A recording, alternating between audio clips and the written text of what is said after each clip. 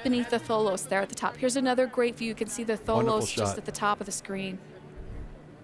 By the way, can I call her by her given name? Freedom, triumphant in war and peace. Yes, the Statue of Freedom up on top of the dome, just out of the shot now. She faces over to the east front. We're looking at the west front, because of course that's the site of today's festivities. Looks like we've got an arrival coming up here. We are looking at the East Front Plaza of the Capitol. So the Capitol Visitor Center is actually underneath there. Those kind of pink-toned stoned pavers that you see there, that's rose-colored granite. It's from Millbank, South Dakota. And 160,000 squares of that were used to pave that plaza. Those white, kind of lighter colored borders in between the pinkish toned pavers that they're on, those are white granite pavers. They come from Isle, Minnesota. 40,000 of those. We're looking underneath the porticos here. These are the sort of covered walkways where when folks arrive, they step underneath, protected from the elements, although they don't need it today. We got no snow and no rain. Unlike Kennedy's inauguration, where they were clearing snow. Yeah, and as we've discussed, you know, it was Reagan who moved the inaugural from the east front to the west, right? And 1981, President Reagan's first inaugural, I think it was like 55 degrees outside. It was a fine day. Then Reagan's second inaugural, 1985, 7 degrees here in Washington. They had to move that indoors at the last minute. Well, members of Congress are filing in and other dignitaries. Can we hear what? The band? You can hear the Marine Band, you sure can. They've already started up there. They've got a long day of performance ahead of them here. It really is a full concert that they're going to be delivering. We're going to hear some familiar tunes from them. They've also have prepared a couple of special ones for the occasion. Marches from John Philip Sousa. And the Marine Band, actually those uniforms they're wearing, those are most similar to what they would have been wearing in the time of President Grant and John Philip Sousa. I can tell you, having served in the armed forces, wool in the summer, no fun. This is great weather. Great weather for military personnel.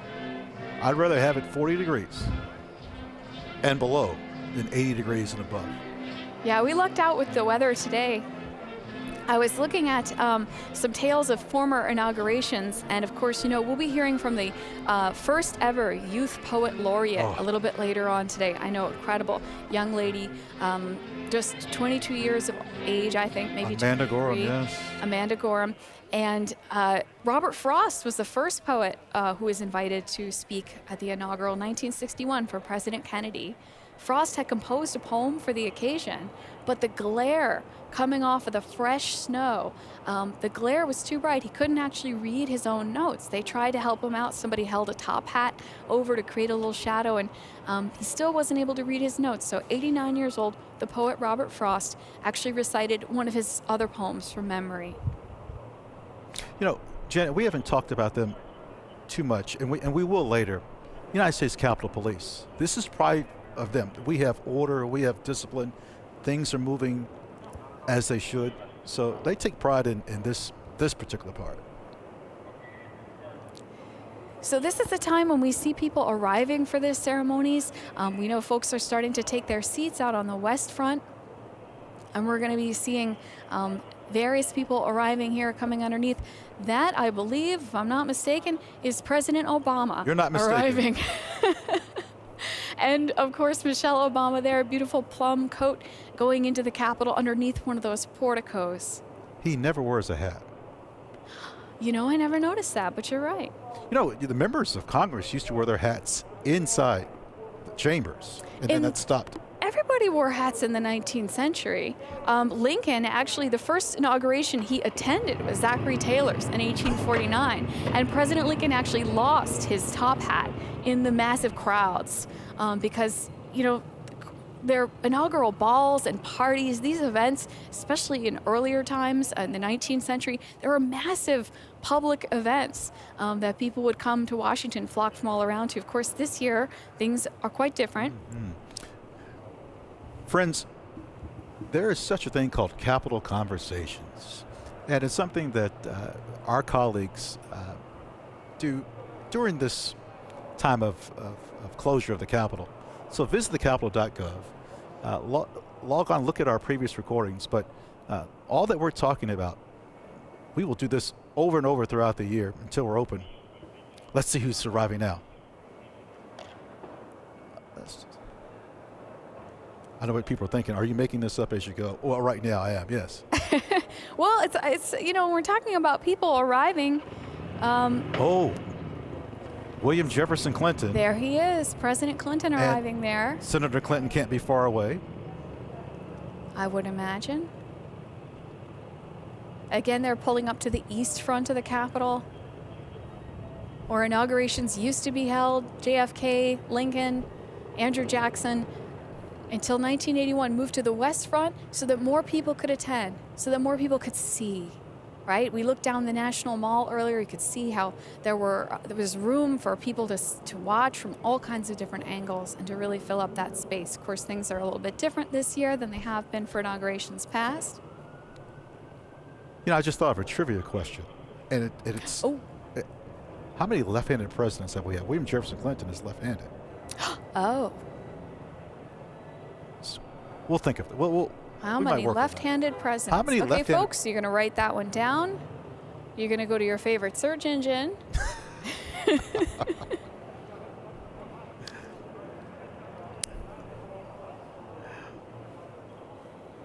Oh, the beautiful East Front.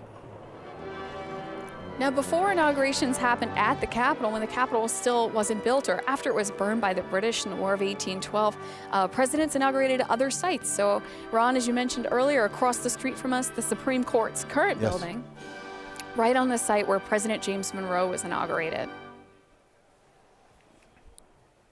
The Marine Band here.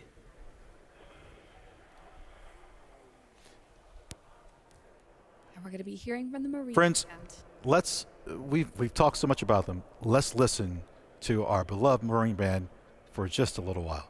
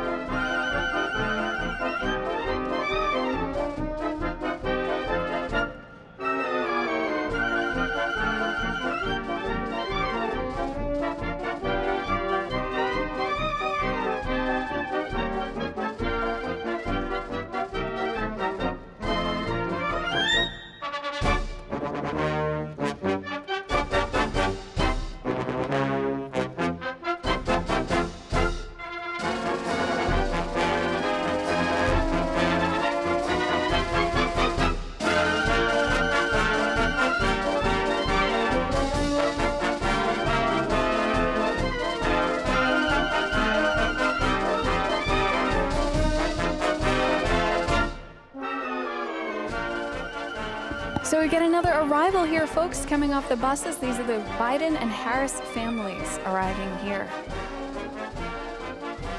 Everybody getting ready to go to their seats out on the west front for today's 59th inaugural ceremonies. Gonna look a little bit different than previous years, but this part is the same. Busloads of folks coming up, everybody bundled up for the weather.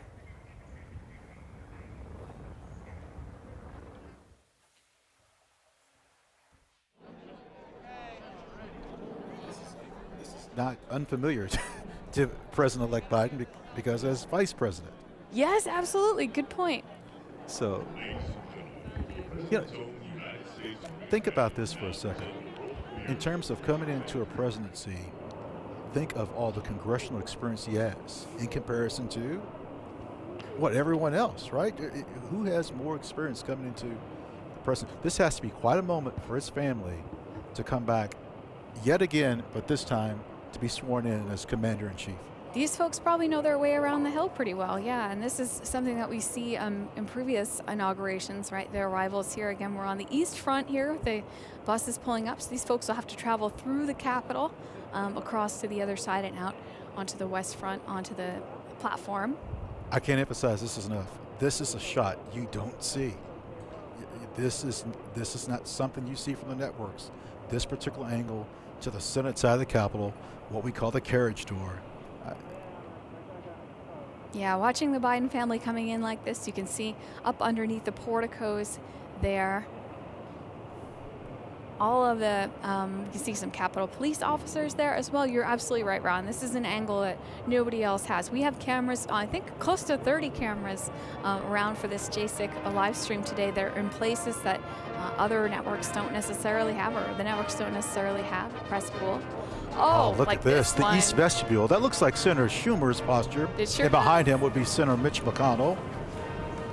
We've got Steny Hoyer there with the reddish scarf with, I think, a navy blue jacket. So what we're looking at here, this is actually the east front door. So this is just behind those doors at the top of the stairs. So just to orient yourselves, folks, this is just outside the rotunda. It almost acts as a little kind of a vestibule to the rotunda. Behind the cameraman there in our frame, his back is into the entrance to the rotunda, the east side. Back on the east front, another arrival. We got a bus pulling up here. I love those steps. Yeah, that's the house Those side. are the house steps there. And for those that were looking at the top and said, what are those figures? That is called the apotheosis of democracy. It's a pediment. It was sculpted by Paul Bartlett from the state of Ohio. The inside and outside of the building just adorned with sculpture, allegorical sculpture, a lot of it, representing not necessarily specific people, but representing ideas. Just like today is, as Chairman Blunt said, an assurance of our continued and unbroken commitment to continuity, stability, perseverance, democracy. The outside of the building, the architecture itself suggests permanence, stability. Yes. Oh, good observation. We should mention, you mentioned Chairman Blunt. This is his second opportunity to be chair of the Joint Inaugural Committee on inaugural ceremonies. And the last person to do that was Senator Wendell Ford from Kentucky. All right. Yeah, the Joint Congressional Committee on Inaugural Ceremonies, we all call it JCIC for short because acronyms are a big part of life here on Capitol Hill.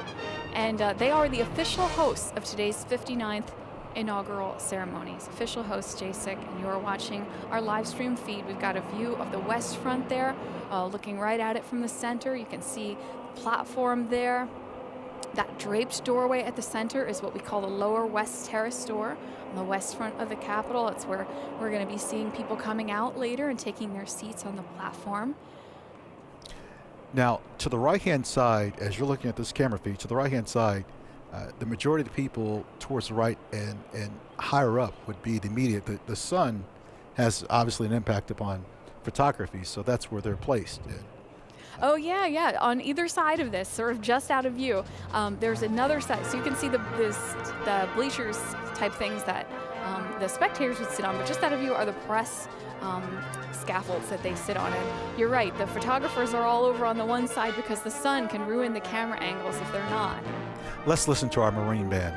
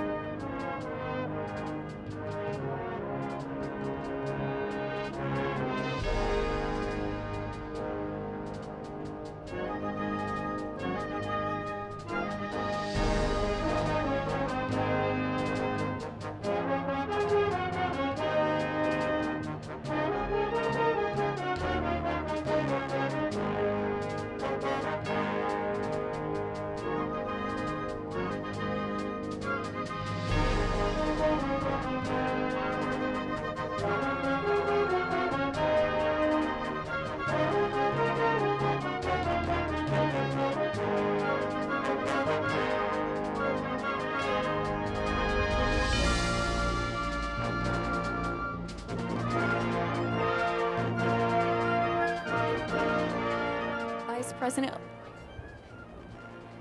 As you can see, folks, Vice President-elect Kamala Harris arriving there in the purple, arriving on the east front of the Capitol. They are greeted by the Senate Sergeant of Arms, Jennifer Hemingway, and the Acting House Sergeant of Arms, Tim Blodgett. And there is President-elect Biden there, just out of the car, moving toward Vice President-elect Harris.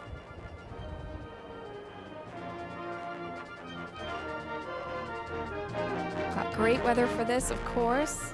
There's Dr. Jill Biden there in, I would call that a teal. Teal? Teal or turquoise? Who am I to? Teal and turquoise? Question. Turquoise with teal trim. Oh, And there's, there- you can see Officer Eugene Goodman close by as well. The deputy. United States Capitol Police Officer Eugene Goodman, today's acting Deputy Sergeant at Arms, He's in the brown overcoat, yes. in the brown coat and scarf there. So, folks, you may have seen United States Capitol Police Officer Eugene Goodman. You might have seen some footage of him. So he has the special honor today of being the Deputy Sergeant at Arms. I see the chair of JASIC, Senator Roy Blunt, close by. Yeah, so some of JASIC meets them here at the bottom of the East Front steps, and then I think they meet some of the others as they walk a little bit further up the steps there. Again, this is not an unfamiliar scene. Senator Klobuchar, I believe, there in the Sure is. brownish coat, tan coat. And here we go, starting the walk up the stairs, the East Front stairs. Now remember, folks, presidents used to be inaugurated right here on these East Front steps. Presidents were inaugurated here, basically starting with Andrew Jackson. I think President Reagan got it right. The West Front is so much better, but it's historic to be on the side. The move to the West Front in 1981 is one of those things where people think it's always been that way. Just like the Supreme Court getting their own building in 1935, we think it's always been that way.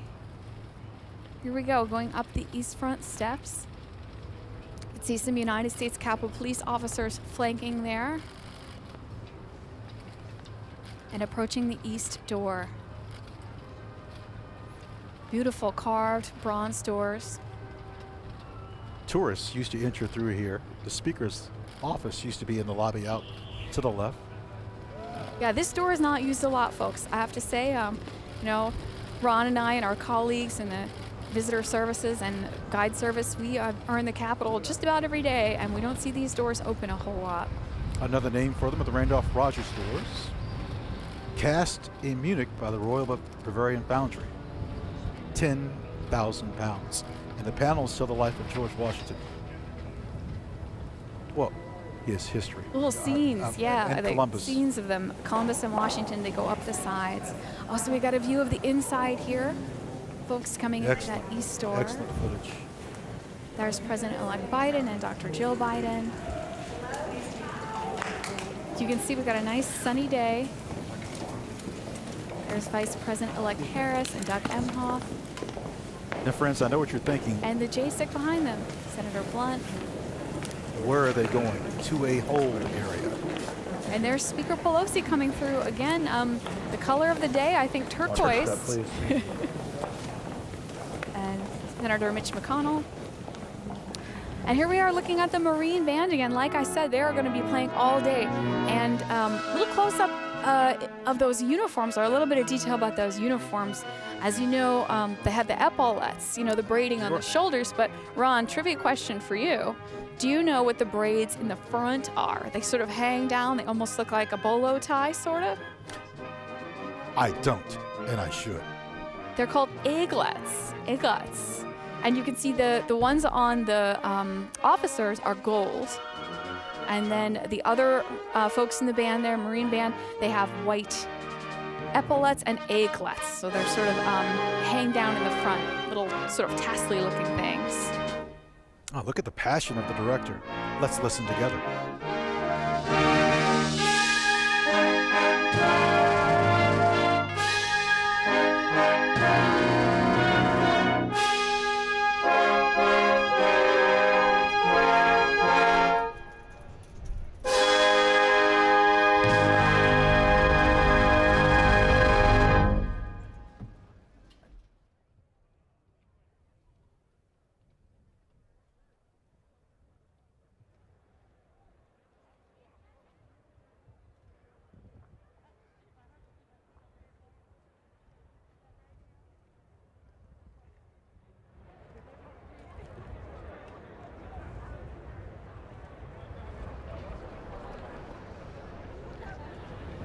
Ladies and gentlemen, this is typical of inaugurations on the West Front. What are we doing? Waiting patiently. I think that may be Representative Delorio there. Her green footwear just at the top of camera now, but she's usually got some distinctive hair color and clothes that we can spot her even with masks on. It's difficult sometimes to identify our members of Congress when everybody is masked up in this pandemic. Now, Jen, people have watched for a couple hours now, and they might be wondering, well, wait a minute, I see marble that's different colors. You would be correct. Oh, yeah. That marble from Vermont, Maryland, and Massachusetts, specifically Lee, Massachusetts. Yeah, and on the inside of the building, we see a lot of sandstone and a little bit of concrete. These are concrete walls here inside what we sort of lovingly refer to during inaugurations as the chute, right? This is where people are going to be sort of slaloming out. If you will. The chute brings to mind kind of like a water park, right? But they're going to kind of come down from the rotunda and out those doors onto the platform on the west side. So the door just behind us in this shot. This chute is at the bottom of the staircase, which connects to the crypt.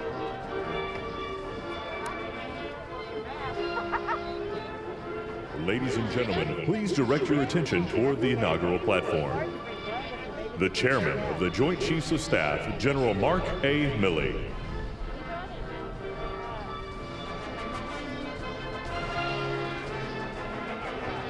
General Milley coming out now, Chairman of the Joint Chiefs of Staff.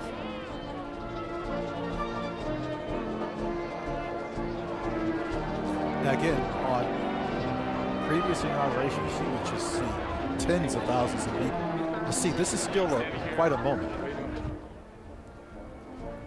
Yeah, this platform normally packed elbow to elbow folks in there, just like the early House and Senate chambers, actually. You know, National Statuary Hall members were crammed in there elbow to elbow until they expanded into the new House chamber in the 1860s. I want our public, I want our audience to, maybe not now, but this afternoon, this evening, YouTube or Google inaugurations in the past. You will see people sprawled, not on the west side, but the east front, everywhere, hanging from the dome in places they shouldn't be. This is a most appropriate sight. Yes, famous photograph of Lincoln inaugural. It's just crammed with spectators. That is Steve Scalise there on the right, I believe. It would be from Louisiana. He would be the minority whip. Our Marine Band playing. They've got, like I said, they've got a full day. They've got a full concert. It's one tune after another there. We're going to be hearing from them some familiar tunes and some special selections. Marine Band, they've also got what's called the blood stripe, I believe, down the side of the trouser leg, which is unique to their uniform. Okay, we're back to the shoot. Ron's leaning in close to identify who we're seeing on screen here.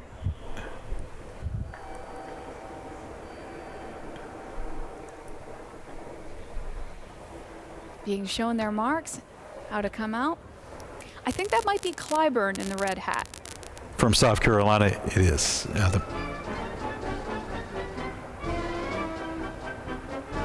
And everybody's got to know before they come out where they're going to on the platform. There's the signed seating. There's little Ladies signs and on the gentlemen, chairs. We leadership saw a of little the bit of that United earlier. States House of Representatives, Republican Whip, the Honorable Stephen Scalise, and Majority Whip, the Honorable James E. Clyburn. So for our younger students, when you hear the word whip, that's the person that assembles the votes. That person makes calls and addresses before a bill gets to the floor, so they have a good idea whether it's going to go through or not. The term comes to us, I think, from hunting. It refers to the whipper in, sort of rounds up and makes sure all the hunting animals are pursuing in the right direction. So it's a good metaphor for our whips in Congress to sort of round up everybody to vote. Got some more folks coming down from the crypt here. From the state of Vermont. I saw Senator Thune in front. Those columns that you see, the crypt of the Capitol, just underneath the dome.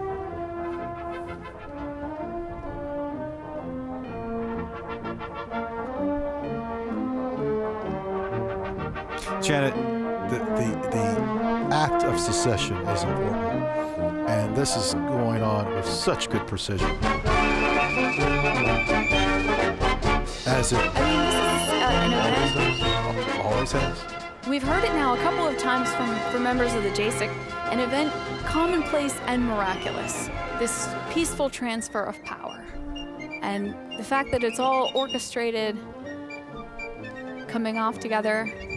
There's Senator Graham. Lindsey Graham. I see Senator Dick Durbin, who I ran past by in the cleaners last week. It looked like Senator Cory Booker was in front of them as well. Well, they're squinting at us and we're squinting at them. Senator Bernie Sanders. Probably folks recognize Bernie Sanders, senator from Vermont. Well dressed for potential bad weather. Oh, he could be in a short sleeve shirt, but he's used to this. This is Really comfortable weather for today's inaugural compared to some years past.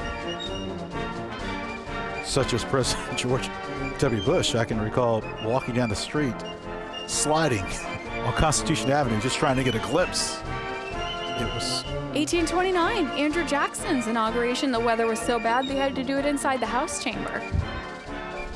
This tradition that we're observing today, of course, this tradition is older, far older than you or I or anybody else who's watching today. But this tradition has also evolved over time. It's changed. and things have changed about it. And so today's inaugural looks different than previous years. Ladies but and gentlemen, there have been a lot of leadership differences. of the United States Senate, President Pro Tempore Emeritus, the Honorable Patrick Leahy and Mrs. Marshall Leahy. Democratic Whip, the Honorable Dick Durbin and Mrs. Rima Doden. Majority Whip, the Honorable John Thune and Mrs. Kimberly Thune. Democratic Leader, the Honorable Charles Schumer and Mrs. Irish Wineshaw Schumer. And President Pro Tempore of the Senate, the Honorable Chuck Grassley and Mrs. Jennifer Hines.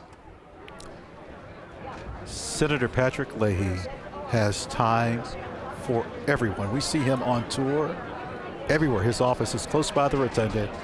He'll greet everyone. He can give the tour. It's just amazing.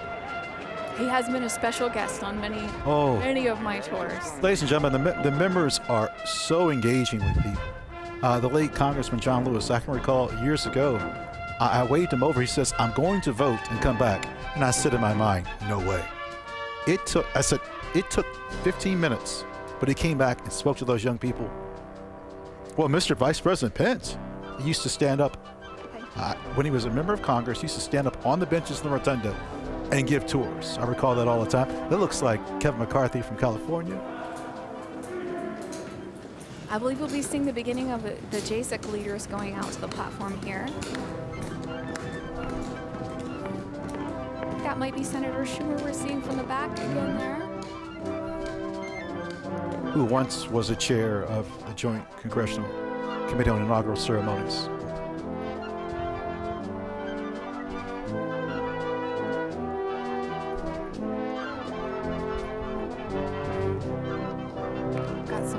Family members have to seats here. You have to notice this. The wind has slightly picked up. Wind picking up a little bit. Yeah, it looks that way.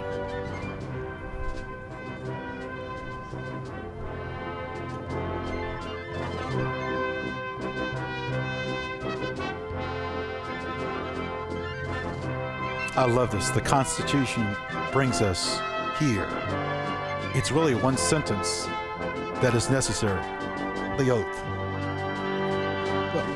37 words or 30. You know, it 35 originally minutes. said, "I do solemnly swear or affirm I will faithfully execute the office of President of the United States." And James Madison and George Mason insisted the chief executive should also swear an oath to the Constitution. And so Congress approved that version. So they added a little bit to that oath of office. That's what brings us here, the Constitution. And this date is because of the 20th Amendment. This was mentioned in the video earlier.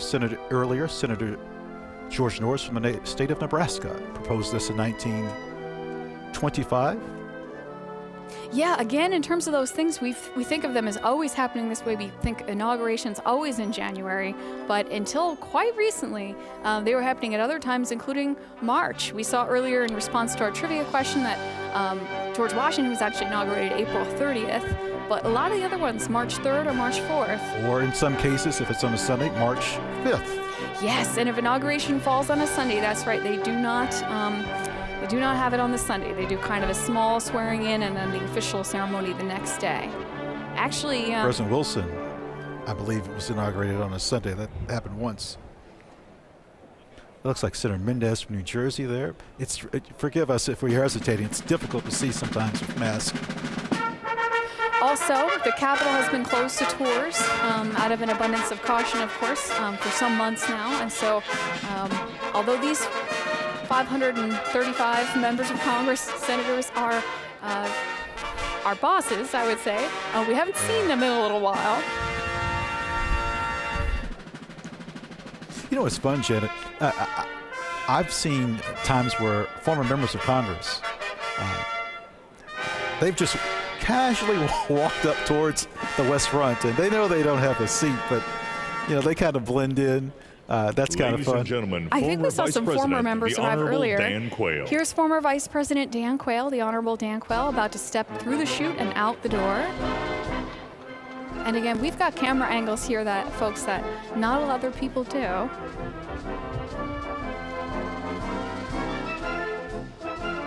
Although there is a little zone set aside, so if anybody, there's a little moment off camera Yes. where they can straighten a tie or just do a quick check every hair is in place. Of course, As with one the should. wind on the platform, there's only so much you can do, but at least when you step out. Not the handshake, but the Yeah, we're seeing fist bumps here. Former VP Dan Quill heading out there.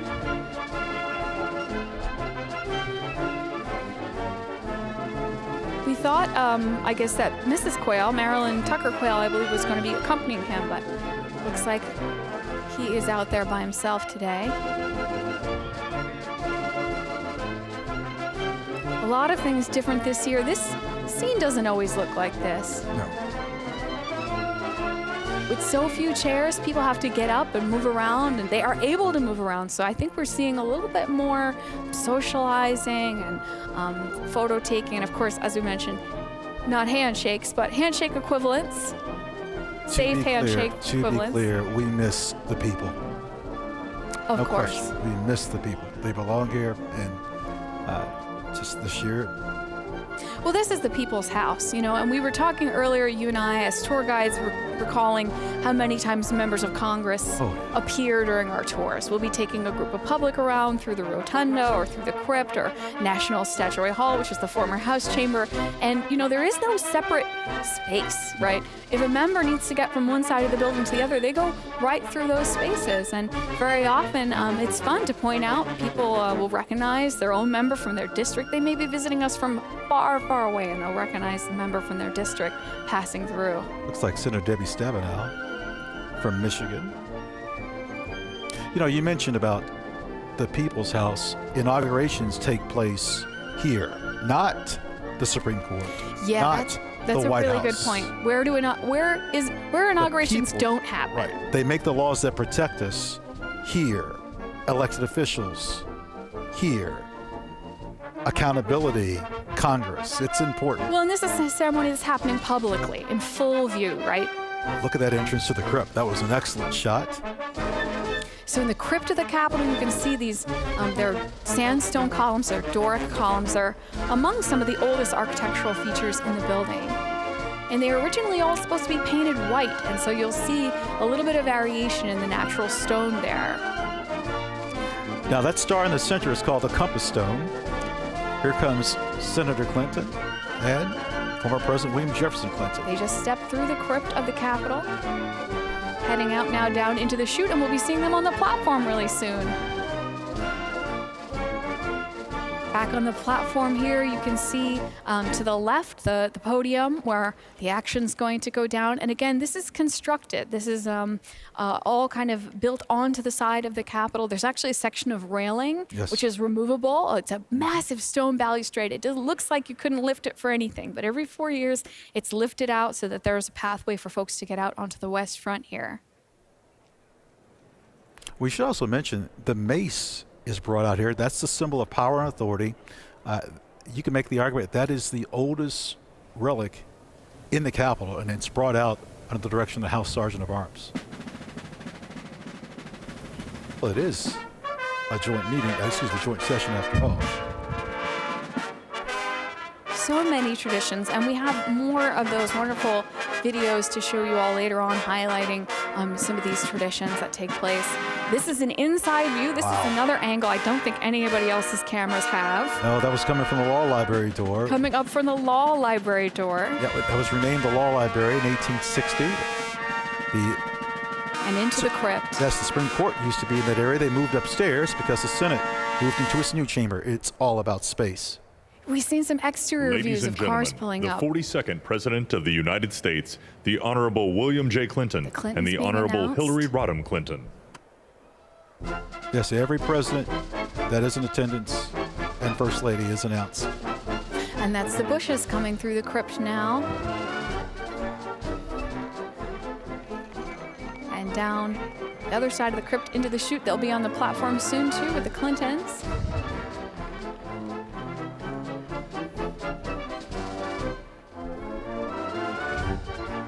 You know, normally we would hear the roar of the crowd for every one announced, and it is noticeably different.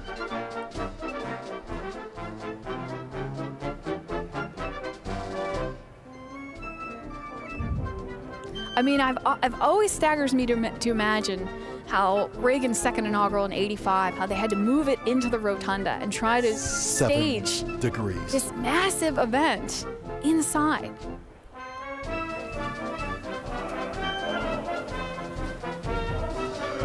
Because you mentioned earlier James Monroe's inauguration outside. The first one to be held outdoors, and the number of people attending just, astronomically more. All right, we've got the Obamas coming through, about to enter into the crypt there. Quite a presence that couple brings. I'm looking for his coat tomorrow. Now that you've mentioned to me you've never seen him in a hat, I keep looking for hats. He's been in a hat. It's just rare when he's in the Capitol building.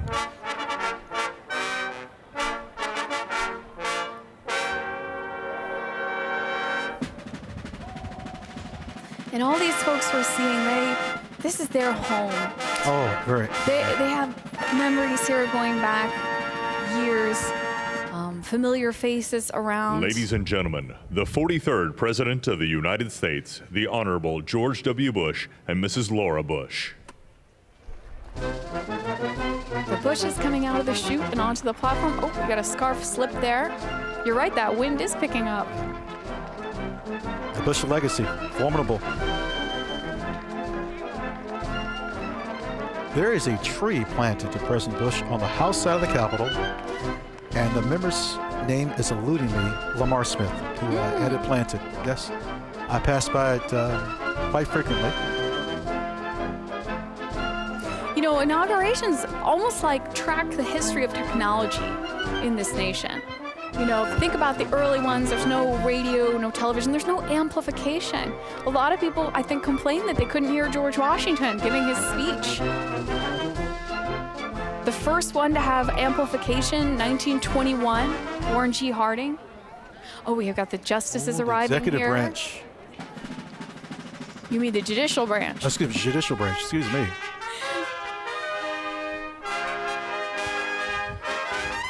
There's the herald trumpets.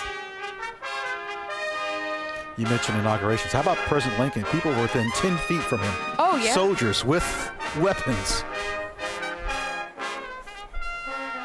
Those are called tabards, those things that hang on their trumpets there. They have two sets. They have a navy blue and a white. So those are the navy blue that we see there on the herald trumpets. U.S. Army herald trumpets. So our justices in their robes coming down. It's my understanding that they gather in the Ladies old court and chamber. gentlemen, Yes. the 44th the robes President on of and the kinda come all United out States, together. the Honorable Barack H. Obama and Mrs. Michelle Obama.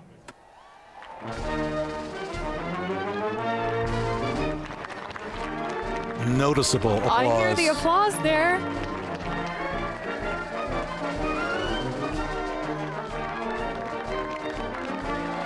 Very helpful to have announcers. As a senator, I once shared the same elevator with him. I got after you. here, actually moved to Washington on Election Day in 2008. Came here to work at the Capitol just about a week later. And then, so my first big public event was actually President Obama's first inaugural, 2009. And my job for the day was actually to escort people to their spots, to their seats. Oh, nice. As we mentioned this year, different seating than in years past.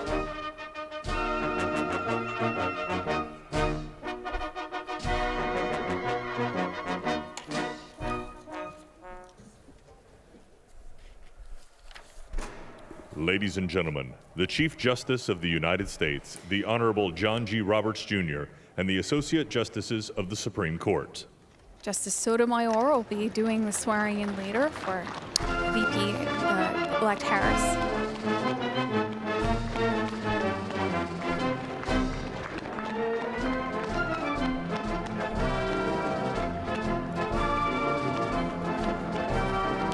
Yes, careful, everyone.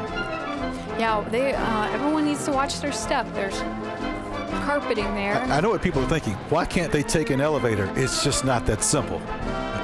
Well, this is a historic building. It's Well, just to get to that point, there's other areas. Justice Barrett, I see. just towards the end. Elena Kagan there. Yep, Justice Kavanaugh. It would seem that they have stepped out in order, almost to the way that they're seated, right? Because they're seated in the chamber, Chief Justice in the middle, and then the other Associate Justices Ladies and fan out gentlemen, on either side the in children order of of Vice experience. President-elect Harris and Mr. Douglas Imhoff, Cole Mackin Imhoff, and Ella Rose Imhoff.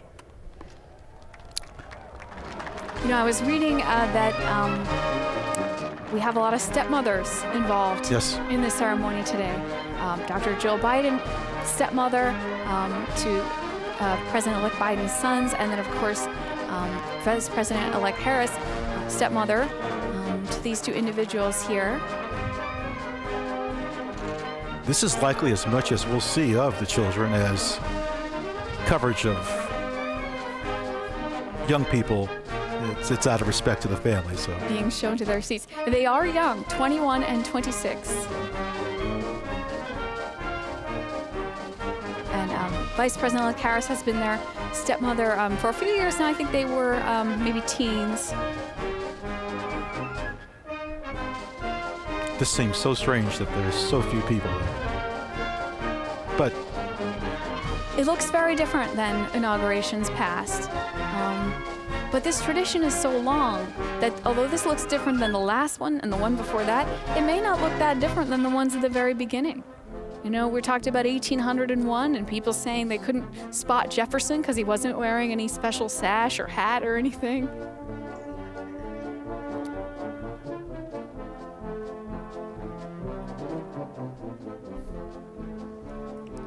coordination of spacing. These are more family members here, I believe. These are the Biden's children here. So this is Biden family members. I've toured President-elect Biden's brother. You know, in addition to Years ago. you know, I think folks, when they think about visiting the Capitol, they think about sending their young students here on field trips from all over the nation, or think about coming in and looking at the artworks with us. But we do give tours sometimes to important guests and Yes, dignitaries. very, very fortunate. Former President Clinton there, shown on the platform.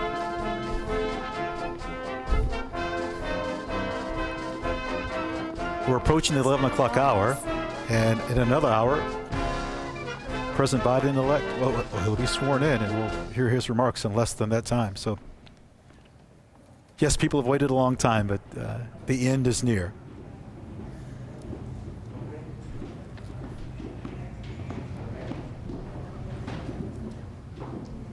All right, so the Biden children, grandchildren, about to step into the chute and out onto the platform. Robert Hunter Biden II, Ashley Blazer Biden, and the grandchildren of the president-elect there.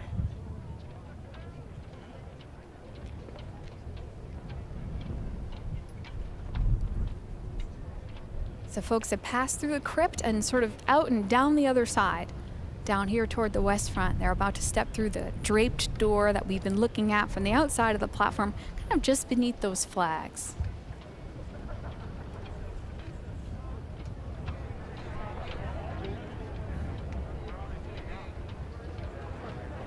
A question one might Ladies and ask. gentlemen, the children of President-elect Biden, Robert Hunter Biden II and Ashley Blazer Biden, also the grandchildren of the president-elect. Now, I just want to point out the Marine Band here is playing John Philip Sousa March, which is called Beau Ideal. As we see the Biden children and grandchildren headed out to the platform to take their seats.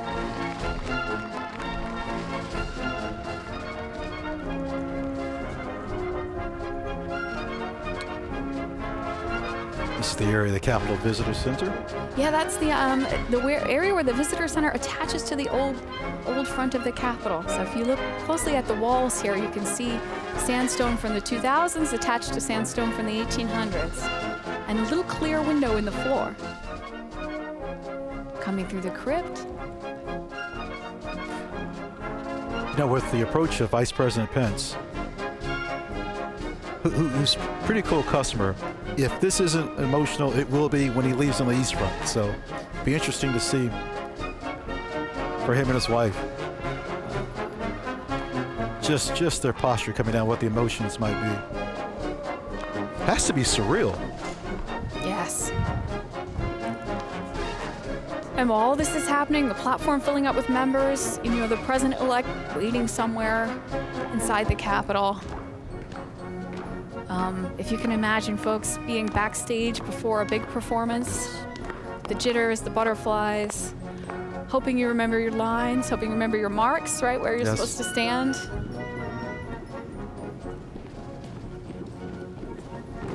And then we have these cameras and spots watching folks come down the steps.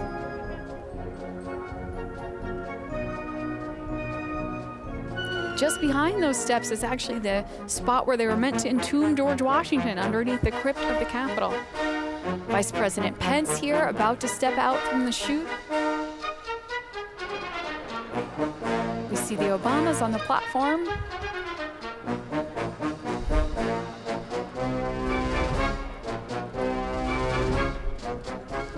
Soon there'll be an announcement for everybody to be seated, but not yet.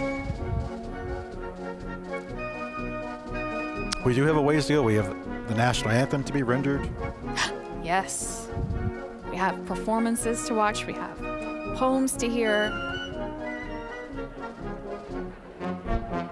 This program has expanded and contracted over the years, according to the priorities of the day and according to the traditions. According to the conditions of the day.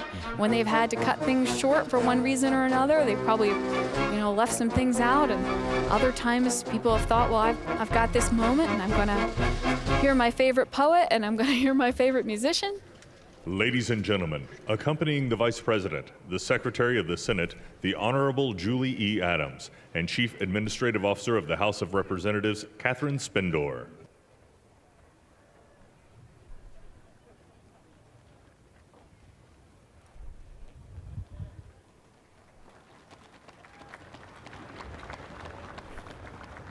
So we got the Secretary of the Senate, Chief Administrative Officer of the Senate there, accompanying Vice President Pence. Miss Adams was on the left-hand side. And Karen Pence, his wife.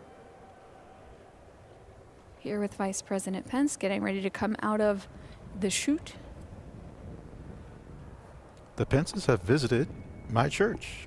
Yes. Vice President Pence is, I think, probably the member of Congress, Senate, that visitors have spotted the most on my tours in the past couple of years. He has time for people, doesn't he? When He comes stops and shakes hands. I had whole school groups of 8th graders run over to meet the Vice President. And again, it's one of those moments folks can't believe they're having. Came on a tour of the Capitol and saw the Vice President. Oh, there they are, those tabards on the herald trumpets. Ladies and gentlemen, the Vice President of the United States, the Honorable Michael R. Pence and Mrs. Karen Pence.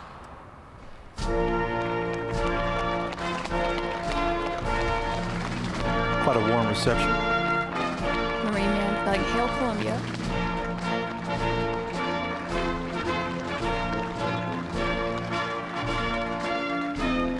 Oh, I'm sorry. I think this is another Sousa March. As the Pences step out onto the platform, headed to their seats. Oh, riders for the flag, yes.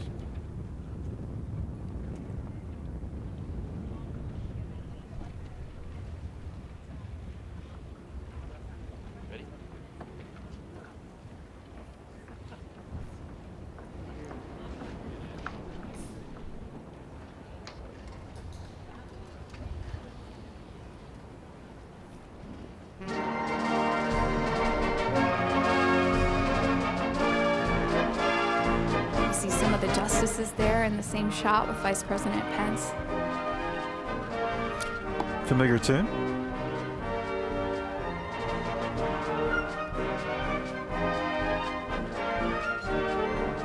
You can hear the audience singing "This Is My Country." You can hear them.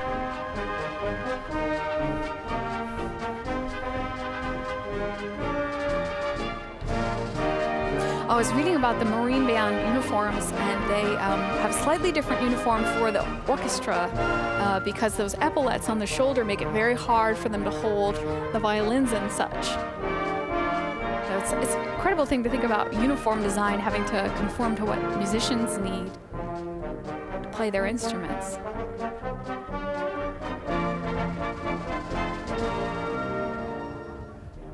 Vice President Pence there. Oh, we see there's Dan Quayle and George W. Bush there exchanging a greeting on the platform. Former presidents and former vice presidents and justices, you can see them all there.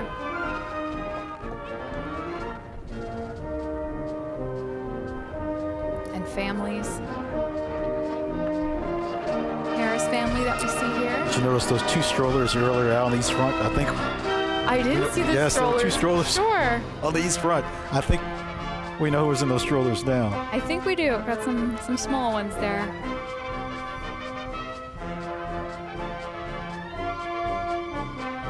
I think maybe the only equivalent in most of our lives maybe is attending like a graduation ceremony for a family member, perhaps. And Graduation, commencement, I would agree. yeah, the idea of everyone, the time it takes for everyone to find their seats, and then for all the names to be announced, and then for everybody to depart. And you've got to dress for the duration, right? Yes. We should mention to people there is a plan B if we don't have it on the west front outside, and a plan C. But Seating down here on the West Front lawn. So members of Congress, some former members, other guests. some of our colleagues are working in that area. Those mayors and governors that we saw earlier arriving, the diplomatic corps, all these folks have found seats. And of course, everything spread out due to the pandemic.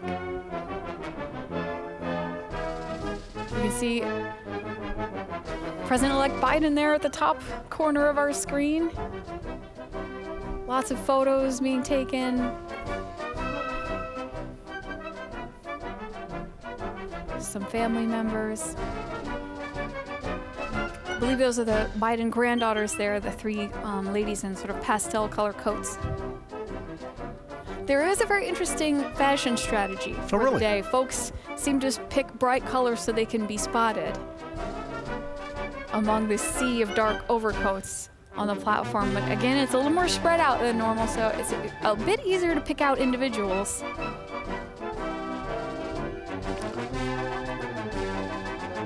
Another view of the Marine Band here. You know, one thing we've noticed, no one has, gone back into the entrance. Coming out the west door. Yes, once Nobody's you're gone out. back in the west Once you're door. out, I think that's it.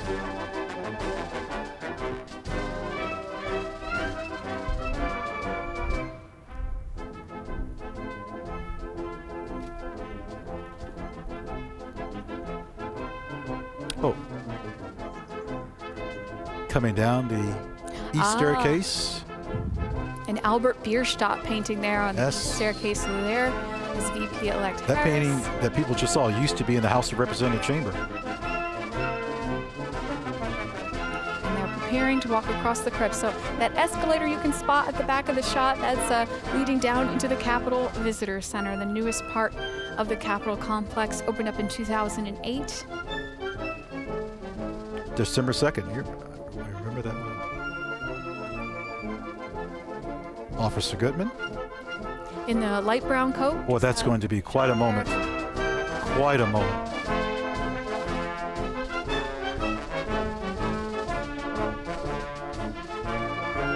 Kamala Harris and Doug Emhoff here preparing to cross the crypt. Here they go. You see those sandstone columns in the crypt. So again, in the pale light brown coat there, United States Capitol Police Officer Eugene Goodman. Deputy Sergeant at Arms. Yes. For this ceremony. Acting Deputy Senate Sergeant at Arms. Excuse me. Eugene Goodman. Eugene O. Goodman. Private First Class, United States Capitol Police. Very soft-spoken gentleman. Says 4 words a week. Just He's a familiar face to Yes. us and to our colleagues in the guide service. And he's a face that you all may have seen recently, and some photographs and video of the Capitol.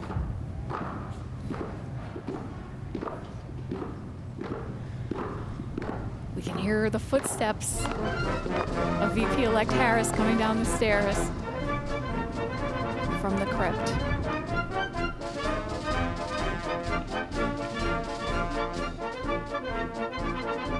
Officer Goodman, this is a walk he's made many a time, but never as part of the procession in quite this way. Don't you feel like he's on duty? It's just, You can see his eyes sort of going back and forth. Of course, he's seeing familiar faces all around him, but Ladies and gentlemen, accompanying the Vice President-elect, the Chief of Inaugural Ceremonies, Maria Miller-Lohmeyer, the Acting Deputy House Sergeant-at-Arms, Kevin Grubbs, and the Acting Deputy Senate Sergeant-at-Arms, United States Capitol Police Officer Private First Class Eugene O. Goodman. well, crescendo of applause, and we know who that's for. yeah. Officer Goodman.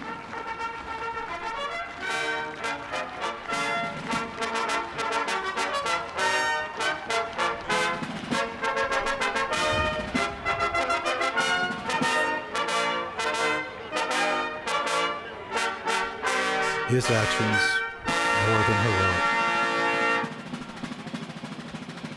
Oh, there we see Speaker Pelosi. And it looks like the rest of the JSIC there preparing to cross. So Warrior again, in the red scarf. we've got to spell out our acronyms. It's the Joint Congressional Committee on Ladies and Inaugural gentlemen, Ceremonies. the Vice President-elect of the United States, Kamala Devi Harris, and Mr. Douglas Emhoff.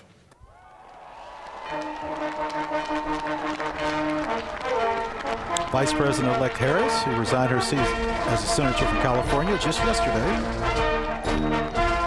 and today, very shortly, to be sworn in as Vice President. So her office within the Capitol will move Yes. from her senator's office to the vice president's office. You know, it's really Senate Richard side of the Nixon that Capitol. really transferred the location of the vice presidency, working towards the old executive office building. And putting the locus of the vice president's office here at the Capitol. But of course, they are the tie-breaking vote in the Senate. All right, so on our camera there on the right, we can see Representative Hoyer in the red scarf, member of the Joint Committee, the JSIC, Joint Congressional Committee on Inaugural Ceremonies.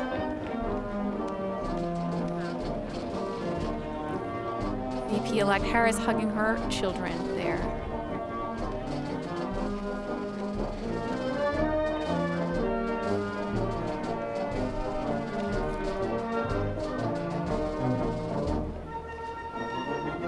Oh, that's a moment there. Vice President. VP Vice meeting President. VP. Yes, Harris-elect. Vice President-elect Harris, yes.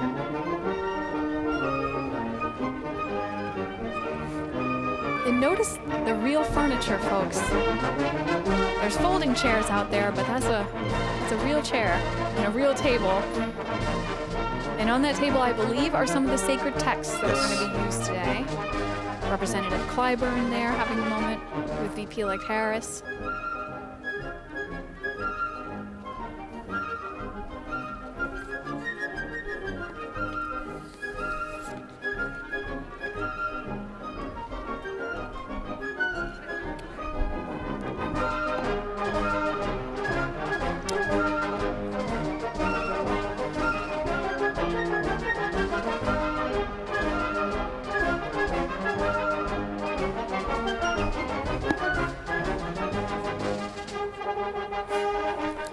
Do I see snow? I see snow flurries, it looks like, in this shot of Chuck Schumer. Those are snow flurries. You notice it has gotten considerably darker. Yeah, Since the wind did pick up.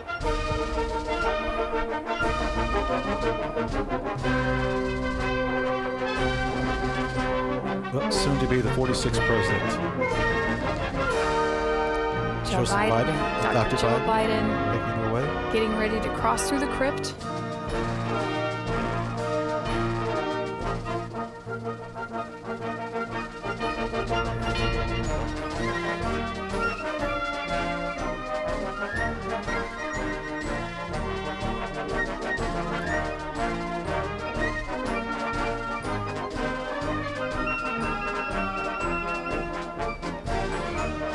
wave to the camera. Yes. I can't stress enough that we have cameras in areas that you won't see on any other live stream or broadcast. These behind-the-scenes shots, this idea The that you Joint can see into the Congressional visitor Committee on center. Inaugural Ceremonies, Staff Representative Alexandria Gordikan DeChico, accompanying the House Republican leader, the Honorable Kevin McCarthy. Staff Representative Bridget Brennan, accompanying House Majority Leader, the Honorable Steny Hoyer and Mrs. Yvette Lewis. Staff Representative Kate Knudsen, accompanying Speaker of the House of Representatives, the Honorable Nancy Pelosi and Mr. Paul Pelosi. Staff Representative Lindsey Kerr, accompanying the Honorable Amy Klobuchar and Mr. John Bessler. Staff Representative Stephanie Hager Mucko, accompanying Senate Majority Leader, the Honorable Mitch McConnell and the Honorable Elaine L. Chao. And Staff Representative Rochelle Graves Schroeder, accompanying the Chairman of the Joint Congressional Committee on Inaugural Ceremonies, the Honorable Roy Blunt and Mrs. Abigail Blunt. So those members of the JCEC, the Joint Congressional Committee on Inaugural Ceremonies, the official host of today's 59th inaugural ceremonies, we can see them there headed out onto the platform. The announcer just said the names. Proud moment for the committee. They've put all this together. Not just September, well before that, the planning has gone on. And let's be honest, this has been a different inauguration and hopefully something that we won't see again for a lot of different reasons. And they've really pulled this off handsomely. There goes Senator Blunt, the former Majority Whip of the House. He's been through a few of these ceremonies. Again, this is the second time he has chaired this committee. Yes. There's been 5 people to chair the committee twice, and Senator Blunt would be the latest. He spoke of this ceremony today being an assurance for all people, our continued and unbroken commitment, continuity, stability, perseverance, democracy. As we get ready to see the peaceful transfer of power, an event both commonplace and miraculous. President-elect Biden here and Dr. Jill Biden just passing through the crypt of the Capitol, soon to emerge onto the platform. We can see the back of the Obamas here on the platform.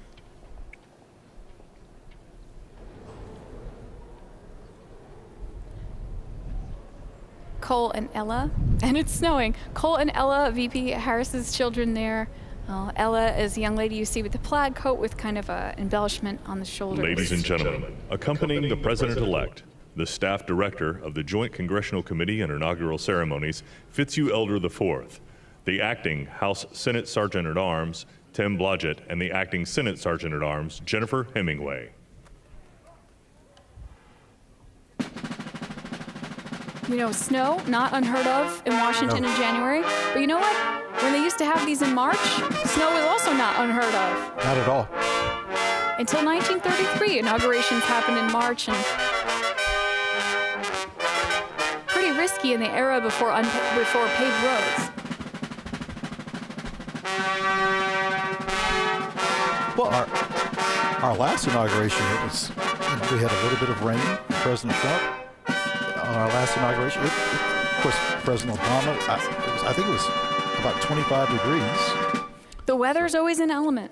Ladies and gentlemen, the President-elect of the United States, Joseph Robinette Biden Jr., and Dr. Jill Biden.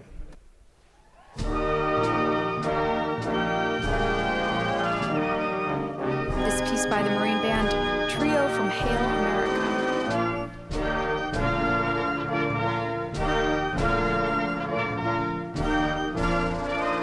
A Marine band known as the President's Own. They play at the pleasure of the President and the Commandant of the Marine Corps. And they played at every inauguration since Jefferson's.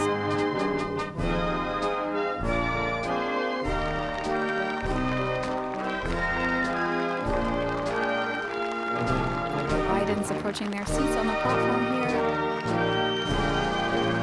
Greeting former VP Dan Quayle.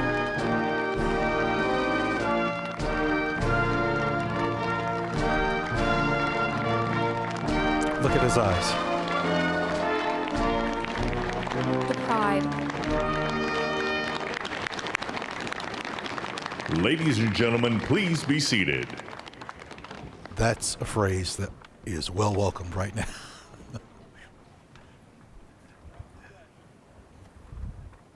Let's enjoy the ceremony.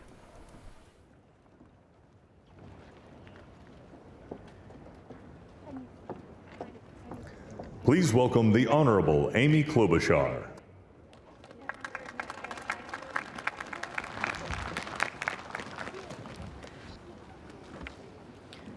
Vice President Pence, Mr. President-elect, Madam Vice President-elect, members of Congress and the judicial branch, former presidents and first ladies, vice presidents, leaders from abroad, and a whole bunch of Bidens.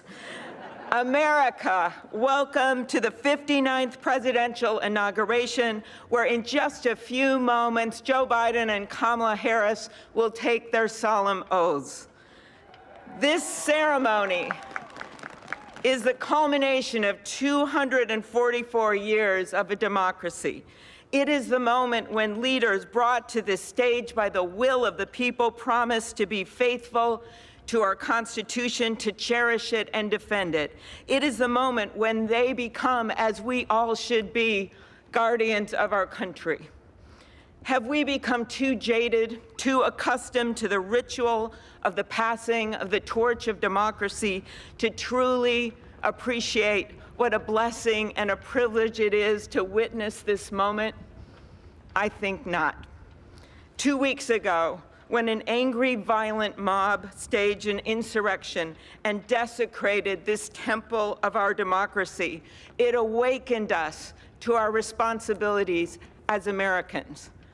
This is the day when our democracy picks itself up, brushes off the dust, and does what America always does: goes forward as a nation under God, indivisible, with liberty and justice for all.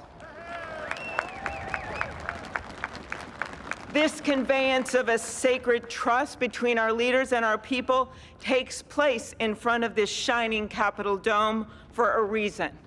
When Abraham Lincoln gave his first inaugural address in front of this Capitol, the dome was only partially constructed, braced by ropes of steel.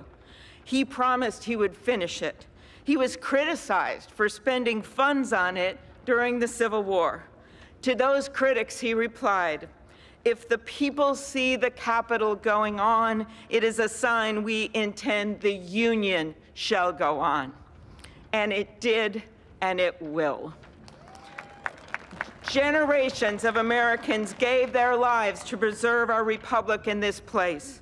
Great legislation to protect civil rights and economic security and lead the world was debated and crafted under this dome.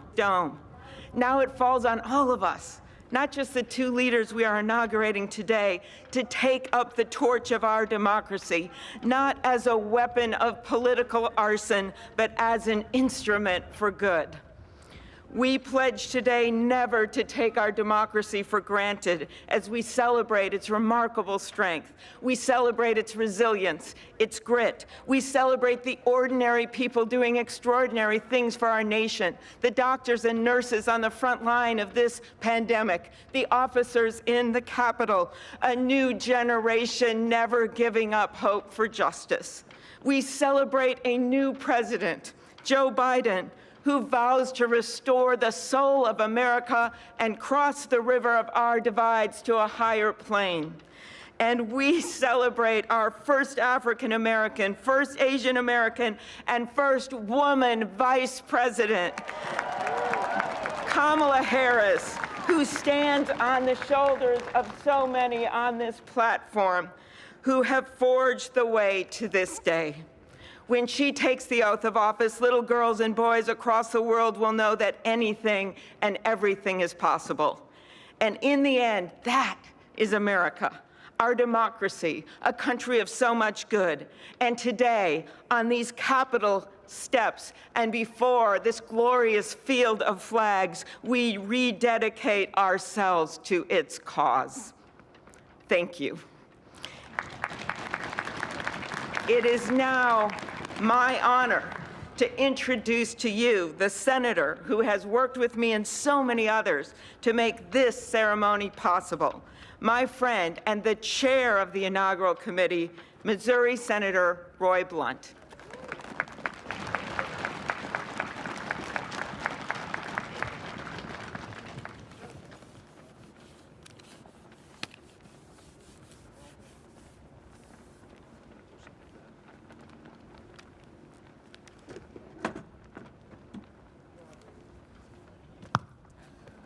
Well, I should have known when Senator Klobuchar got involved, at least there'd be a touch of snow up here this morning. Of all the things we'd considered, I don't think snow was on my agenda till I walked out the door a moment ago. But thank you, Senator Klobuchar, and thanks to the other members of the Joint Congressional Committee on the inauguration as we officially begin the 59th inaugural ceremony. I also want to thank the Joint Committee staff and our partners, particularly our security partners, for the way they've dealt with unprecedented circumstances. When I chaired the inauguration 4 years ago, I shared President Reagan's 1981 description of this event as commonplace and miraculous. Commonplace because we've done it every 4 years since 1789. Miraculous because we've done it every 4 years since 1789. Americans have celebrated this moment during war, during depression, and now during pandemic. Once again, all three branches of our government come together as the Constitution envisions. Once again, we renew our commitment to our determined democracy, forging a more perfect union. That theme for this inauguration, our determined democracy, forging a more perfect union, was announced by the Joint Committee before the election with the belief that the United States can only fulfill its promise and set an example for others if we are always working to be better than we have been. The Constitution established that determined democracy with its first three words, declaring the people as the source of the government. The Articles of Confederation hadn't done that. The Magna Carta hadn't done that. Only the Constitution says the government exists because the people are the source of the reason it exists. They immediately followed those first three words with the words to form a more perfect union. The founders did not say to form a perfect union. They did not claim that in our new country nothing would need to be improved. Fortunately, they understood that always working to be better would be the hallmark of a great democracy. The freedoms we have today, the nation we have today, is not here just because it happened, and they aren't complete. A great democracy working through the successes and failures of our history, striving to be better than it had been. And we are more than we have been, and we are less than we hope to be. The assault on our Capitol at this very place just 2 weeks ago reminds us that a government designed to balance and check itself is both fragile and resilient. During the last year, the pandemic challenged our free and open society and called for extraordinary determination and sacrifice, and still challenges us today. Meeting that challenge head on have been and are healthcare workers, scientists, first responders, essential frontline workers, and so many others we depend on in so many ways. Today we come to this moment, people all over the world, as we're here, are watching and will watch what we do here. Our government comes together. The Congress and the courts join the transition of executive responsibility. One political party more pleased today and on every inaugural day than the other. But this is not a moment of division, it's a moment of unification. A new administration begins and brings with it a new beginning. And with that, our great national debate goes forward, and a determined democracy will continue to be essential in pursuit of a more perfect union and a better future for all Americans. What a privilege for me to join you today. Thank you.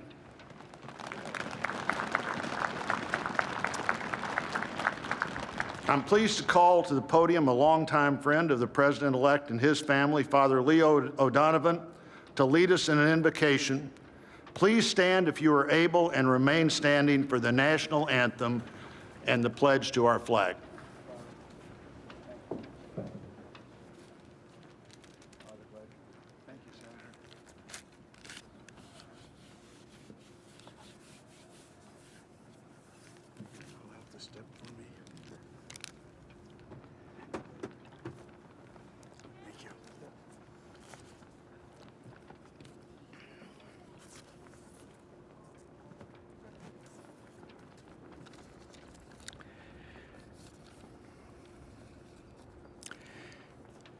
Gracious and merciful God, at this sacred time we come before you in need, indeed on our knees. But we come still more with hope and with our eyes raised anew to the vision of a more perfect union in our land, a union of all our citizens to promote the general welfare and secure the blessings of liberty to ourselves and our posterity. We are a people of many races, creeds, and colors, national backgrounds, cultures, and styles, now far more numerous and on land much vaster than when Archbishop John Carroll wrote his prayer for the inauguration of George Washington 232 years ago. Archbishop Carroll prayed that you, O Creator of all, would assist with your Holy Spirit of counsel and fortitude the President of these United States, that his administration may be conducted in righteousness and be eminently useful to your people. Today we confess our past failures to live according to our vision of equality, inclusion, and freedom for all. Yet we resolutely commit still more now to renewing the vision, to caring for one another in word and deed, especially the least fortunate among us, and so becoming a light for the world. There is a power in each and every one of us that lives by turning to every other one of us, a thrust of the Spirit to cherish and care and stand by others, and above all, those most in need. It is called love, and its path is to give ever more of itself. Today, it is called American patriotism, born not of power and privilege, but of care for the common good, with malice toward none and with charity for all. For our new president, we beg of you the wisdom Solomon sought when he knelt before you and prayed for an understanding heart so that I can govern your people and know the difference between right and wrong. We trust in the counsel of the letter of James. If any of you lacks wisdom, you should ask God, who gives generously to all without finding fault, and it will be given to you. Pope Francis has reminded us how important it is to dream together. By ourselves, he wrote, we risk seeing mirages, things that are not there. Dreams, on the other hand, are built together. Be with us, holy mystery of love, as we dream together. Help us under our new president to reconcile the people of our land, restore our dream and invest it with peace and justice and the joy that is the overflow of love. To the glory of your name, forever, amen.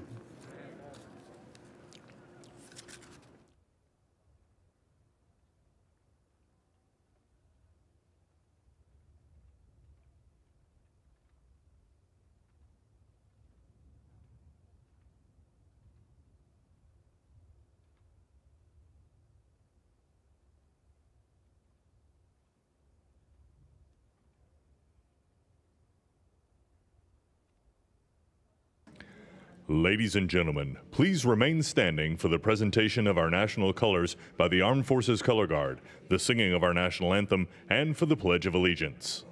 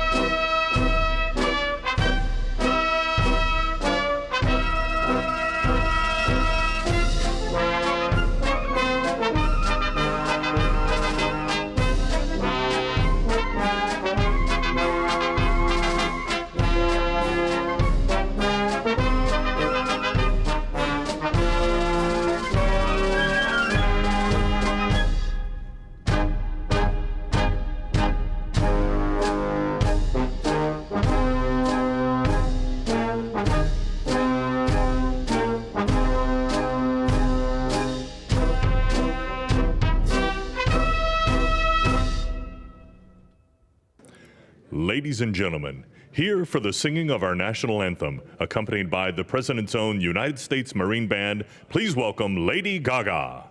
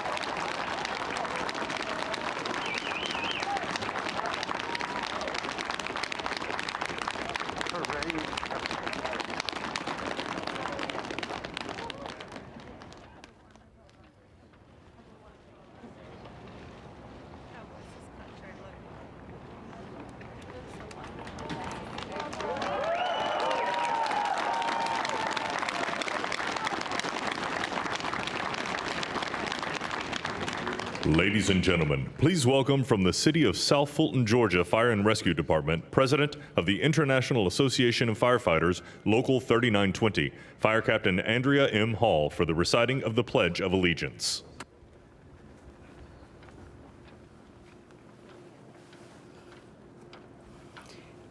I pledge allegiance to the flag of the United States of America and to the republic for which it stands, one nation, under God, indivisible, with liberty and justice for all.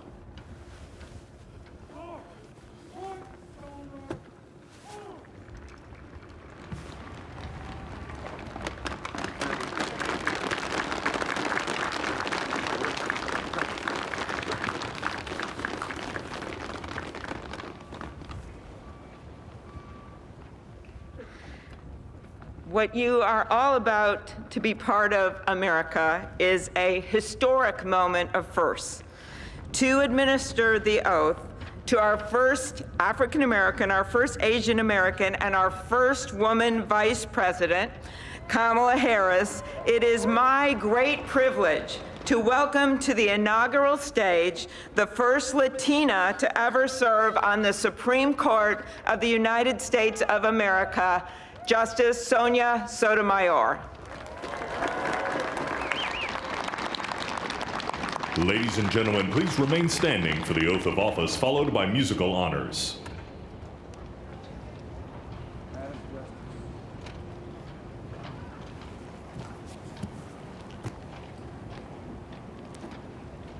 Please raise your right hand and repeat after me.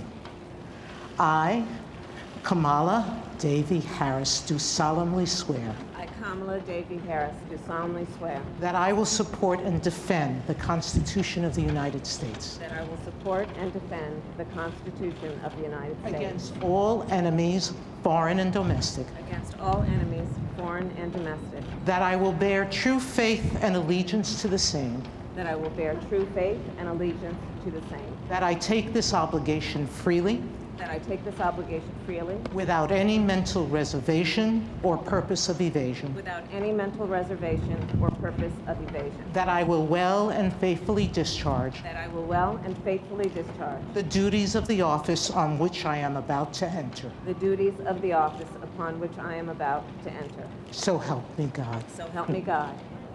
All right.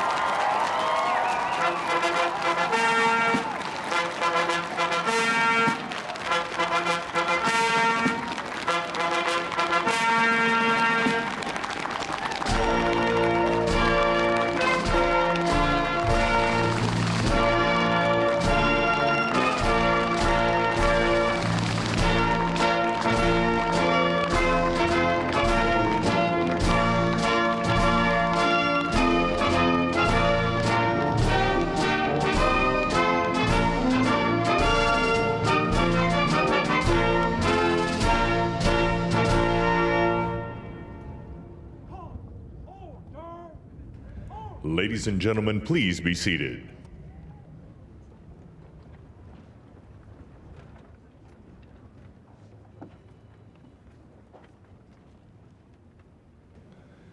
Please welcome Jennifer Lopez to perform This Land Is Your Land and America the Beautiful, accompanied by members of the President's own United States Marine Band.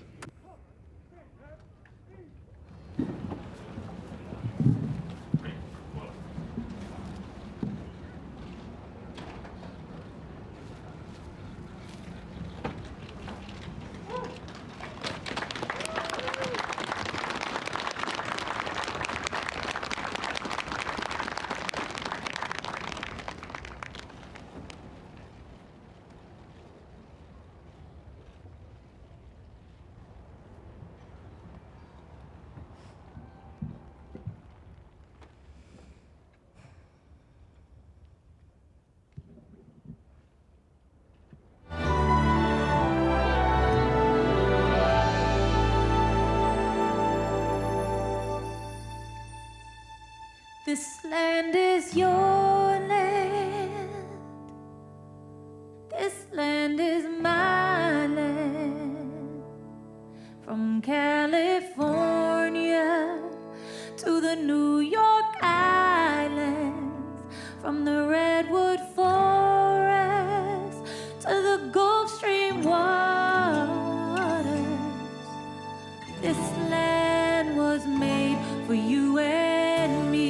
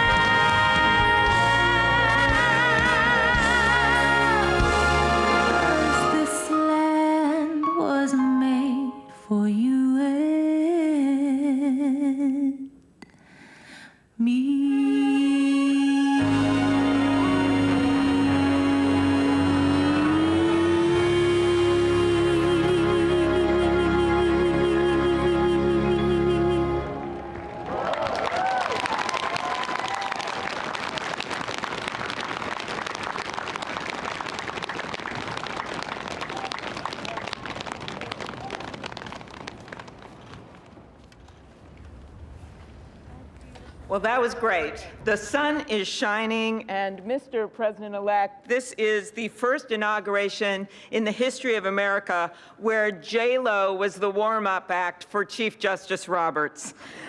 With that, it is now my distinct honor to introduce the Chief Justice of the Supreme Court of the United States, John Roberts, to administer the presidential oath to the next President of the United States, Joseph R. Biden.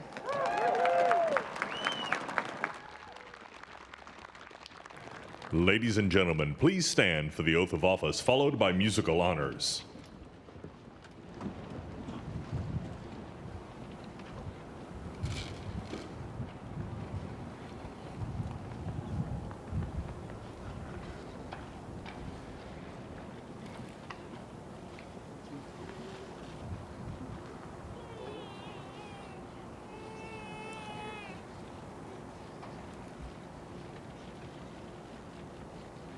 Please raise your right hand and repeat after me.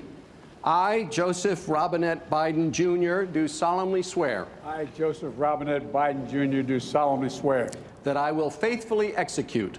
That I will faithfully execute. The office of President of the United States. Office of President of the United States. And will, to the best of my ability. Will, to the best of my ability. Preserve, protect, and defend. Preserve, protect, and defend. The Constitution of the United States. The Constitution of the United States. So help you God. So help me God. Congratulations, Mr. Thank you. President.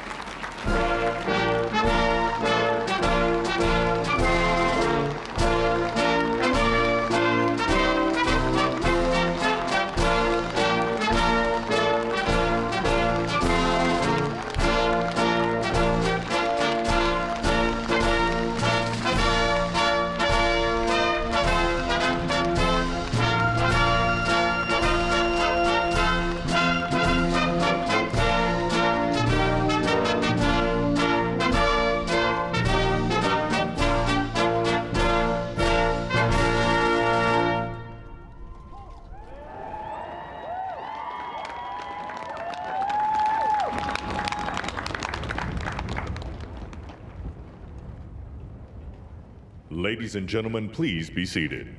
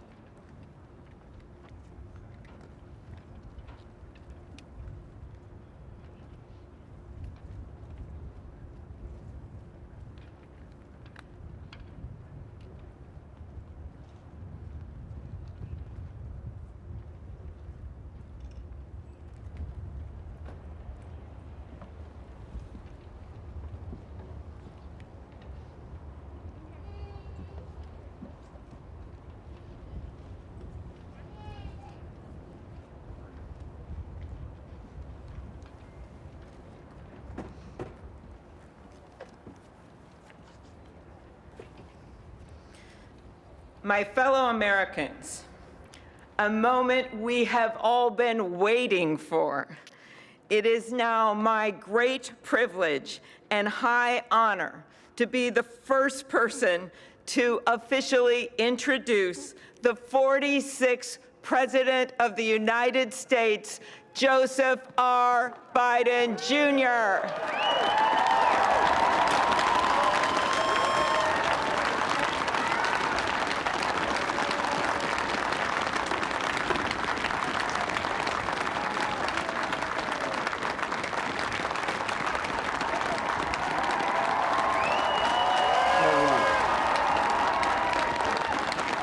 Chief Justice Roberts, Vice President Harris, Speaker Pelosi, Leader Schumer, Leader McConnell, Vice President Pence, and my distinguished guests, my fellow Americans. This is America's day. This is democracy's day, a day of history and hope, of renewal and resolve. Through a crucible for the ages, America has been tested anew, and America has risen to the challenge. Today, we celebrate the triumph not of a candidate, but of a cause, the cause of democracy. The people, the will of the people, has been heard, and the will of the people has been heeded. We've learned again that democracy is precious. Democracy is fragile. And at this hour, my friends, democracy has prevailed.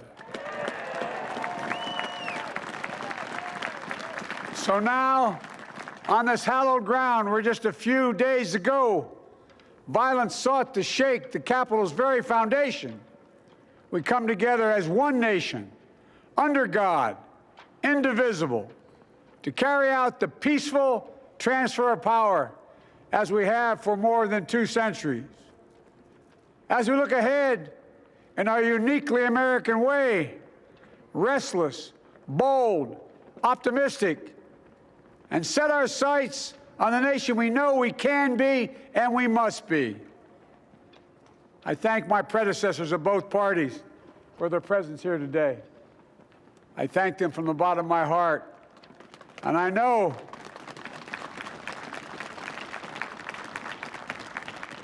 know the resilience of our Constitution and the strength of our nation, as does President Carter, who I spoke with last night, who cannot be with us today, but whom we salute for his lifetime in service.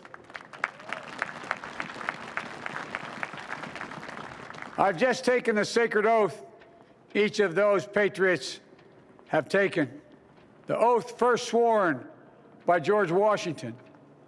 But the American story depends not on any one of us, not on some of us, but on all of us, on we the people who seek a more perfect union. This is a great nation. We are good people. And over the centuries, through storm and strife, in peace and in war, we've come so far. But we still have far to go. We'll press forward with speed and urgency, for we have much to do in this winter of peril and significant possibilities. Much to repair, much to restore, much to heal, much to build, and much to gain. Few people in our nation's history have been more challenged or found a time more challenging or difficult than the time we're in now. Once-in-a-century virus that silently stalks the country has taken as many lives in 1 year as America lost in all of World War II. Millions of jobs have been lost. Hundreds of thousands of businesses closed. A cry for racial justice, some 400 years in the making, moves us. The dream of justice for all will be deferred no longer. To overcome these challenges, to restore the soul and secure the future of America, requires so much more than words. It requires the most elusive of all things in a democracy: unity. Unity. In another January, on New Year's Day in 1863, Abraham Lincoln signed the Emancipation Proclamation. When he put pen to paper, the president said, and I quote, "If my name ever goes down into history, it'll be for this act, and my whole soul is in it." My whole soul is in it.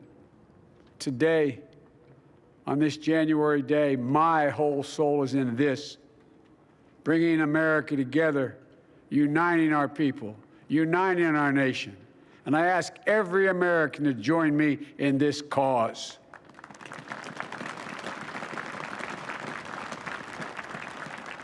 Uniting to fight the foes we face: anger, resentment and hatred, extremism, lawlessness, violence, disease, joblessness, and hopelessness.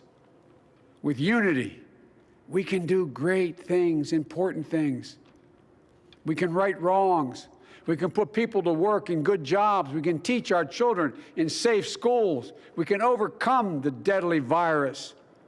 We can reward work and rebuild the middle class and make health care secure for all. We can deliver racial justice, and we can make America once again the leading force for good in the world. I know speaking of unity can sound to some like a foolish fantasy these days.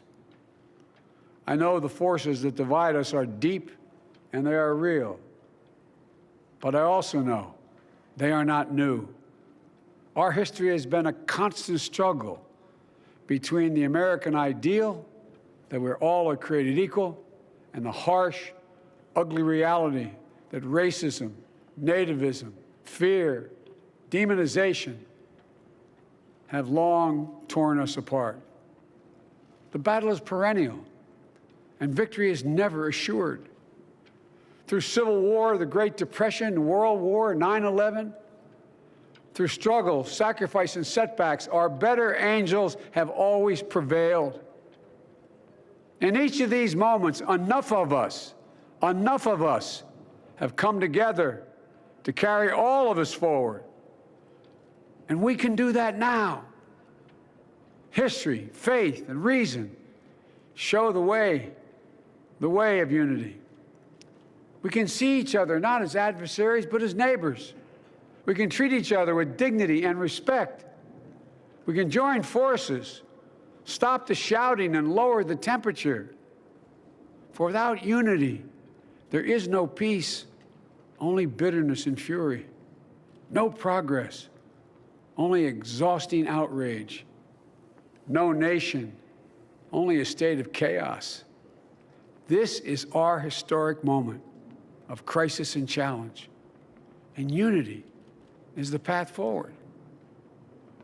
And we must meet this moment as the United States of America.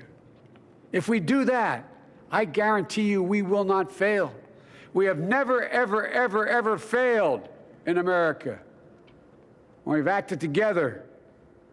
And so today, at this time, in this place, let's start afresh, all of us. Let's begin to listen to one another again, hear one another, see one another, show respect to one another. Politics doesn't have to be a raging fire, destroying everything in its path. Every disagreement doesn't have to be a cause for total war. And we must reject the culture in which facts themselves are manipulated and even manufactured.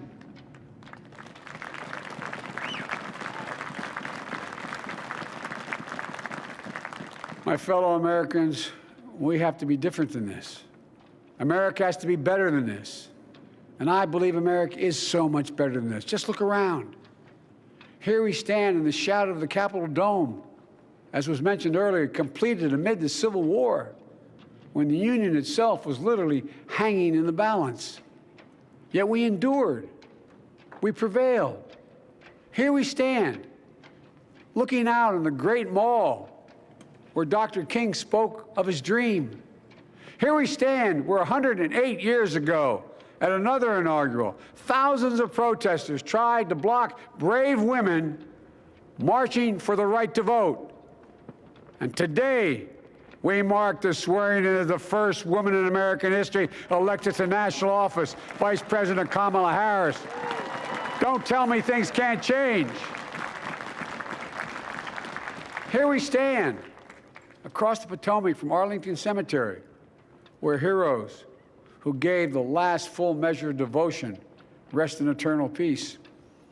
And here we stand, just days after a riotous mob thought they could use violence to silence the will of the people, to stop the work of our democracy, to drive us from this sacred ground. It did not happen. It will never happen. Not today, not tomorrow, not ever. Not ever.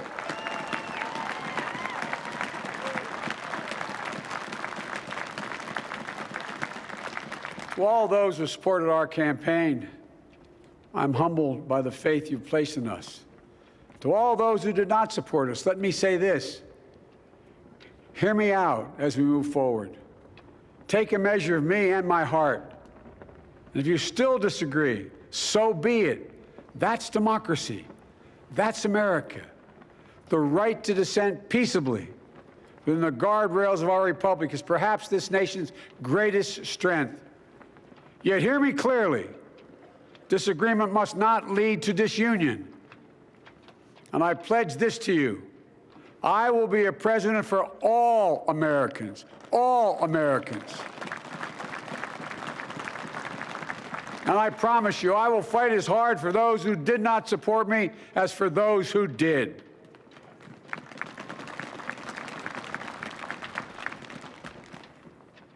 Many centuries ago, St. Augustine, a saint of my church, wrote that a people was a multitude defined by the common objects of their love.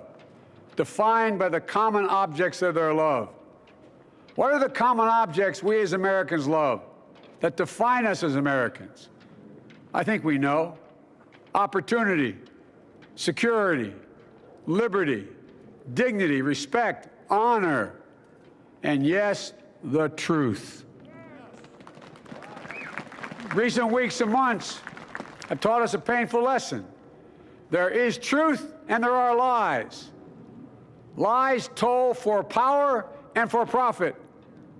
And each of us has a duty and a responsibility as citizens, as Americans, and especially as leaders.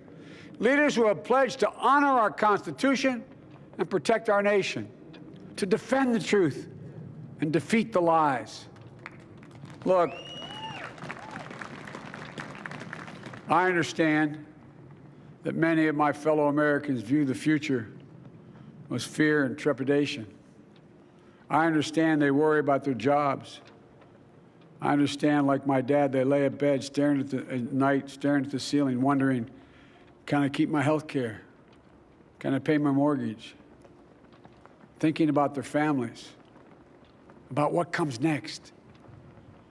I promise you, I get it. But the answer is not to turn inward, to retreat into competing factions, distrusting those who don't look like you, or worship the way you do, or don't get their news from the same sources you do. We must end this uncivil war that pits red against blue, rural versus urban, or rural versus urban, conservative versus liberal. We can do this if we open our souls instead of hardening our hearts, if we show a little tolerance and humility, and if we're willing to stand in the other person's shoes, as my mom would say, just for a moment, stand in their shoes. Because here's the thing about life. There's no accounting for what fate will deal you. Some days, when you need a hand. There are other days when we're called to lend a hand. That's how it has to be. That's what we do for one another. And if we are this way, our country will be stronger, more prosperous, more ready for the future. And we can still disagree.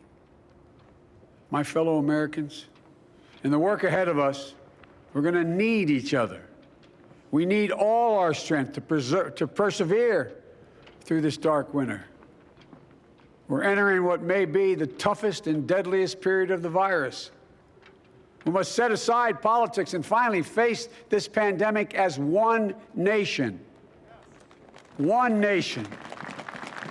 And I promise you this, as the Bible says, weeping may endure for a night, but joy cometh in the morning. We will get through this together. Together. Look, folks, all my colleagues I serve with in the House and the Senate up here, we all understand the world is watching all of us today.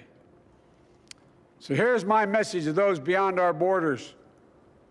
America has been tested, and we've come out stronger for it. We will repair our alliances and engage with the world once again, not to meet yesterday's challenges, but today's and tomorrow's challenges. And we'll lead not merely by the example of our power, but by the power of our example.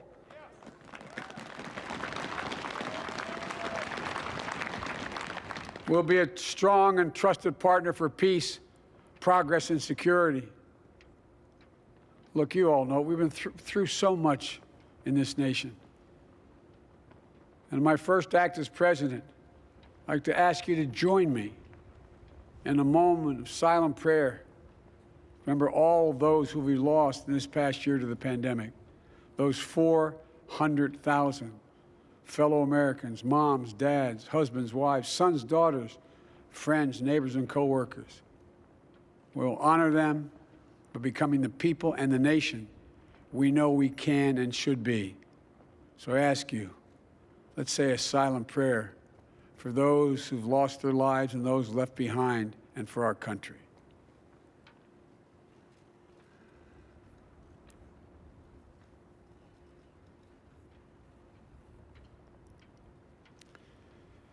Amen. Folks, this is a time of testing. We face an attack on our democracy and on truth, a raging virus, growing inequity, the sting of systemic racism, a climate in crisis, America's role in the world. Any one of these would be enough to challenge us in profound ways. But the fact is, we face them all at once, presenting this nation with one of the gravest responsibilities we've had. Now we're going to be tested. Are we going to step up, all of us? It's time for boldness, for there's so much to do. And this is certain. I promise you, we will be judged, you and I, by how we resolve these cascading crises of our era. We will rise to the occasion is the question. Will we master this rare and difficult hour? Will we meet our obligations and pass along a new and better world to our children? I believe we must. I'm sure you do as well. I believe we will. And when we do, we'll write the next great chapter in the history of the United States of America, the American story. A story that might sound something like a song that means a lot to me. It's called American Anthem. There's one verse that stands out, at least for me, and it goes like this. The work and prayers of century have brought us to this day. What shall be our legacy? What will our children say? Let me know in my heart when my days are through. America, America, I gave my best to you. Let's us add our own work and prayers to the unfolding story of our great nation. If we do this, then when our days are through, our children and our children's children will say of us, they gave their best, they did their duty, they healed a broken land. My fellow Americans, I close the day where I began, with the sacred oath. Before God and all of you, I give you my word. I will always level with you. I will defend the Constitution. I'll defend our democracy. I'll defend America. And I'll give all of you, keep everything I do in your service, thinking not of power, but of possibilities, not of personal interest, but the public good. And together, we shall write an American story of hope, not fear, of unity, not division, of light, not darkness, a story of decency and dignity, love and healing, greatness and goodness. May this be the story that guides us, the story that inspires us, and the story that tells ages yet to come that we answered the call of history. We met the moment. Democracy and hope, truth and justice did not die on our watch, but thrived. That America secured liberty at home and stood once again as a beacon to the world. That is what we owe our forebears, one another, and generation to follow. So, with purpose and resolve, we turn to those tasks of our time, sustained by faith, driven by conviction, and devoted to one another and the country we love with all our hearts. May God bless America, and may God protect our troops. Thank you, America.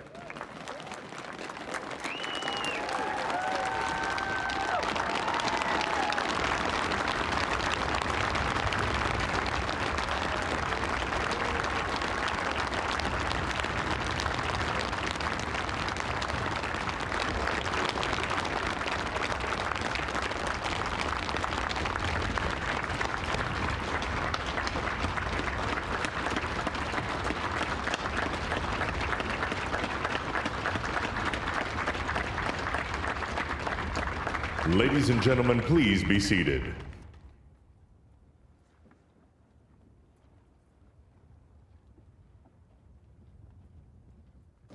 Ladies and gentlemen, please welcome Garth Brooks to perform Amazing Grace.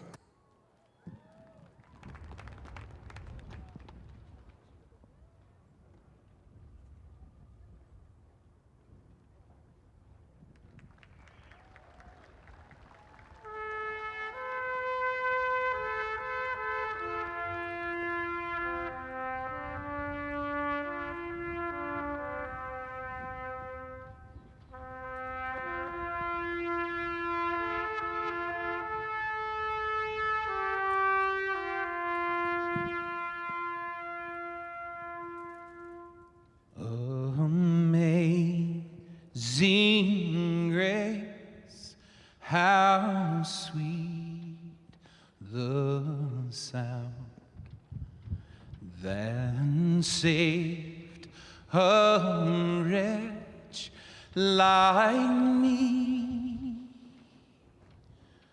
I once was lost, but now I'm found.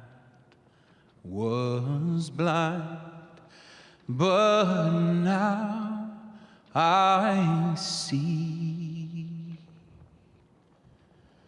When we've been there 10,000 years, bright shining as the sun,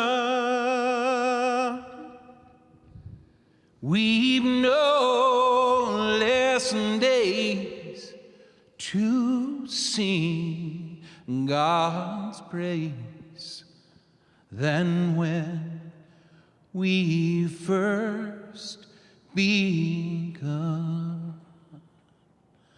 If I can ask you to sing this last verse with me, not just the people here, but the people at home, at work, as one, united.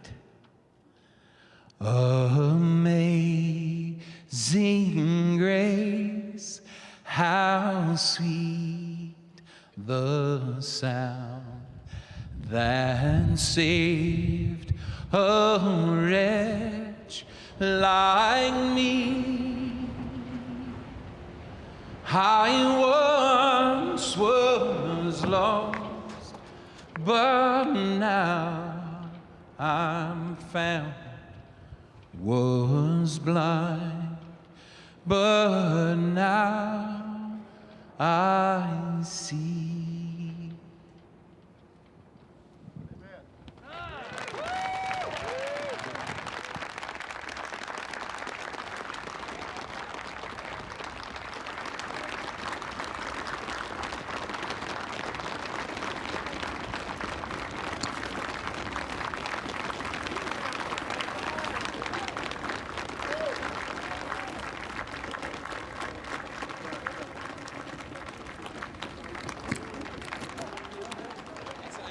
Hard not to be reminded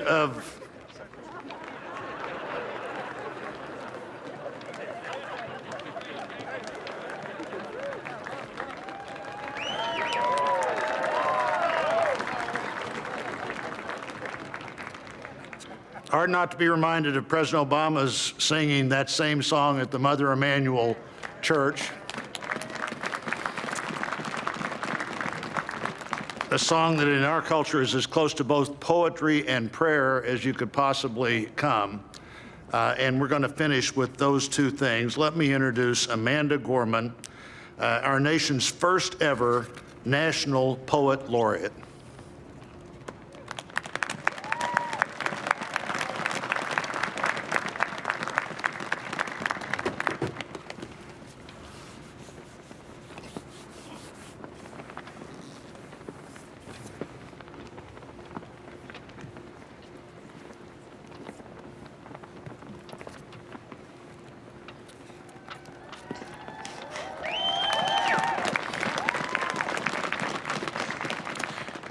Mr. President, Dr. Biden, Madam Vice President, Mr. Emhoff, Americans, and the world. When day comes, we ask ourselves, where can we find light in this never-ending shade? The loss we carry, a sea we must wade. We've braved the belly of the beast. We've learned that quiet isn't always peace, and the norms and notions of what just isn't always just is. And yet the dawn is ours before we knew it. Somehow we do it. Somehow we've weathered and witnessed a nation that isn't broken, but simply unfinished. We, the successors of a country and a time where a skinny black girl descended from slaves and raised by a single mother can dream of becoming president, only to find herself reciting for one. And yes, we are far from polished, far from pristine, but that doesn't mean we are striving to form a union that is perfect. We are striving to forge our union with purpose, to compose a country committed to all cultures, colors, characters, and conditions of man. And so we lift our gazes not to what stands between us, but what stands before us. We close the divide because we know to put our future first, we must first put our differences aside. We lay down our arms so we can reach out our arms to one another. We seek harm to none and harmony for all. Let the globe, if nothing else, say this is true. That even as we grieved, we grew, that even as we hurt, we hoped, that even as we tired, we tried, that we'll forever be tied together, victorious, not because we will never again know defeat, but because we will never again sow division. Scripture tells us to envision that everyone shall sit under their own vine and fig tree, and no one shall make them afraid. If we're to live up to our own time, then victory won't lie in the blade, but in all the bridges we've made. That is the promised glade, the hill we climb, if only we dare it, because being American is more than a pride we inherit. It's the past we step into and how we repair it. We've seen a force that would shatter our nation rather than share it, would destroy our country if it meant delaying democracy. and this effort very nearly succeeded. But while democracy can be periodically delayed, it can never be permanently defeated.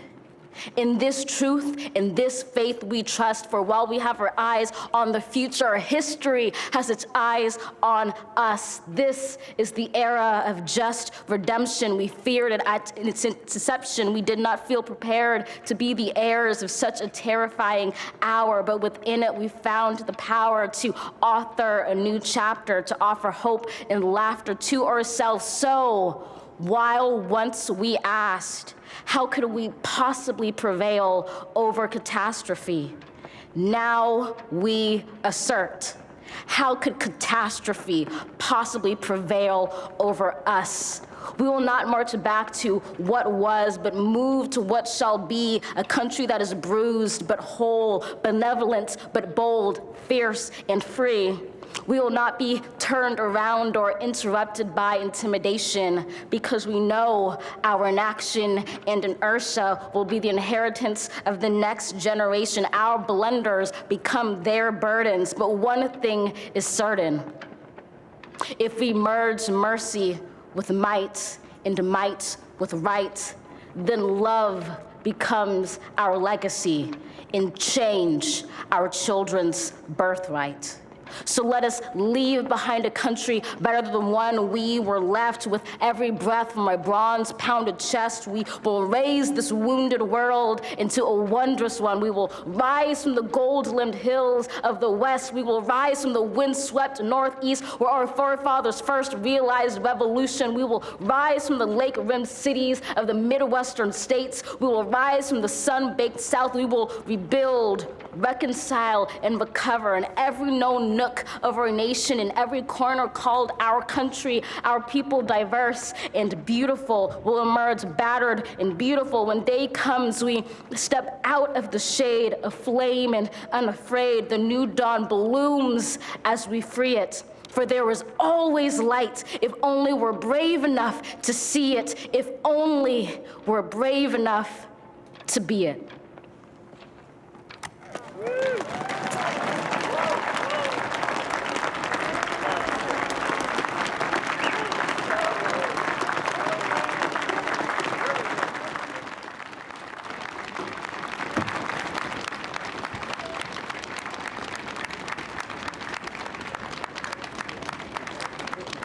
Thank you, Amanda Gorman. Now for our benediction, I'm pleased to introduce Reverend Dr. Sylvester Beeman, the pastor of the Bethel African Methodist Episcopal Church in Wilmington, Delaware, a friend of President Biden for 30 years.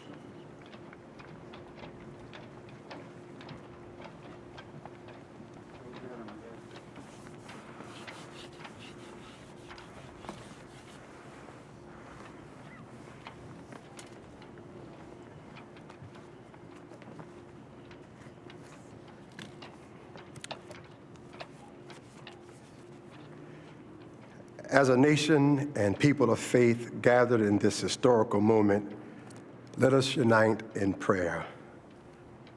God, we gather under the beauty of your holiness and the holiness of your beauty.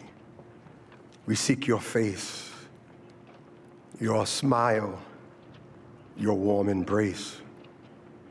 We petition you once more in this celebration. We pray for divine favor upon our President, Joseph R. Biden, and our First Lady, Dr. Jill Biden, and their family. We further ask that you would extend the same favor upon our Vice President, Kamala D. Harris, and our Second Gentleman, Doug Emhoff, and their family. More than ever, they and our nation need you. We need you, for in you we discover our common humanity. In our common humanity, we will seek out the wounded and bind their wounds. We will seek healing for those who are sick and diseased. We will mourn our dead. We will befriend the lonely, the least, and the left out. We will share our abundance with those who are hungry. We will do justly to the oppressed, acknowledge sin, and seek forgiveness, thus grasping reconciliation. In discovering our humanity, we will seek the good in and for all our neighbors. We will love the unlovable, remove the stigma of the so-called untouchables. We will care for our most vulnerable, our children, the elderly, emotionally challenged, and the poor. We will seek rehabilitation beyond correction. We will extend opportunity to those locked out of opportunity. We will make friends of our enemies. We will make friends of our enemies. People, your people, shall no longer raise up weapons against one another. We will rather use our resources for the national good and become a beacon of life and goodwill to the world. And neither shall we learn hatred anymore. We will lie down in peace and not make our neighbors afraid. In you, O God, we discover our humanity. In our humanity, we discover our commonness. Beyond the difference of color, creed, origin, political party, ideology, geography, and personal preferences. We'll become greater stewards of your environment, preserving the land, reaping from it a sustainable harvest, and securing its wonder and miracle-giving power for generations to come. This is our benediction, that from these hallowed grounds, where slaves labored to build this shrine and citadel to liberty and democracy, let us all acknowledge, from the indigenous Native American to those who recently received their citizenship, from the African American to those whose foreparents came from Europe and every corner of the globe, from the wealthy to those struggling to make it, from every human being regardless of their choices, that this is our country. As such, teach us, O God.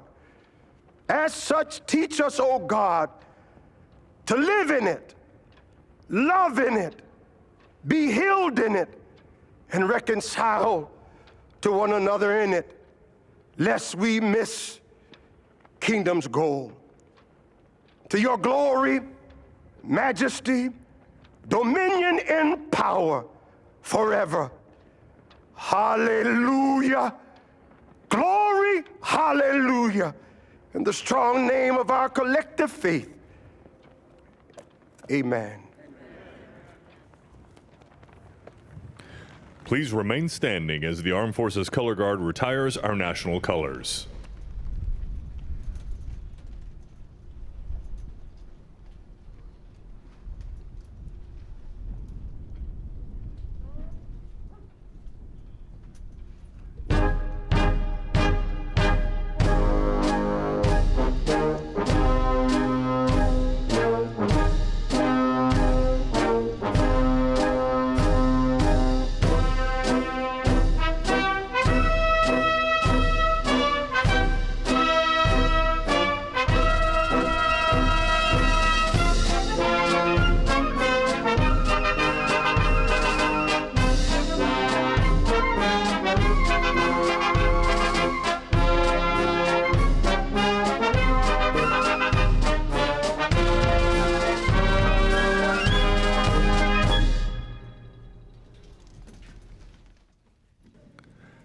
Ladies and gentlemen, please be seated and remain in your seats while the President and official party depart the platform. For safety reasons, your ushers will release your section in an organized manner, following the playing of our national march, The Stars and Stripes Forever.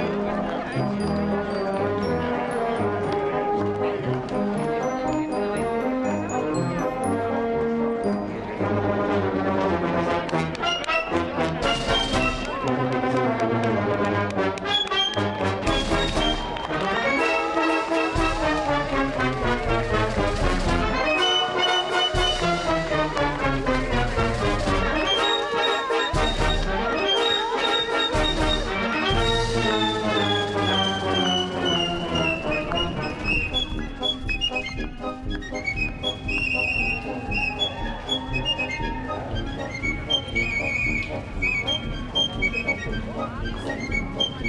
you all. A lot of work for you. Thank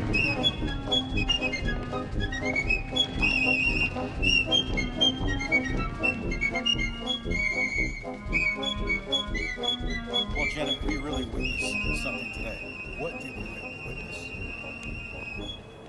Janet, we really witnessed something today. What did we witness? Secession, orderly, disciplined. Orderly, disciplined secession. I'd like to make a couple of remarks in terms of Abraham Lincoln. He was quoted 3 times, now not by necessarily President Biden, but from the time the ceremony started. And 2 of the quotes were coming from his inauguration. How about the first youth poet, Amanda Gorham? She was tremendous, using words like rebuild and recovery.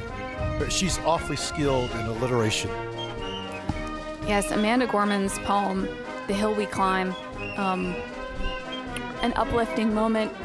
Poets have been included in the ceremony since 1961. We were talking a little bit earlier, Robert Frost that year for Kennedy's inauguration read a poem, and it's one of these ways in which this tradition is expanding and contracting, right? There are different things each year, and there are some things that are the same from one to the next, but one constant is the peaceful transfer of power.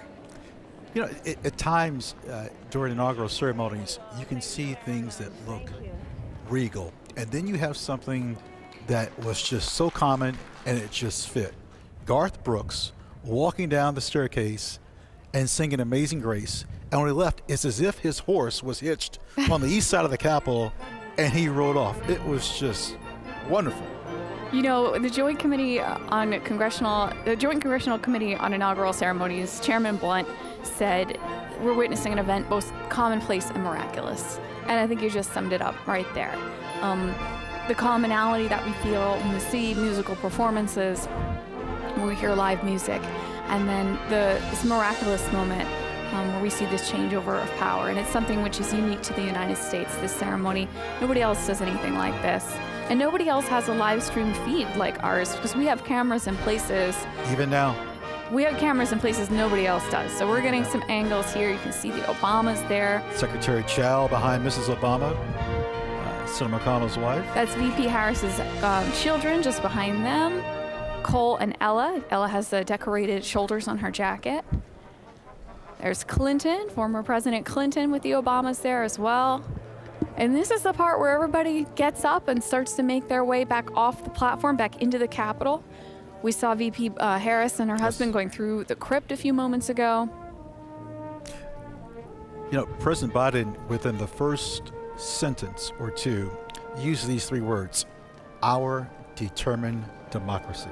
That's I thought the that was theme. pointed. Yes. That's the theme of this 59th inaugural ceremonies. That's the theme that the JSEC selected, and a wonderful phrase to encapsulate this: our determined democracy forging a more perfect union. And a few people made reference to it. You also mentioned how Biden's inaugural speech, he quoted others. And there's so many famous quotes that come to us from presidential inaugural speeches. That's why inaugurations are so important.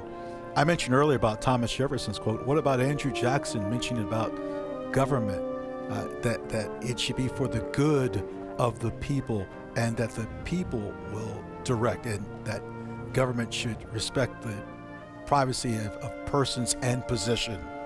Andrew Jackson. We could go on about FDR. The Yes. only thing we have to fear is fear itself. And Lincoln, the better angels of our nature, comes from one of his inaugural speeches. This is a moment where, and they vary in length. We've had long inaugural speeches in our nation's history. We've had short ones. We've had fatally long inaugural speeches. Poor President Harrison, you had to bring that up. President Reagan mentioning, hey, it's not the people that have failed government. It's government that needs to be accountable to the people. And we see President Obama there, who's in his inaugural address, his first one, the remaking of America. There's the poet Amanda Gorman there at the lower right of your screen. And President Obama hugging Lady Gaga. The lady, what a tremendous rendition of the national anthem. An incredible performance. I'm not sure if that was a designer of a dress or an architect that built that dress. That is. She's certainly found something to rival the architecture and the iconography of the Capitol. And I mean, we've talked a little bit about fashion choices, how to stand out in the crowd. Now, you mentioned There we are, the young poet, Amanda Gorman, shaking hands with former President Clinton. Now, you just mentioned Miss Gorman, who has a speech impediment. And Janet, who else has a speech impediment? President Biden. How about Maya Angelou? Maya Angelou, another poet who has spoken. So that's the poet Amanda Gorman in a yellow jacket, and we see Lady Gaga and Michelle Obama hugging here. Well, there'll be a few pictures taken there.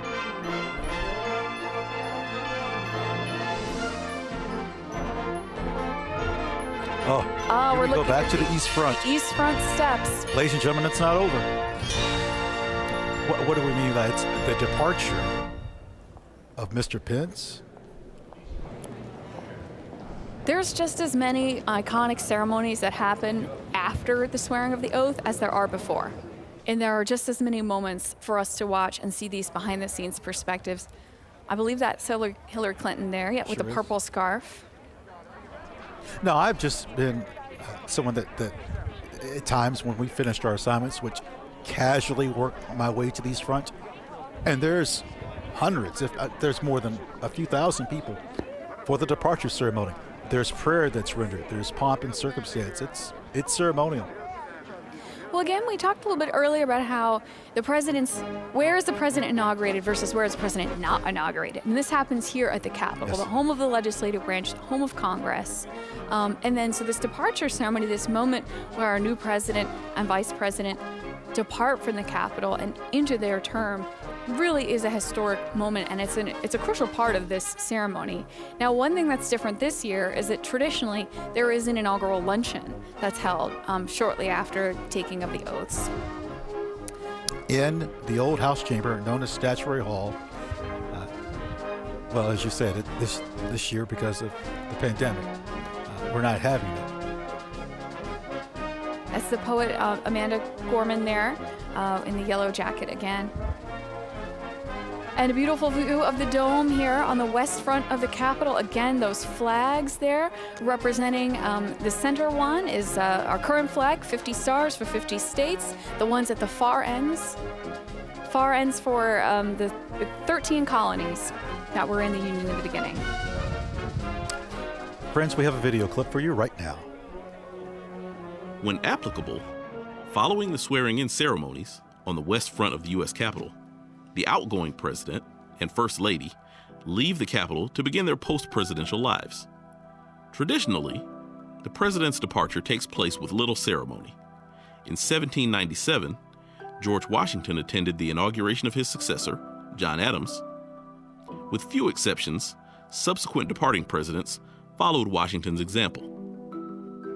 Until the early 20th century, the departing president also usually accompanied the newly elected president on the carriage ride from the Capitol to the White House following the inauguration.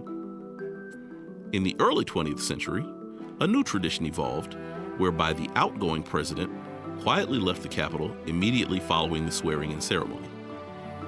In 1909, after congratulating President Howard Taft, former President Theodore Roosevelt left the Capitol for Union Station, where he took a train to his home in New York. Outgoing Presidents Coolidge and Hoover also left the Capitol for Union Station, where they traveled home by train. Outgoing Presidents Truman, Eisenhower, and Johnson left the Capitol by car. In recent years, the newly installed president and vice president have escorted their predecessors out of the Capitol after the swearing-in ceremony. The members of the JSIC gather on the stairs on the east front of the Capitol building and watch as the new vice president escorts the outgoing vice president and his spouse out of the Capitol through a military cordon. Then, the new president escorts the outgoing president and his spouse through the military cordon. Since Gerald Ford's departure in 1977, the former president and first lady have left the Capitol grounds by helicopter, weather permitting.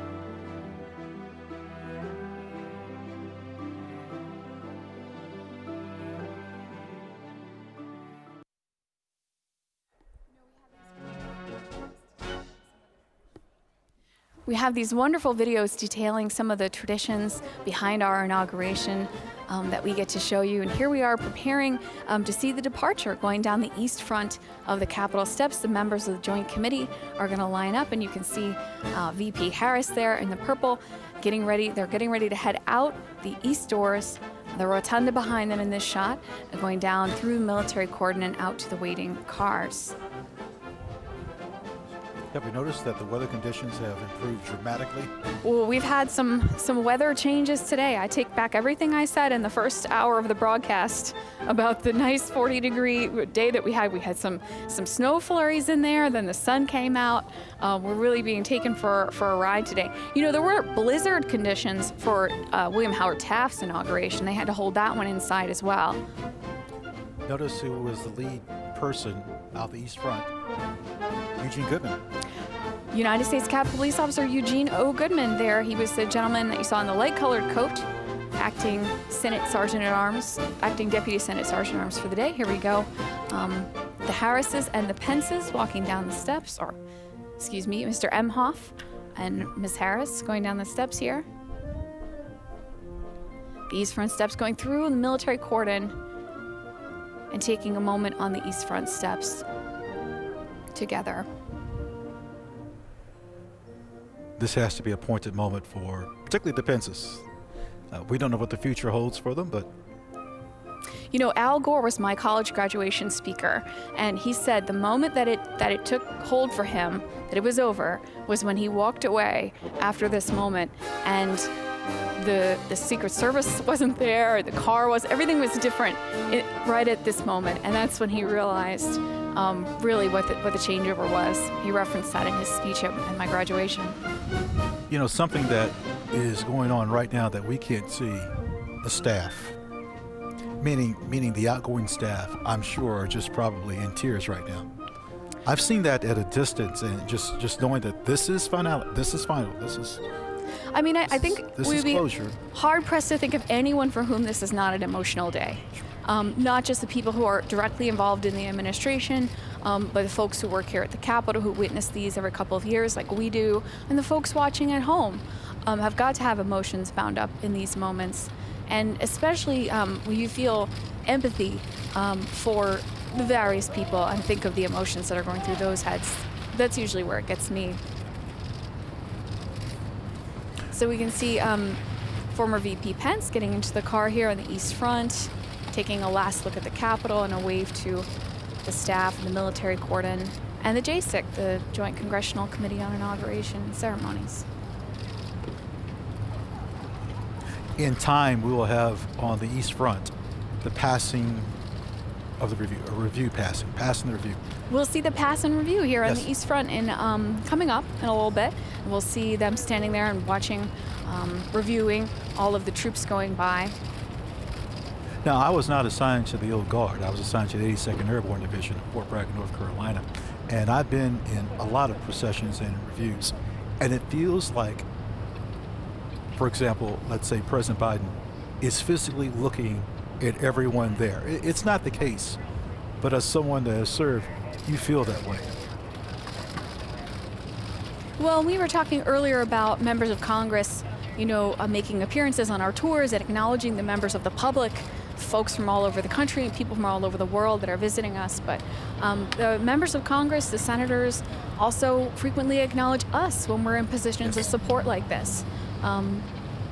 Representative John Lewis always took the time to stop, recognize us, because one of the things that we do in addition to providing tours is to provide support for congressional events. And this, obviously, this is the granddaddy of congressional events for the year.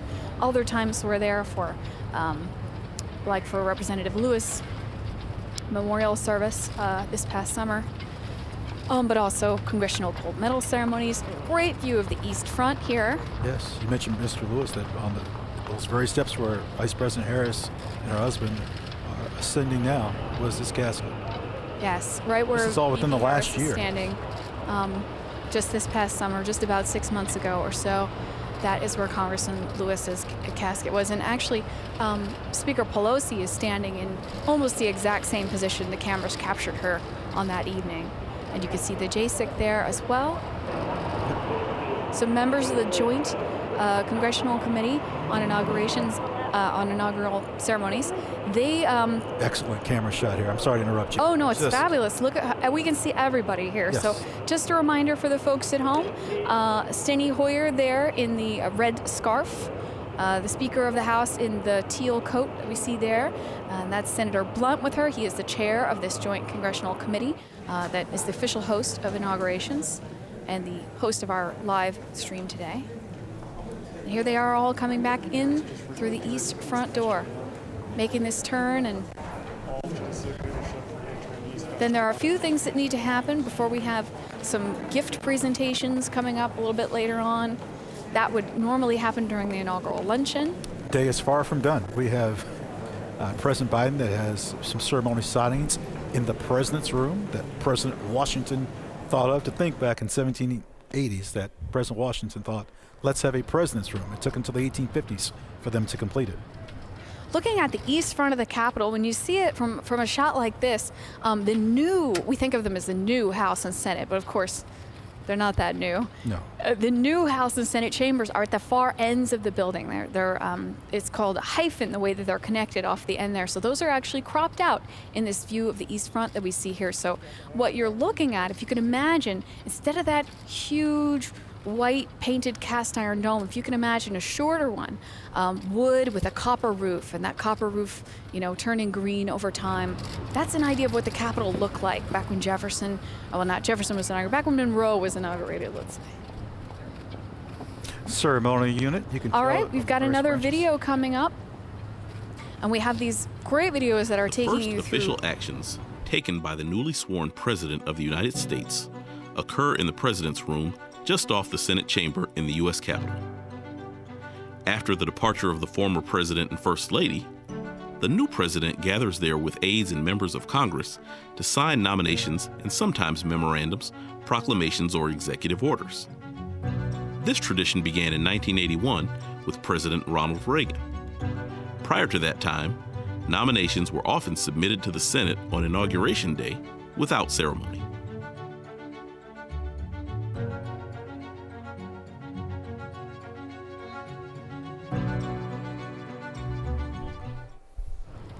All right, I think members of the military cordon here, bayonets affixed. Heading back into the Capitol, you can see a fleet of cars there transporting all these folks. Of course, the ones with the flags on the front there, most likely vice presidential vehicles. The area that they're going towards is the Law Library. And then in that area is where Thomas Jefferson was first inaugurated, March 4th, 1801. And his second inauguration was in that room. Yeah, right there on the first floor of the Senate side. It's part of the oldest section of the building. Jen, I hope the people can see this pediment that's in this triangle, and it's Genius of America, and it used to be You're talking sandstone. about the triangular section Yes. above the door. Used to be sandstone, and it deteriorated, and they changed it to marble from Tate, Georgia. And so, friends, there was a part of this porch, if you will, that was extended out about 32 feet just before President Kennedy was inaugurated to give balance to the dome. Now you see people around there. That's something that's in the past that was allowed by the general public. I'm talking about the 1940s, 30s. It was just overwhelmed with people, and that's one of the reasons why we don't have inaugurations on the east side anymore. Yeah, we mentioned earlier there's a famous photo from Lincoln's inaugural where he's out here, and the crowd around him is so thick you can hardly pick out Lincoln except for his exceptional height. And in that photo with him actually is John Wilkes Booth, who attended Lincoln's inaugural that day and said, if I'd had my weapon, I could have had a shot at him. That's how close he was. That would be the last speech he would make. Now, speaking of Lincoln and the Civil War, flanking that door are figures of war and peace in those niches there on either side of the east front door. So again, the east front of the Capitol was the traditional front of the building. The Statue of Freedom on top faces this direction. Of course, you were just discussing the pediment, the sculpture that's there above the door. Of course, there's no part of the Capitol that's not ornate. And there is no back of the Capitol. There's an east front and there's a west front. And I think maybe we need to emphasize that today. So here, everything's happening on both fronts of the Capitol today. Here on the East Front, we saw arrivals coming in earlier. We've got departures, the pass and review coming up. And as for the actual swearing in, over on the West Front side. All three branches of government. Oh, this is shot inside the president's room, the folks. press room. Friends, look at these beautiful floors. These are English Minton tiles from Minton tiles. Stoke-upon-Trent, England. They're $2.03 per tile. And what you're seeing, I love this camera view, is President Washington's cabinet. It looks like Henry Knox, Secretary of War, in the corner there. I don't know if I can emphasize enough how unique this opportunity is for us to see this. I worked at the Capitol now for 12 years, and I've seen the inside of this room maybe half a dozen times. Ladies and gentlemen, stand by for a video on the signing ceremony. You want to see this. The first official actions taken by the newly sworn President of the United States occur in the President's room just off the Senate chamber in the U.S. Capitol. After the departure of the former President and First Lady, the new President gathers there with aides and members of Congress to sign nominations and sometimes memorandums, proclamations, or executive orders. This tradition began in 1981 with President Ronald Reagan. Prior to that time, nominations were often submitted to the Senate on Inauguration Day without ceremony.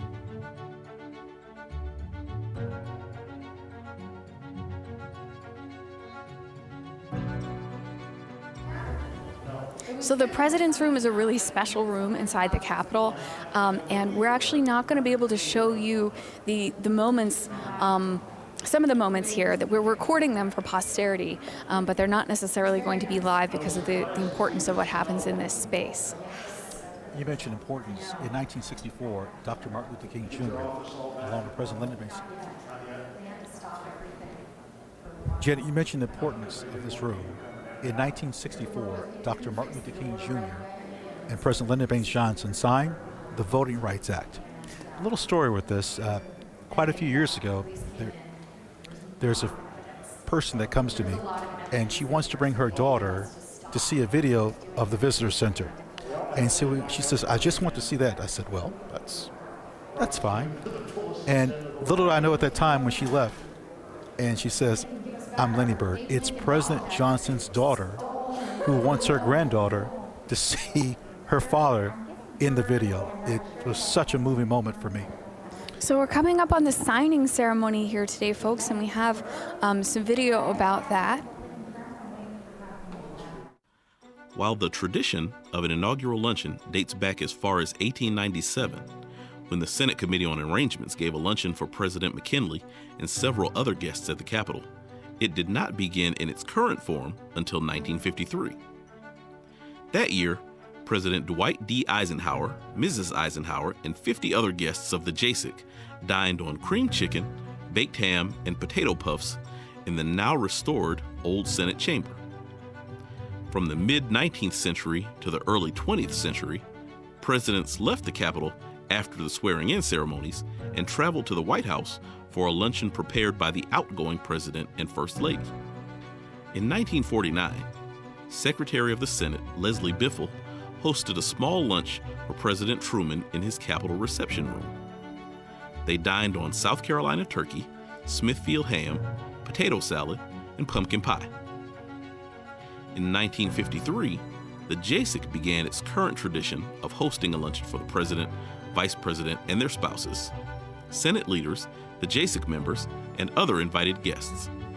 At the inaugural luncheon in 1981, newly sworn-in President Ronald Reagan announced the release of 52 American citizens who had been held hostage in Iran for 444 days. Traditionally, the luncheon often features cuisine reflecting the home states of the new president and vice president or the JASIC chairman, as well as the theme of the inauguration. The program includes speeches, gift presentations from the JASIC, and toasts to the new administration.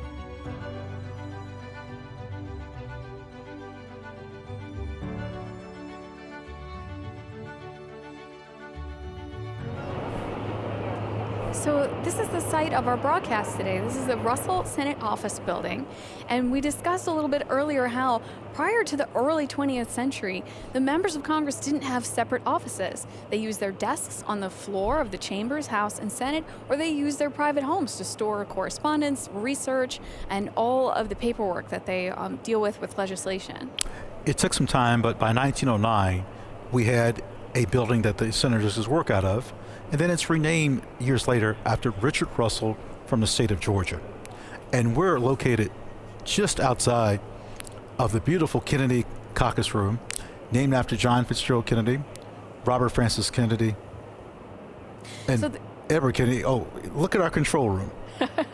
Yeah, the Kennedy Caucus Room, normally the site of many wonderful ceremonies, but today it is our Mission Control Center. You can see right there our wonderful team putting together this live stream broadcast today. We've got, as we mentioned, we have cameras in a lot of places that other folks don't, so you can see all of our camera feeds up on the screen there. And this is a huge and beautiful room. It's so ornate. It's in the style of Versailles. Mm-hmm. Well, the windows are from France. Now, you could fit a tennis court and maybe half a basketball court here. I mentioned this earlier. There should be an opera performed here. But this is our control center, and we've had over 30 camera feeds throughout the building, throughout the campus, that is giving you this great coverage.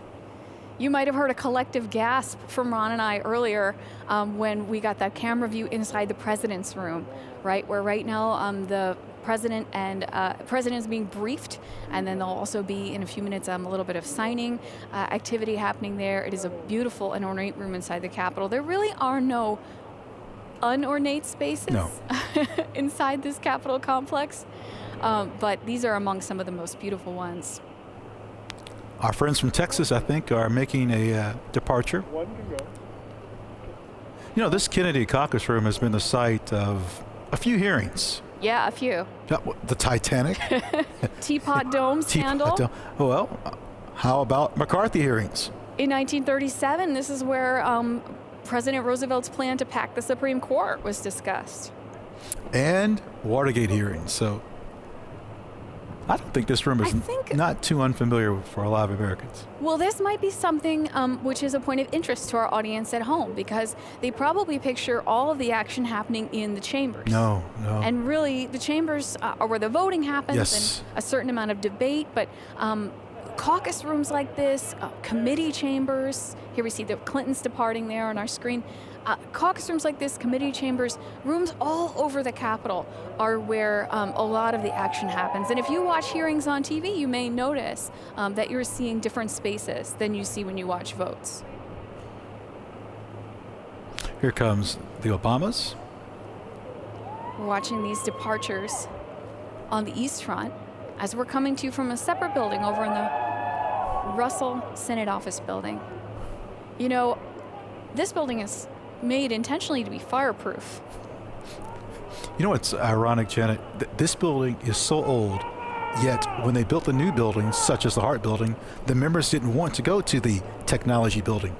Everyone likes everything old. Think about this. I mean, where do they have inaugural luncheons for the president? Old.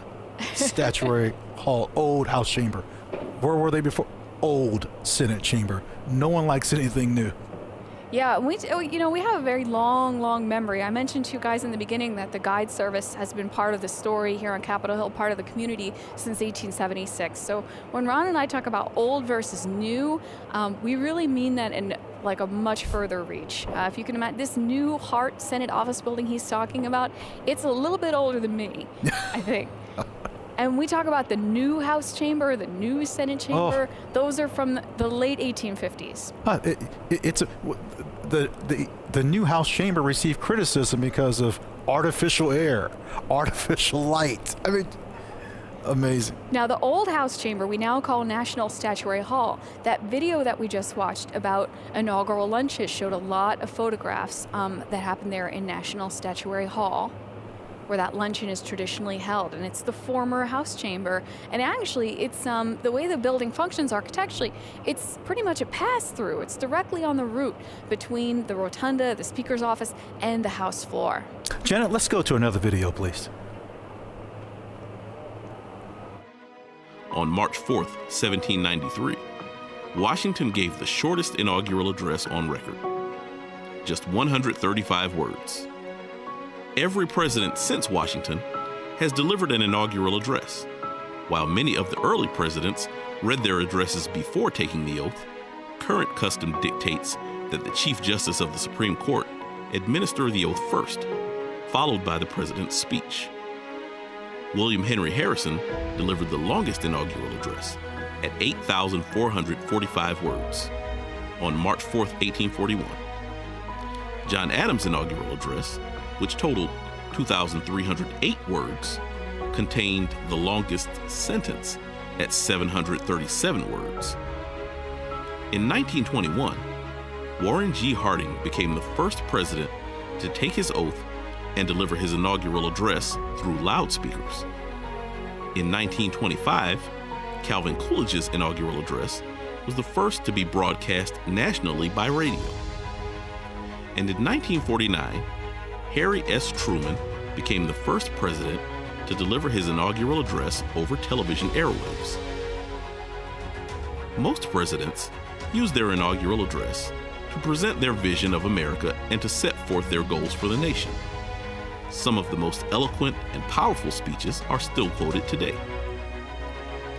In 1865, in the waning days of the Civil War, Abraham Lincoln stated, "With malice toward none, with charity for all, with firmness in the right as God gives us to see the right, let us strive on to finish the work we are in, to bind up the nation's wounds, to care for him who shall have borne the battle and for his widow and his orphan, to do all which may achieve and cherish a just and lasting peace among ourselves and with all nations."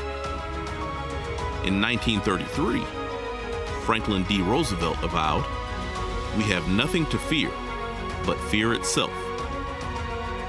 And in 1961, John F. Kennedy declared, "And so, my fellow Americans, ask not what your country can do for you. Ask what you can do for your country."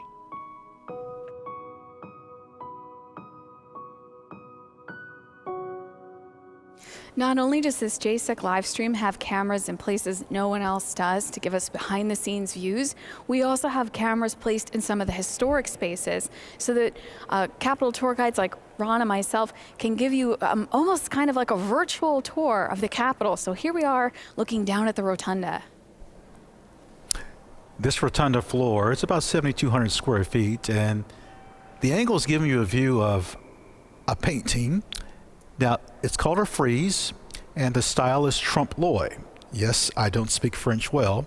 That's French to trick the eye. And then you see this sprawling painting called The Apotheosis of George Washington, painted by a naturalized citizen, Constantino Bermidi, from 1864 to 1865. So if you can imagine this, folks, this is 180 feet above your head. From this angle, it's like you're standing on the floor of the rotunda, except we've got this X-ray vision where we can zoom in and really look at the fresco on the ceiling. Now, fresco means fresh in Italian, and it's painted on wet plaster. This is done actually in place. Well, what we're zooming in on is Mercury. There are Roman, or you can use Greek, classical figures that all teach an American story.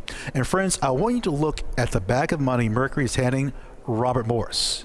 Now look above Mr. Morris's silver hair, and in between the next gentleman's head, Ed, Janet, can you see a silhouette of another head? Yes, and this is something that we can't point out on tour, standing on the floor of the rotunda, because you'd never be able to see it. So I'm growing hair doing this. This scene was actually dated 1865 by the artist Constantino Bermidi. The gentleman in the black suit, Robert Morris, the financier of the American Revolution. He was called richest in the Revolution. He personally bankrolled a lot of the shoes and weapons and uniforms for George Washington soldiers. And so he's depicted in this scene with Mercury. This is a scene about commerce.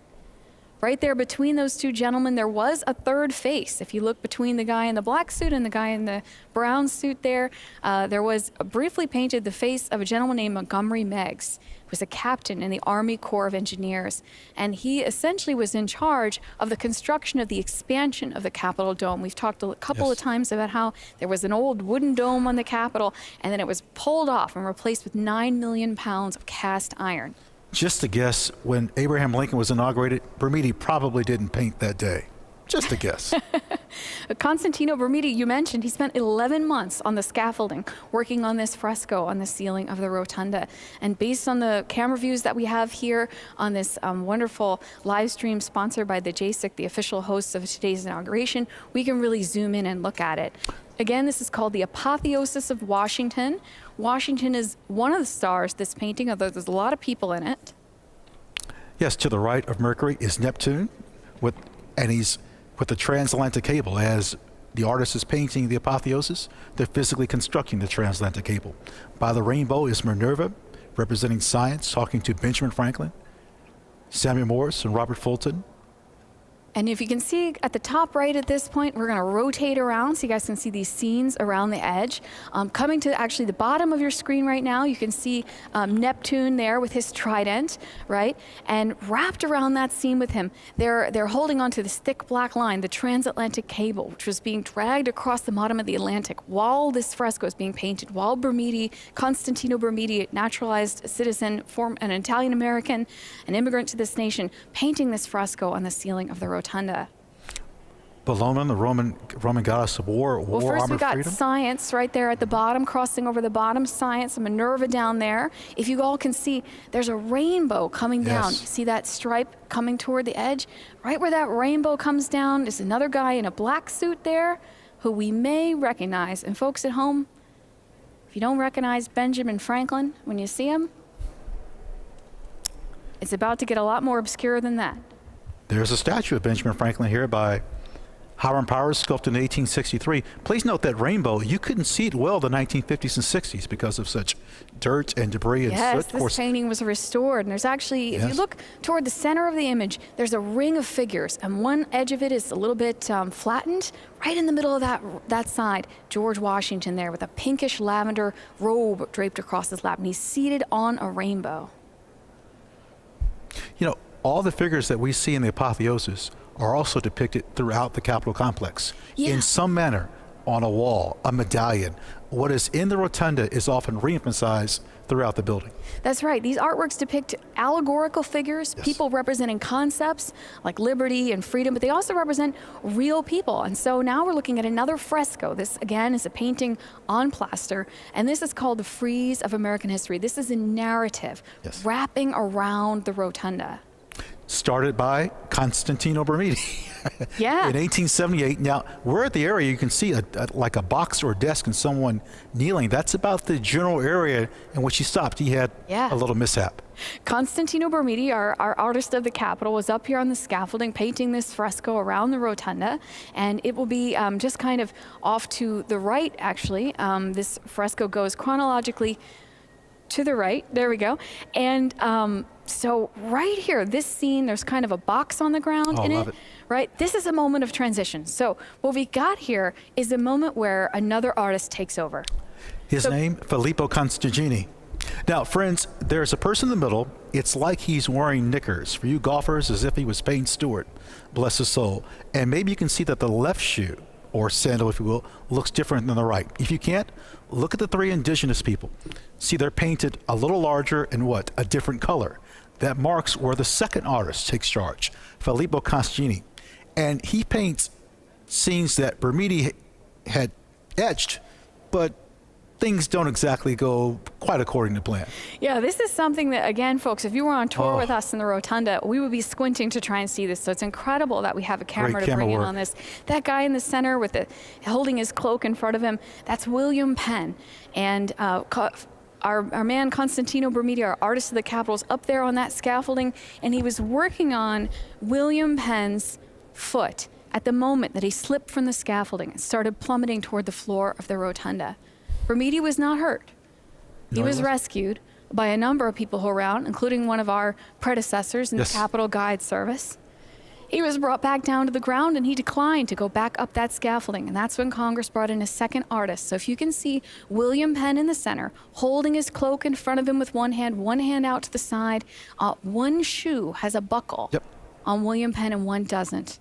As a matter of fact, the second artist, Filippo Constantini, actually wrote his name under the 3 Native Americans, but it's next to impossible to see.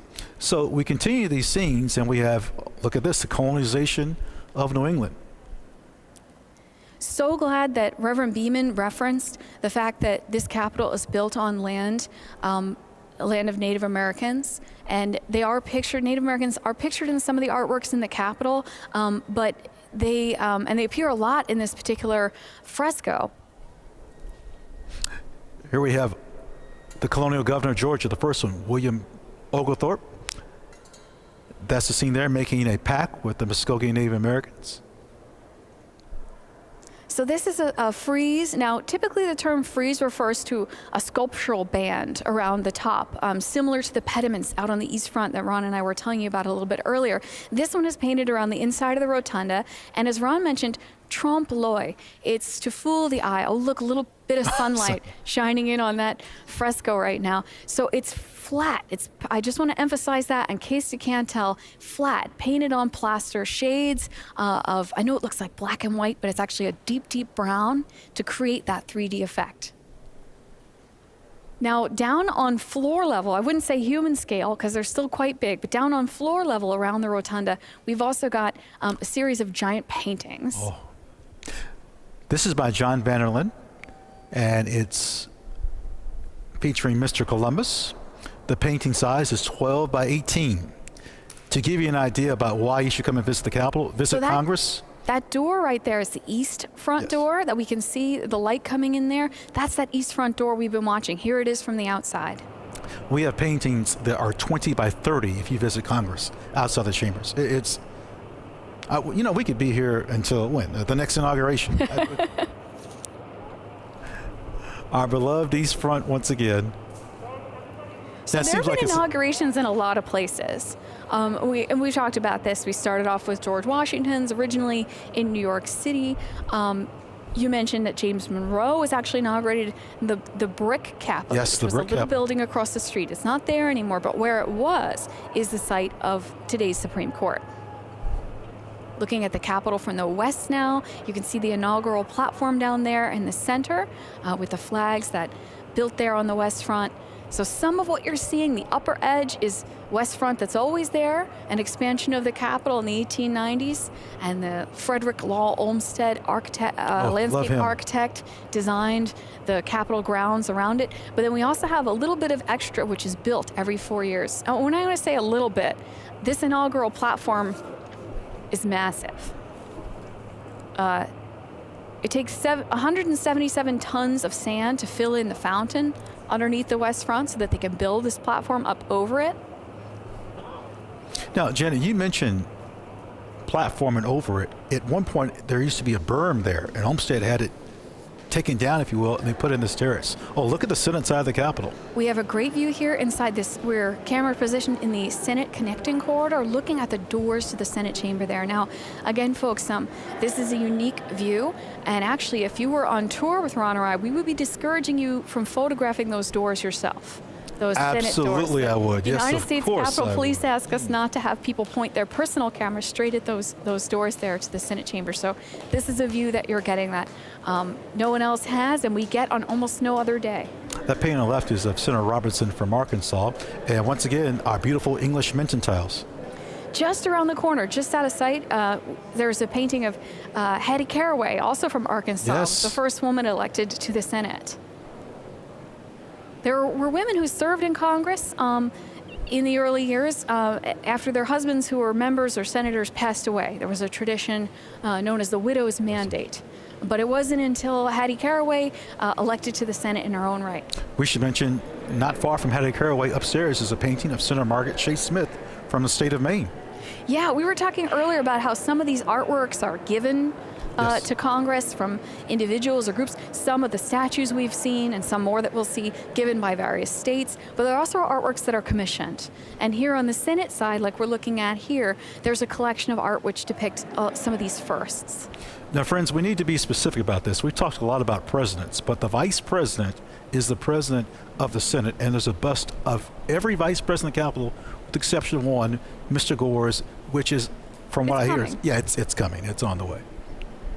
Yeah, the vice presidential bust collection lines the Senate side of the building, and actually, as the years go by, there's more and more busts, and they appear in more and more places. As a matter of fact, from this angle, not far, is Vice President Cheney's bust. It was dedicated in 2015. Ironically, it was dedicated in National Statuary Hall. What's National Statuary Hall? The old House Chamber. Because what? We like everything that is old. You can see folks with cameras getting into position there. Oh, and we're back on the East Front Plaza here. Now again, underneath that plaza there where you see the folks standing and the cars parked, underneath there, the Capitol Visitor Center, the newest part of the Capitol complex, opened up in 2008. And that's where most folks come through when they come to visit us. Hope we're able to, I'm glad we're able to showcase that the inauguration is more than just the oath of office. It's a day's event. It's prior to January 20th. It's a full day of events. I mean, there are ceremonies on top of ceremonies. The inaugural address isn't a requirement, but it's a tradition. Right. We may someday see a person who declines the opportunity to address. But I was saying earlier that the ceremony almost is how you can track the evolution of technology in our nation, because some of our early presidents, the remarks were quite short. George Washington's very, very short, because there was no television or radio to broadcast it out to the people. It would be printed in the papers. Can you imagine President Lincoln on the East Front? He's got his table in front. There's all types of soldiers around. And maybe 100 yards you could hear, maybe. And we've seen this year a much less crowded event than this traditionally is, and we've been talking about how when the inaugural ceremonies made the move from outside to inside, from inside to outside, back President Monroe, how many more people came to attend, how many folks would come to watch. So here we are waiting outside of the president's room. It's a little room on the Senate side of the building, and here we go. We got the president and vice president stepping in toward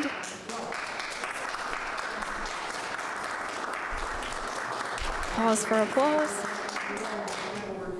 Here they are in the president's room. Now this, I will say, is also a tricky room to photograph, folks, because of those huge mirrors on either side. It is not a big space at all. Saw the fireplace there. I'm such a nerd. I think I know how many fireplaces are in the Capitol. So that's going to be a quiz for you right now, Janet. Trivia question for me. Ron is asking how many fireplaces I'm are in going to the give you three Capitol. choices.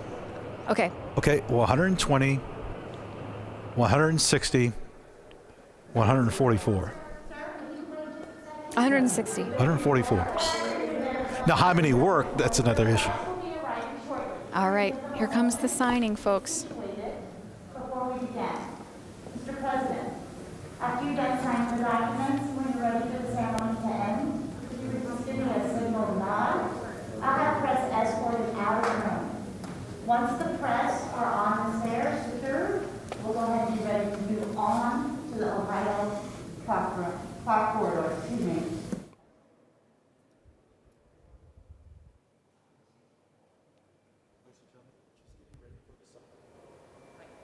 Ladies and gentlemen, we're getting ready for the signing.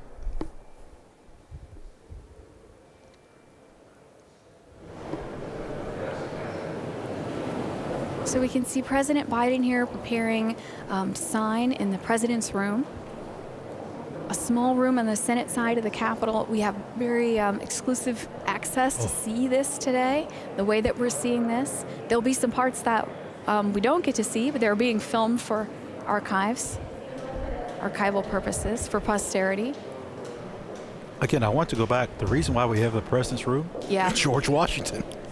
He said the president should have a room where, from time to time, he can meet with Congress and sign bills, or not sign bills, but have interaction. Yeah, and it's another holdover from a different era, folks, when the term of our president and our Congress overlapped differently. So we tend to think of inaugurations happen in January, new Congress comes in January 3rd, right? But that's been different over the years. Oh, let's watch.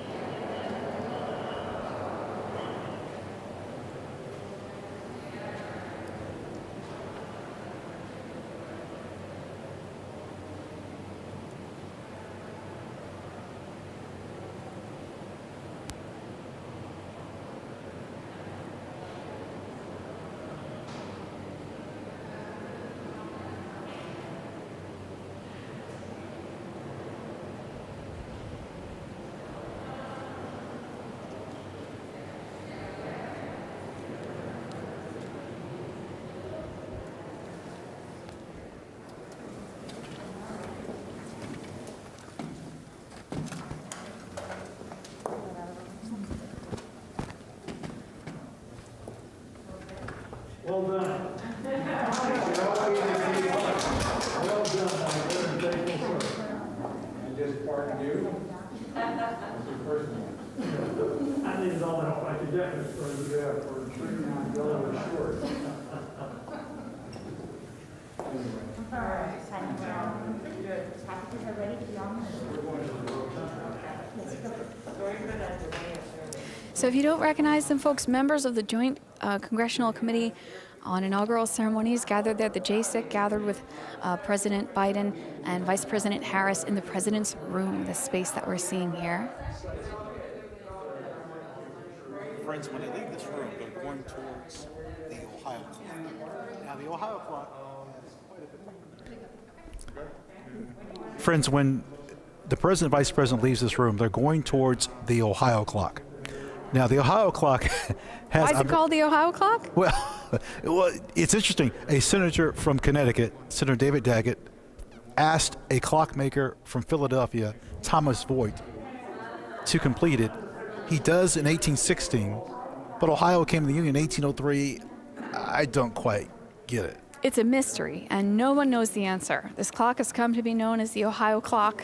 It stands in the Senate hallway, which we're going to be seeing the party passing through soon on their way to the rotunda for the presentation of gifts. We're just wrapping up the signing ceremony here. And so we're on the Senate side of the building in these hallways, which are beautifully decorated. Again, if we can call your attention to the floor for just a second. Oh.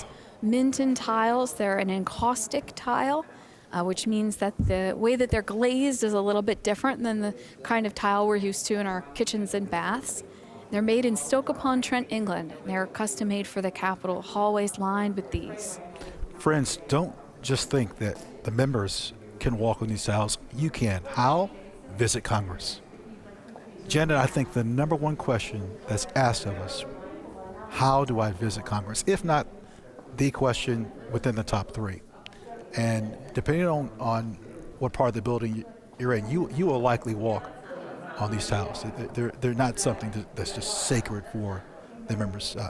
No, to the contrary. That's a great point. The one place you'll see the Minton tiles like that is on the first floor on the Senate half of the building, yes, which we won't be seeing on our cameras today, but we can normally take folks there on tour. The hallways were decorated by Constantino Brumidi, the artist who painted the frescoes inside the Capitol that we were looking at a little bit earlier.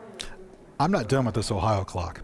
So, ladies and gentlemen, there was a person known as the man with the green hat. Yes, during Prohibition, he used to sell alcohol in the House office buildings. It was known he had an office. He was exposed, and he moves to the Senate side. and legend has it, in the Ohio clock, spirits might have been kept in that clock, and members had access to it. I mean, the period where alcohol sale, manufacture, distribution except for medicinal purposes. The period when that was illegal in the United States was an interesting one here on Capitol Hill. And there are rumors all over of hidden compartments and various places where things must have been hidden. And they create this kind of mythology around this. And I got to say, there are plenty of mysteries. We don't know why the Ohio clock is called the Ohio clock, but there are plenty of tales of this secret compartment is where, they hid the contraband during the Prohibition period. But I think a lot of them more likely are just quirks of the architecture, because as we've discussed, this is a building that's been built in so many different pieces, and each piece added on to the next, right? And every space enduring these constant changes in what the space is being used for over the years. And what's interesting about this room, the president's room, is it really only has this purpose. Yes. What we're seeing happening in here today, this is essentially, and it's a very small space. I want to emphasize that, folks, because space is at a premium inside the Capitol, and there is no such thing as wasted space or empty offices. No. But this particular space is set aside for this special purpose of the president using it on Inauguration Day. And again, this dates to a time when our president's term and our Congress's terms would be running out March 3rd or 4th, and there would be kind of a race to sign last-minute legislation in that beautiful president's room. Looking down at the rotunda here. By the way, I think it's possible President Biden may not re-enter the president's room until either a State of the Union or, well, who knows in the future, but I wouldn't think he would be there maybe one or two more times. It doesn't get used a lot. That's what we're saying. And for us to be able to see this moment of President Biden and VP Harris in the president's room, they've just concluded the signing ceremony. Also stored in this room are some gifts Congress received. There are some ceremonial gifts, particularly from other nations. So we're looking down at the rotunda because what's happening here is people are starting to gather. The spouses of the dignitaries that we were just seeing in the signing room starting to gather in this space for the presentation of gifts, which is going to be happening soon. Typically occurs actually during the inaugural luncheon.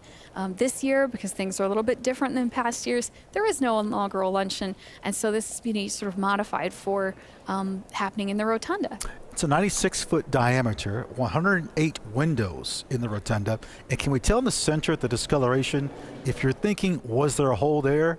Yes, it was covered up. So the idea, the painting of George Washington glorified, you will look down through the hole or oculus to a statue of George Washington in the crypt, and then he would be with Mrs. Washington interred or reinterred, except much of that didn't happen. Right. That was a part of the design that didn't end up happening. But right there in the center of the rotunda where we see some camera equipment and things now, that was intended to be this statue of George Washington. And actually, you can see the statue that was meant to go there. If you visit our friends at the Smithsonian American History Museum, they've got a Horatio Greenough statue of George Washington, an unusual view of Washington. We are not used to seeing him seated, wearing a classical Greco-Roman toga and sandals. No, we're not. And that was meant to sit right there in the middle of the rotunda. Now, there are some sculptures around the edge of the room. One of the oldest in this space is actually a statue of Thomas Jefferson, which Congress received as a gift. 1833. And it sort of was the moment when they started to realize they could commission sculptures. There was a lot of thought put into the architecture of the Capitol and the artworks that are adhered to it, especially after the fire in the War of 1812 when we were concerned about fireproofing everything. And so paintings, sculpture are a little bit easier to be vandalized. And so there was an early emphasis away from them and onto things like frescoes and friezes that we've seen. Now, the Ohio clock is on the right-hand side. They're coming past that area and other leadership offices. So again, this is a view of the exterior of the Senate chamber, doors there. This Ohio clock we were talking about, it's one of the iconic artifacts inside the Capitol, iconic timepieces. It would be just out of view on your right-hand side, where you see those three folks there kind of in dark suits. Now, just out of view on your left-hand side, portrait of the first woman in the Senate, Hattie Caraway, and that's also obviously where we anticipate seeing the president and vice president emerge in a few seconds. Ladies and gentlemen, I want you to picture this. In the old chamber, Vice Senator Breckinridge said, let's pick up our desk and move them into the new chamber. That's how they moved there. Yeah, so this is the door to the new Senate chamber. Yes. And again, when Ron and I talk old and new, we're talking the difference between about 1810 and about 1859. So new would be 1859. And so in there, behind those wooden doors, is where the Senate currently meets, using desks that came from their original chamber. You know, I wish I'll do it. So, Senate visitation and House visitation. Oh, do you have to be a certain age to visit the Senate? So I will say that the House and Senate sessions are always open to the public. Anybody can come and watch. You can get a pass from your member, your representative, or your senator, and sit in and watch in the galleries. But there are certain rules in the galleries about photography and applause and things like that. And Ron is alluding to... You better be 6 years of age and older to visit the Senate. There's such a place called the Children's Room, where my colleagues have put me in timeout many a time there. And it's not far from that camera angle just gave you. Oh, what a view here. We see elements of all four branches, if I'm not mistaken, for review. And again, I mentioned this earlier. I had served in the 82nd Airborne Division for quite some time. And here they're coming out. Here they go. They'll be passing by Leader McConnell's office. I thought it was O'Mara. Now, once again, folks, you see the Capitol Police Officer in uniform. The gentleman in the brown coat is United States Capitol Police Officer Eugene O. Goodman, who is serving as the acting Deputy Senate Sergeant at Arms for the day. Speaker Pelosi just went by there. I didn't notice her without. Cream-colored dress. She took off the turquoise coat we saw her in earlier. Senator Schumer and Blunt going by us there. And so as they passed us now in this corridor, they're about to pass by McConnell's office. Look, Janet, notice the floors have changed. Fabulous view here of what's called the small Senate rotunda. So just off the rotunda, a small area there with the columns. It's actually an air shaft. If you were to look over that railing, you'd see down to the first floor of the Capitol, and it used to distribute light and air in the days before air conditioning and light bulbs and all the stuff that we have now. Goes the House Sergeant of Arms, Senate Sergeant of Arms. And our acting Deputy Senate Sergeant at Arms there in the light brown coat, that's Eugene Goodman, U.S. Capitol Police Officer. Folks, you may have seen some photos and video of him recently. I mentioned the floors. Those are mosaics, which if you visit the Library of Congress, you'll see in abundance.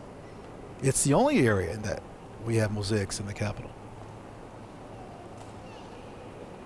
Look how President Jackson is dominating that room right now. Look at that posture on the right-hand side. So these statues, again, are from the National Statuary Hall collection. Every state gets to send two. There's VP Harris and Doug Emhoff, her husband, heading into the rotunda. And Dr. Jill Biden and President Biden heading into the rotunda. Surrounded by a phalanx here, including other dignitaries, as we discussed, sergeants at arms. And remember, this is a scaled back.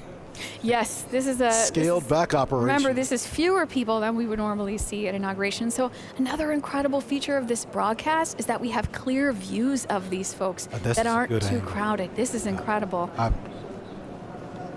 blown away. As we look down in this direction, that's the door of the Senate at the very end of the hall, that wooden door with the rounded top that you see on it there.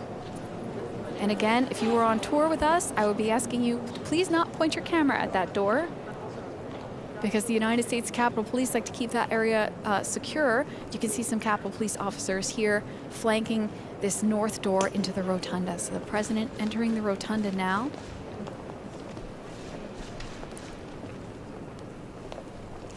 Oh, look at that beautiful All right. painting. Now, this is a painting selected by the chair of the JSIC. And First Lady and the Vice President and the second gentleman. Normally at this time, we have a lunch, and probably no person alive has attended more of those lunches than President Biden has. It's an important moment where it's bipartisan. It's the time to bond between the executive and the legislative branch of the government. We probably don't need as much bonding because we already have that natural bonding with you and the traditions here. By those traditions, usually there's a painting at the front of that event that the chairman picks. This time, not knowing we were going to have an event until what we were going to do about an event until late, I asked Dr. Biden to help pick the painting, and this is the one that she recommended. The painting is Landscape with Rainbow. Rainbow, always a good sign. It's loaned to us for today from the Smithsonian American Art Museum.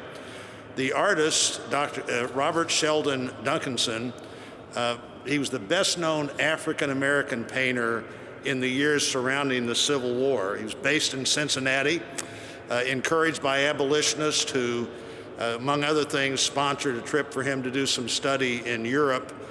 This is a painting that he painted in 1859, and I think maybe it's sort of the classic America as a paradise painting that a lot of painters were doing then. But for him, a black artist painting this painting that's so much like an American utopia on the verge of a war that we would fight over slavery, makes all of that, I think, even more interesting in that while he faced lots of challenges, obviously was optimistic even in 1859 about America. And so, Dr. Biden, thanks for helping select this painting, and glad to have all four of you here as we move on to my good friend, Senator Klobuchar. I like the rainbow. The rainbow is always a good sign. Let's hope so. Thank you. Go right ahead.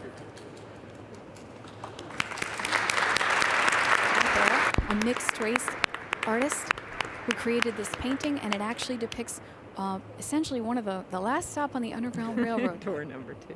Moment on the river. There we are. Good. Mr. President, First Lady, Madam Vice President, and our very first second gentleman, on behalf of the American people, it is our honor to present these custom-made crystal vases commemorating your historic inauguration. Lennox, which you know is a great company, American company, has handcrafted these gifts for the past 9 presidential inaugurations. It is a good thing I don't have to hand them to you personally. They each weigh, with the base, 32 pounds, but combined 64. But Jill, I know, is very strong and could take them both. Exactly. But the Lennox company is actually based in Bristol, Pennsylvania, which you know, Mr. President, is a mere 132 miles from Scranton, since we know today all roads lead to Scranton.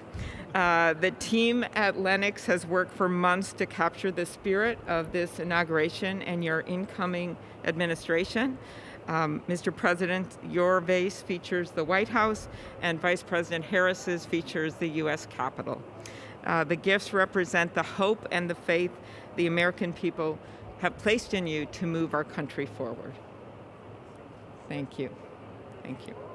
As Senator Klobuchar mentioned, the Lennox Company is an American company. It's been around since 1889. President Wilson commissioned china for the White House from them, first set of American-made White House china in 1918. Those lead crystal vases, 17 inches tall, she mentioned they weigh 32 pounds. They're all handmade in Pennsylvania by a craftsman named Peter O'Rourke. Well, Mr. President, Madam Vice President, while the pandemic has sadly limited our usual hospitality, as others have mentioned, I'm very glad we still carry on some of our favorite inaugural traditions. It's my honor and privilege to help present these flags of our nation that were flown over today's event here at the Capitol. Now, I have to make one point of personal privilege on behalf of the Senate. With all due respect to our distinguished Speaker and our colleagues from the House, I have to note, not only did we just swear in a son and daughter of the Senate to these high offices, but indeed both these former senators skipped the House altogether.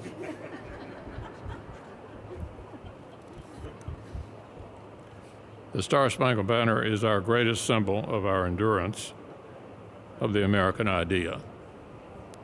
It flies over this building on triumphant days and on tragic ones, over all factions and all parties. And today this flag flew over our former colleague's inauguration as the very first female Vice President of the United States, So, to our very distinguished former colleague, Madam Vice President, please accept this flag with the highest compliments and congratulations of the United States Senate.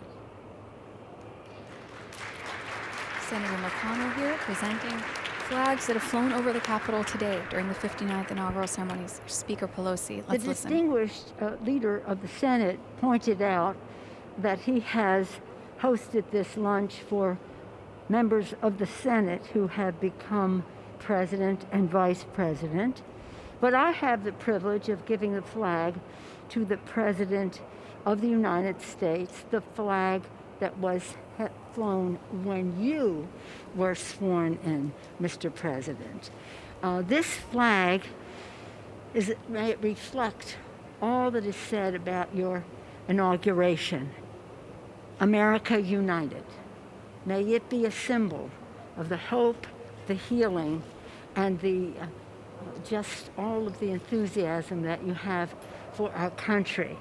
And as we heard the beautiful national anthem, when we're at the stadium and they say, is our flag still there?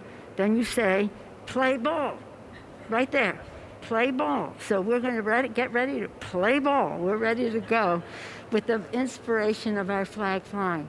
But again, on behalf of the House of Representatives, it is my privilege to extend to you the flag that was flown the early moment that you were sworn in as President of the United States. Thank you, Mr. President. Thank you, Dr. Biden. Thank you. If we had the lunch, we would have had California wine. Is that not right? Madam Vice President? That is correct. Mr. Emhoff, congratulations. With liberty and justice for all. Thank you.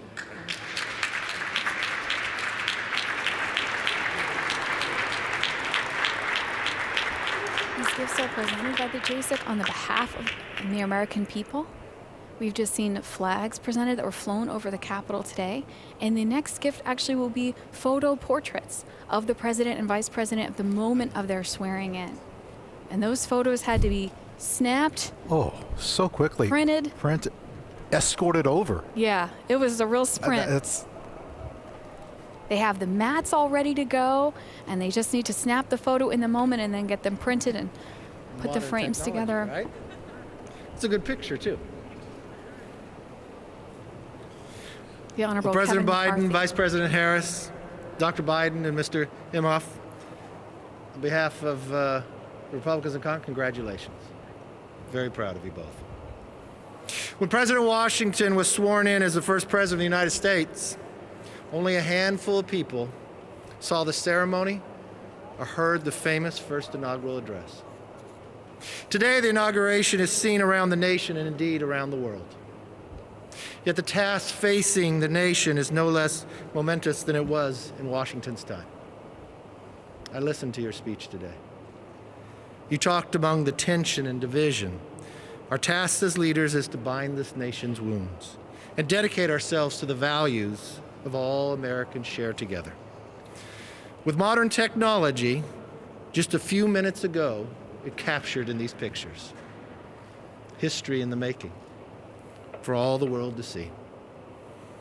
This picture should serve as a reminder of that task that we have before us. As a very proud son of California, it is my honor to present to a very proud daughter of California as well. Today, Vice President Harris made history, and all of America should celebrate that. But we should also remember that this is not the end, but just the beginning. As leaders, we are judged not by our words, but by our actions. So let's go forth from here together, accomplish great things for the American people. And every time you look at this photo, remember the beginning of the job we have to do. Congratulations.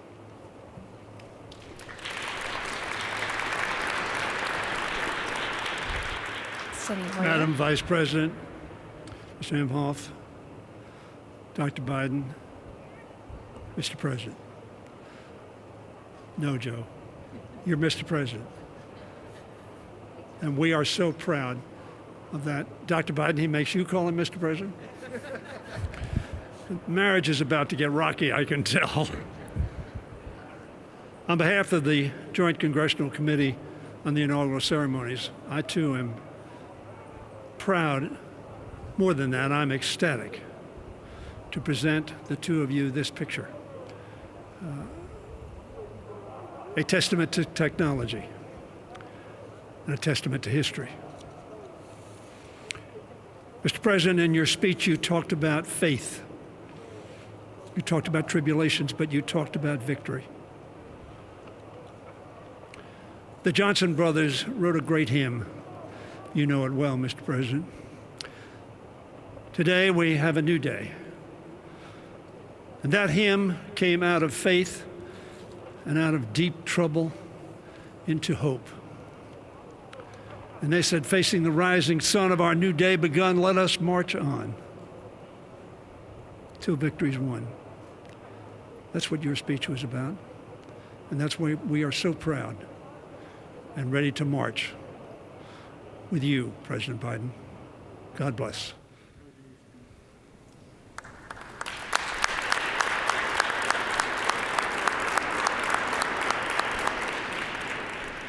President Biden there checking out a photo of him taking the oath of office. It's just presented. They're both different.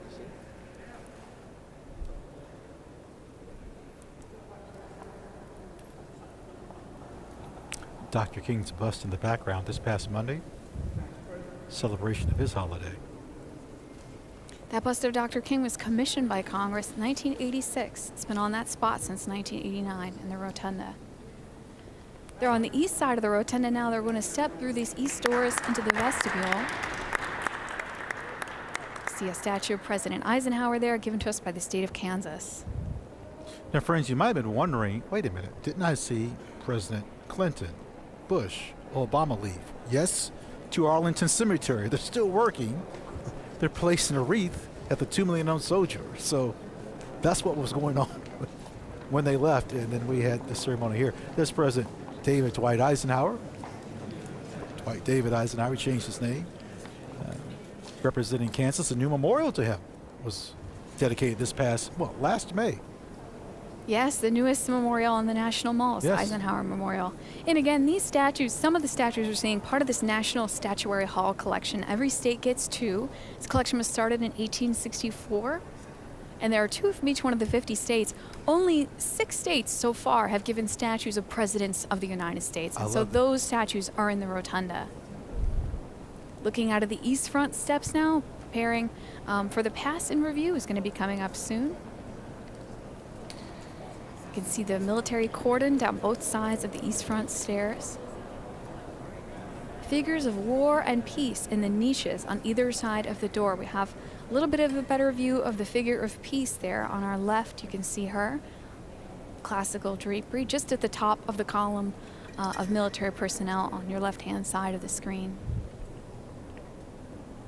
I mentioned earlier about everyone liking everything old. Look at the old light fixtures. Those were just made to look like that just very recently, within the last 3 to 4 years. And a lot of elements that are exposed to the elements like that, like light fixtures and these sculptures on the exterior, a lot of times these are facsimiles because the original ones are being held somewhere where they can be preserved for future generations. We haven't mentioned the architect of the Capitol, Mr. Blanton, who's the architect, but just the staff, what a tremendous job they do. From inside working to outside and all this that they have to do. It's quite a task. Oh, you can see it's called a busby, that tall furry hat on the military there. Notice the band. Notice.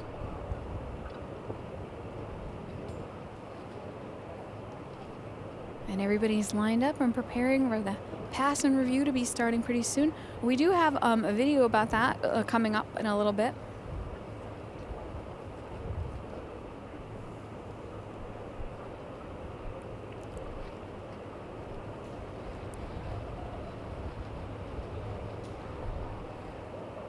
There's an old trolley stand there. Oh, we've got some look at that. Historic uniforms there. We've got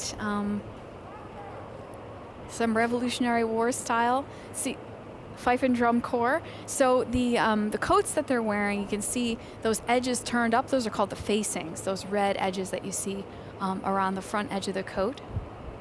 Traditionally, musicians will wear a different color. They will wear the inverse uniform of the main body of the military force, and that makes them identifiable because in times past, especially, people will be looking to the musicians for cues about movements, and also it marks them as non-combatants.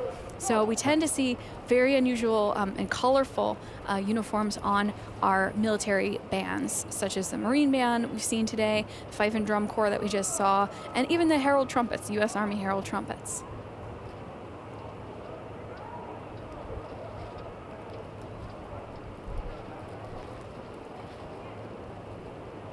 Great view of the East Front stairs here, waiting for President and Vice President to come out and review the troops. I think if you're a certain age, you might think of this area, perhaps, at a certain age, President Kennedy's inauguration, perhaps, depending on, again, the age, you think of Blackjack Pershing and his Lion in State. Now, I know what you think, who's the, well, maybe perhaps your grandparents can remember their parents and the imagery and the newspaper coverage. Yeah, lying in state and lying in honor ceremonies that have traditionally happened in the rotunda of the Capitol. This past summer, they had to do something a little bit different for Congressman John Lewis, where they actually put his casket kind of right out there in front of that east front door in order for people to file by on the outside. The lying in honor ceremony happened for the first time in 1998. Two Capitol police officers. Also J.J. Chestnut and John Gibson. And in 2005, there was a lying in honor for Rosa Parks. And earlier this year, Justice Ginsburg. There also was a lying in honor for Reverend Billy Graham in years past. And then lying in state is something we tend to associate with presidents, but it's happened for a lot of people, as you mentioned a second ago. General Pershing, unknown soldiers. Members of the House, Senate. Well, who was, Henry Clay. Yeah, he laid in state in the rotunda. He's the first. And then a few years later, when Lincoln was assassinated, that kind of cemented that tradition that we expect that to happen. And again, speaking of Lincoln, we're looking at the East Front steps where Lincoln was inaugurated. We actually have on display down in the Capitol Visitor Center a table. It's stunning. Yeah, so we have the table that Lincoln placed his notes on for his second inaugural address. And it's made from pieces of cast iron from the dome. So the cast iron, 9 million pounds of iron that makes up the dome of the Capitol. Since it's produced in pieces, there are multiples made. And if you've ever made anything using a mold yourself, sometimes they don't all come out perfectly even. So there was a pile of extra pieces and cast-offs. And the workmen working on the Capitol dome during the Civil War went through that pile of cast-offs, put together a balustrade column for the center as a pedestal for the table, some of the decorative elements for the outside to come down and make feet for it, and then they put a smooth top on it, presented to President Lincoln for his inauguration. I think it's wonderful that American artists and artists from Italy that painted in the Capitol would often use workers in their artwork. The workers here, I love that. Well, we even know that Constantino Brumidi, who painted that fresco inside the Capitol dome, used some of the iron workers for his models. Charles Thomas, the superintendent, the foreman. Particularly for the scene of mechanics that has Vulcan at an anvil and forge, and he needed people to kind of stand in as models to represent the workers in that forge. Remember today's inaugural theme: forging a more perfect union. Yes. Determined democracy. Looking at the East Front here, backed out a little bit so that you can see a little bit of the historic Capitol on either side of the stairs. Friends, if you were to come to Washington and walk around the Capitol, even in the evening, when it's dark, the building will teach you something. You will learn something. You'll pass a member of Congress at night and not know it. And you'll go by 20 yards later and someone will say, wasn't that so-and-so that just walked past? I believe so. Oh, here they come for the reviewing of troops. Now, I was just going to say, Calvin Coolidge's inauguration, the first one to be broadcast by radio, 1925. And the first one for TV, Truman, 1949. The cables for people to watch it in the Midwest had literally just been installed a few weeks before. Folks on the West Coast still couldn't watch Truman's inauguration.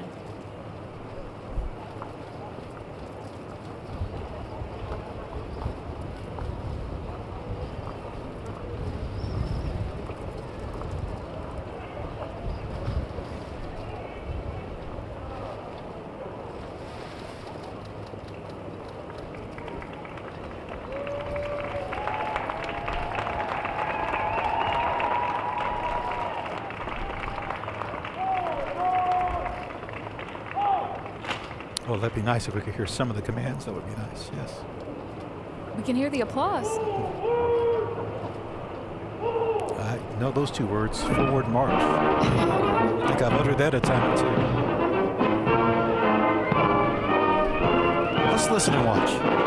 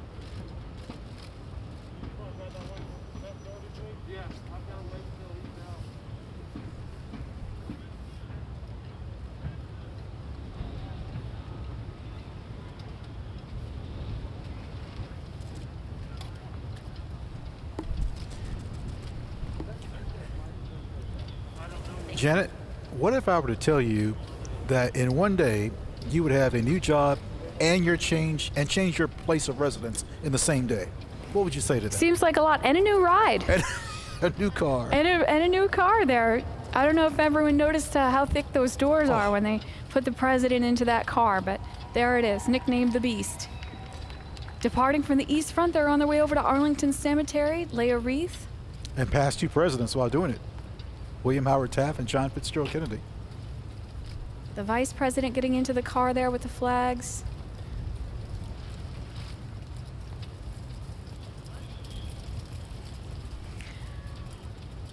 You know, Chairman Blunt, the JSEC, announcing this 59th inaugural, spoke about this event, commonplace and miraculous, and how this stands as an assurance to all people of our continued, unbroken commitment to continuity, stability, perseverance, and democracy.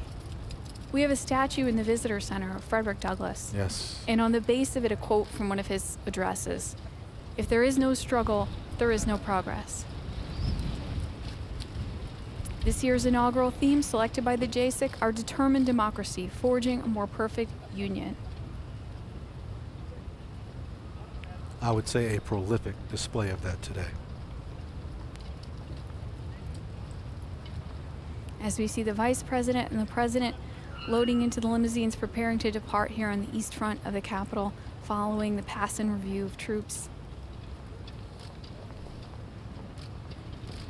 Family members headed back as well.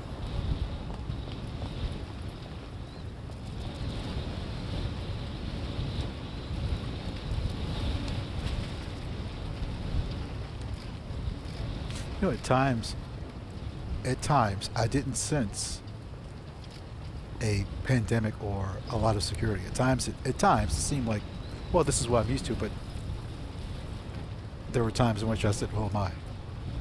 Well, I I think see the difference. this 59th inaugural is familiar and it's also different. It's the least attended inaugural physically, but perhaps virtually the most attended, perhaps. Yes, and we've been thinking about how, as the technology advances in our nation, these events can reach more and more people, right? You know, 1845, people heard about James K. Polk via telegraph getting inaugurated, his speech going out via telegraph. James Buchanan, 1857, the first to be photographed. You can actually see that on the website of our partners, Library of Congress. Photographed, and of course, those inaugurations here on the East Front that we're looking at through our cameras. Then, of course, broadcasts on the radio, broadcasts on the television, and now live streamed out over the internet.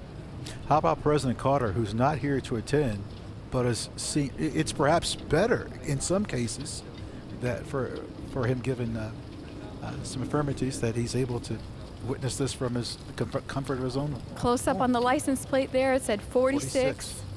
Our 46th president inside that limousine, again nicknamed the Beast. It's very heavily armored.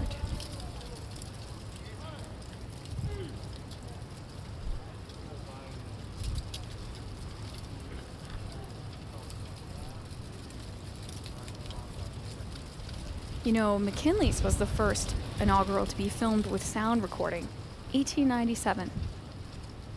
And if you can imagine, we've talked about how in the early years with Washington and Lincoln, people straining to hear the president's remarks, you know, and the sound amplification for the crowd doesn't happen until 1921. But in 1897, people were able to listen to the sound recording. But yet we hear about the good old days. Yeah, in 1949, Truman, where folks on the West Coast couldn't see it because the television cables weren't installed yet. One of those skylights there, that's the top of the Capitol Visitor Center. It's a gorgeous view. As we see the vice president's car going by there, sorry, that's president's car going by there. Departing now for Arlington Cemetery. Here on the East Front Plaza, right above the Capitol Visitor Center. That big glass skylight you see there, the water feature around it, black granite from Clovis, California.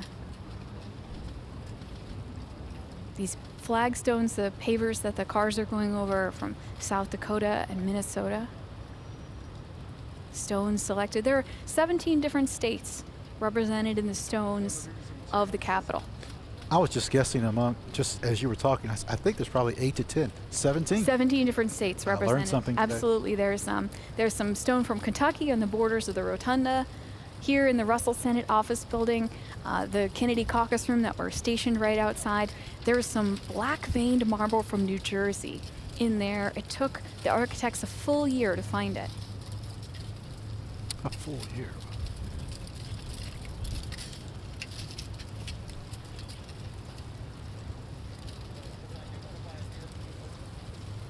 So throughout the day, we've been able to show you several videos showcasing history and traditions of inaugural ceremonies, and we do have one to close out today as we watch the departure here on the east front of the President and the Vice President.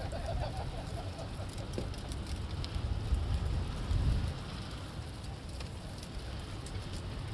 can see the Cannon House office building in the background there.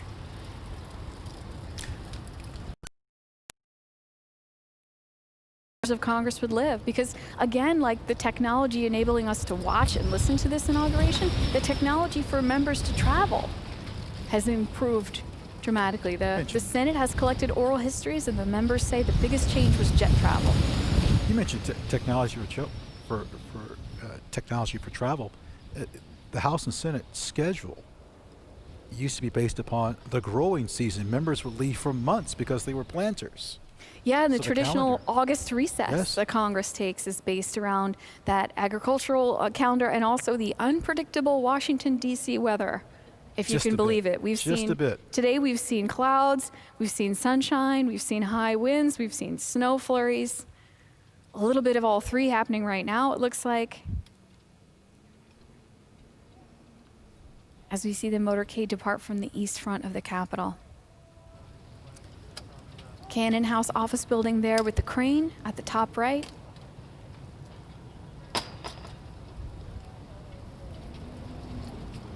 Oh, I love it. I can't say enough about the people who have performed admirably with these cameras. It just... Yeah, so we see the cordon coming down off the east front steps here, and we have one last video to explore history and traditions of inaugurations. The inaugural ceremonies may be a routine event, but it remains a unique symbol of our constitutional system. Today, as we celebrate the inauguration of the 46th President of the United States, we signal to the rest of the world that we are united as a people behind an enduring republic.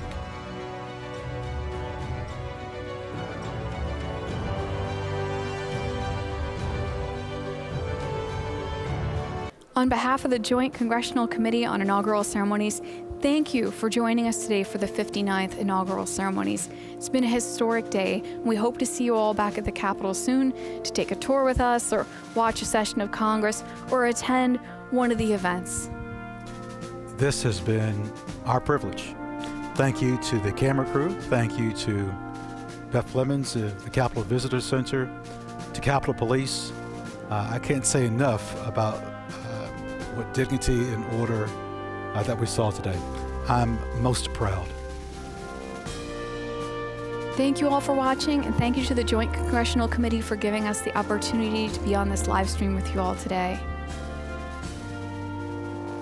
Everyone, enjoy the rest of your day. Thank you for joining us.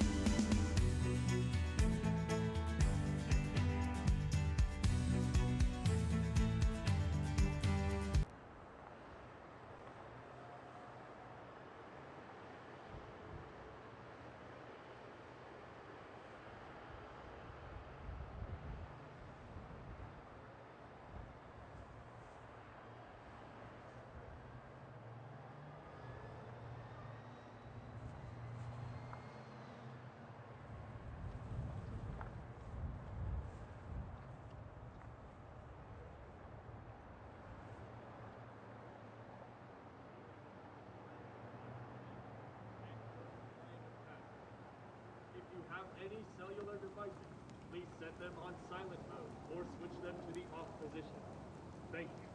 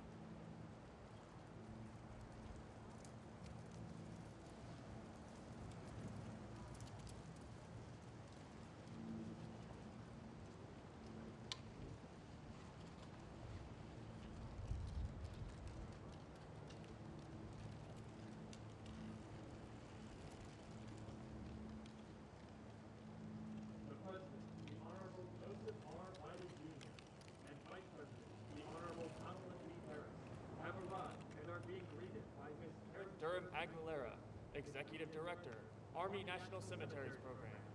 Mr. Charles R. Alexander, Superintendent, Arlington National Cemetery.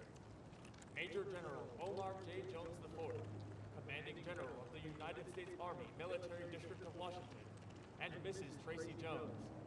The Armed Forces Honor Guard and the United States Army Band are formed and awaiting the President and Vice President to move to the tomb of the unknown soldier to place the wreath.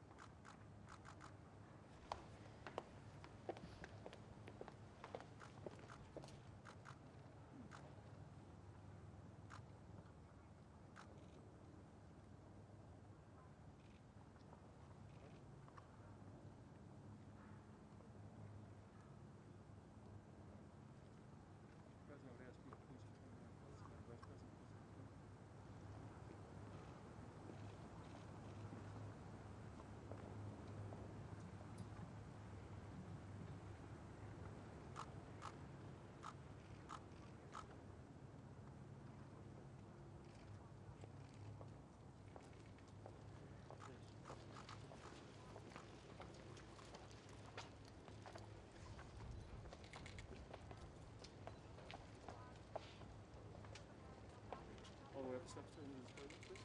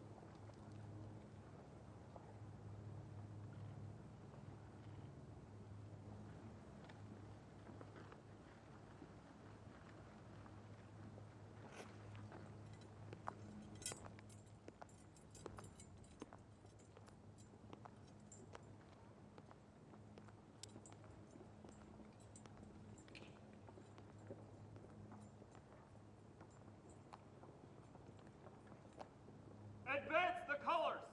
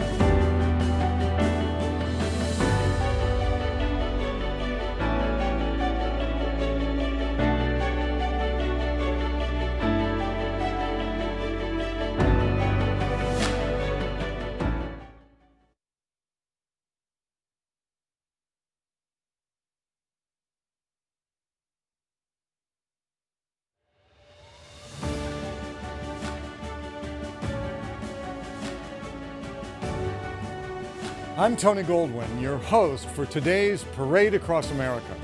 This afternoon, I have the privilege of guiding you through the presidential escort procession and later the virtual Parade Across America. Although as individual citizens we have our differences, more at some moments than at others, one bond that unites us as Americans, especially today, is our belief in our enduring democracy. The tradition of the presidential escort traces its roots back to the very start of our nation's history. On April 30th, 1789, members of the United States Armed Forces escorted President-elect George Washington to the steps of New York's Federal Hall to be sworn in as the first president of the United States. When Washington, D.C. became our nation's capital, the inaugural parade took on its present route, from the swearing-in ceremony on the steps of the U.S. Capitol building all the way to the White House. And today, for the 59th time in our nation's history, a newly sworn-in president will make that symbolic journey, linking past to present and paying tribute to our uniquely American democracy. Accompanying President Biden or Vice President Harris, their respective spouses and families, representatives from law enforcement, from all 5 branches of our nation's military, and from the alma maters of both President Biden and Vice President Harris, the University of Delaware and Howard University.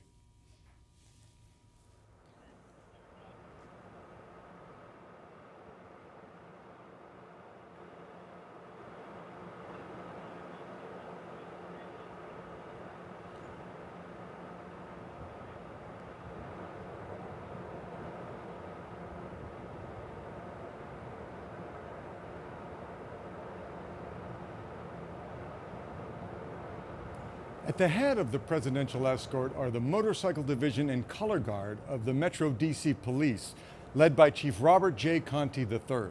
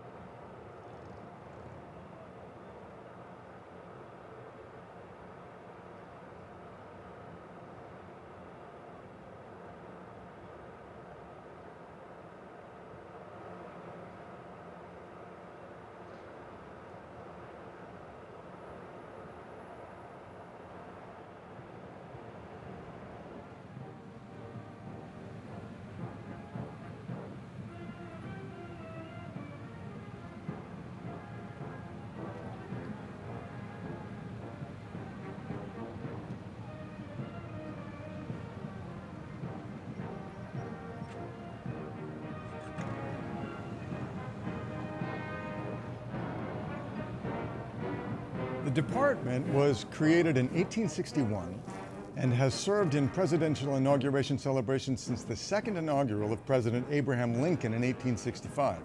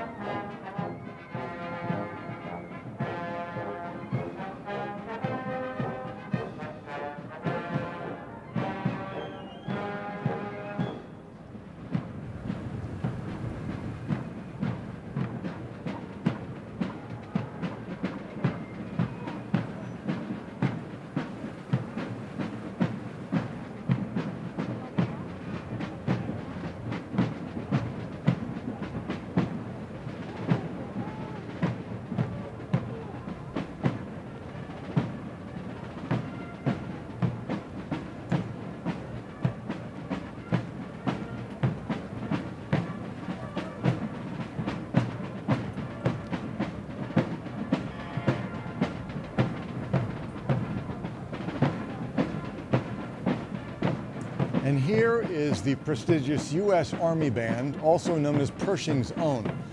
The band was founded by General John J. Blackjack Pershing.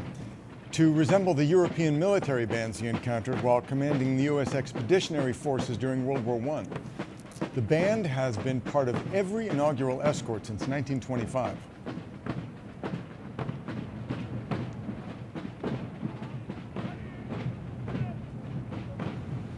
They may be musical ambassadors, but they're still active duty soldiers. Every member has completed basic combat training and is expected to maintain U.S. Army training standards. The 8 buttons down the front of their jacket represent the 8 notes of the musical scale, and each button is stamped with the Great Seal of the United States.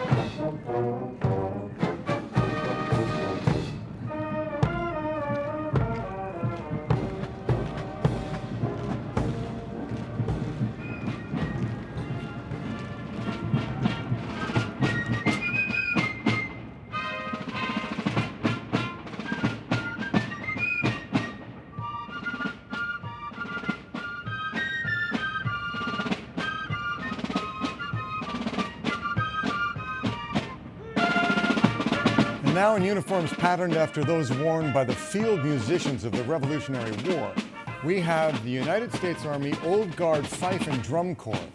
They've performed in every presidential inauguration since John 1961.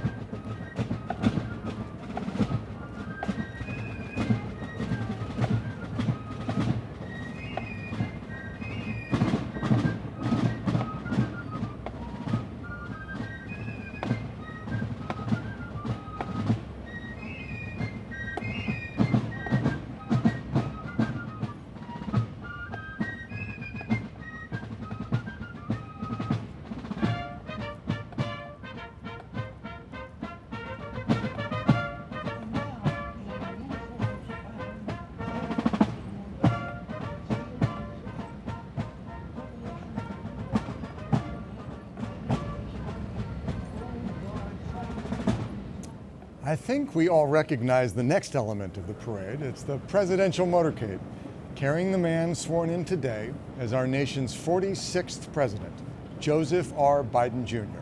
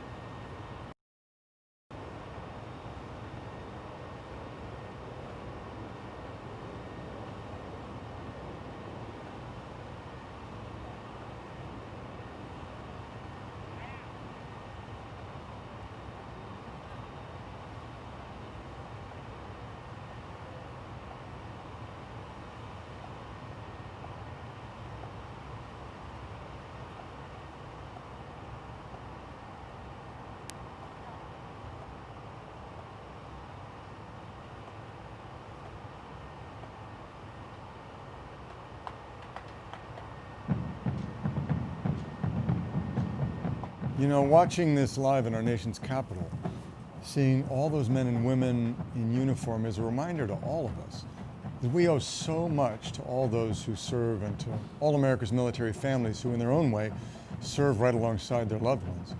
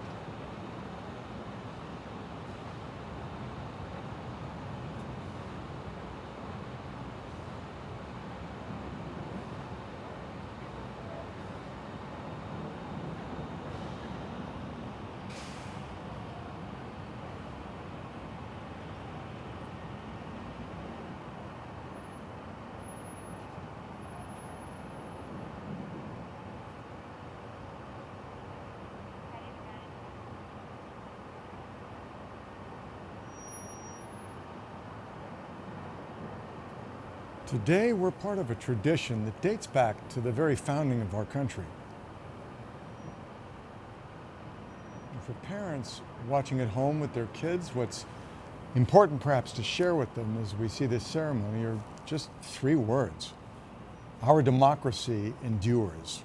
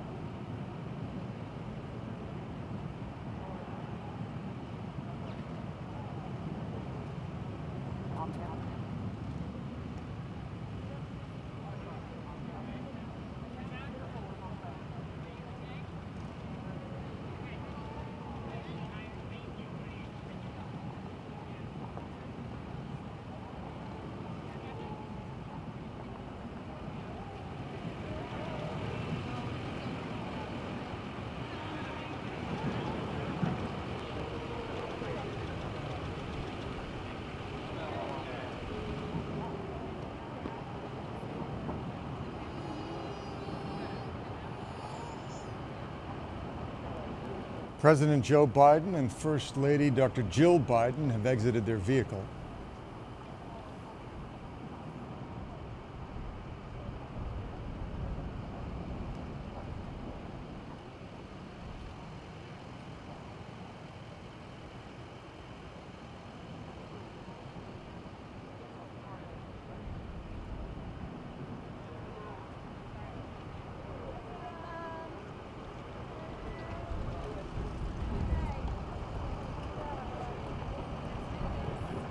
They are entering the north grounds of the White House towards the North Portico to make their first official entrance to the White House as President and First Lady of the United States of America.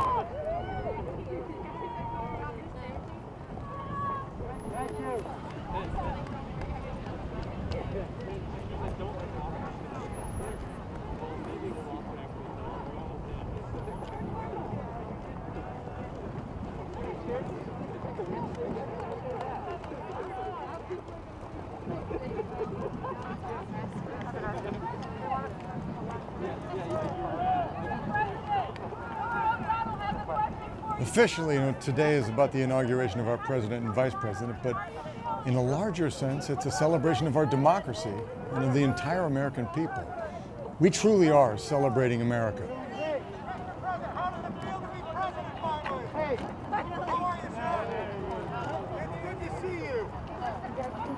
I know. It's been 3 hours. How does it feel, Mr. President? It feels great. It feels good? It feels good. All righty. Congratulations.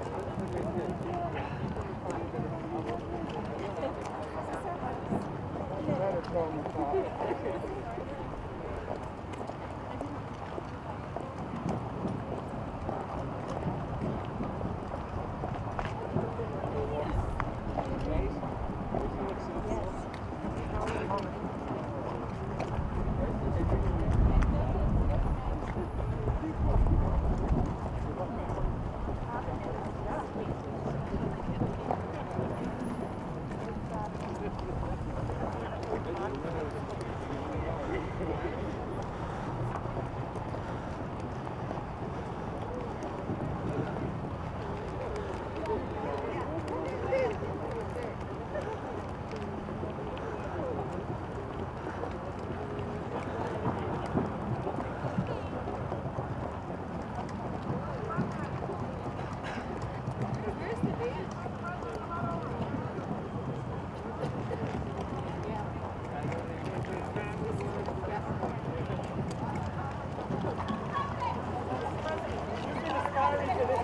For your home career, what is this moment for you as you're about to walk into the West Wing?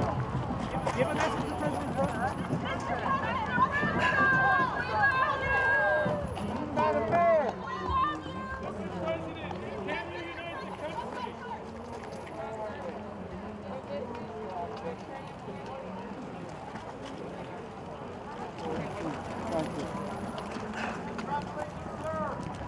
Thank you.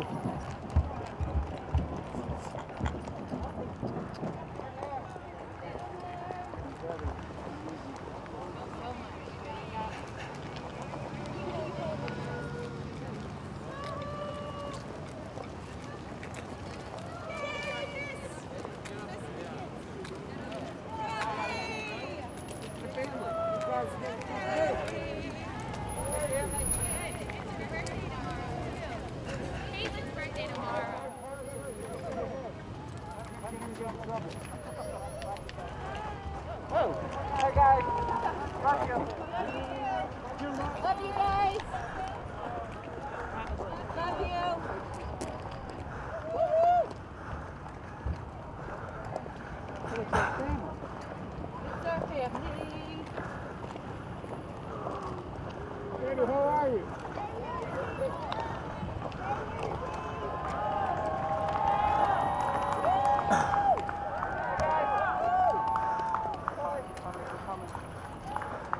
Yep.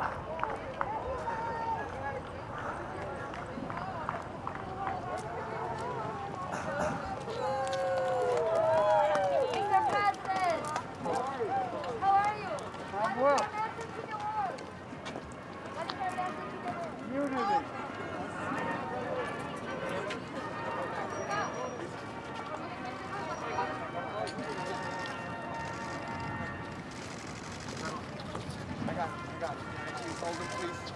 Hey, you guys, we're gonna let him cross. The pool, move to the side, please. We're gonna let the president cross.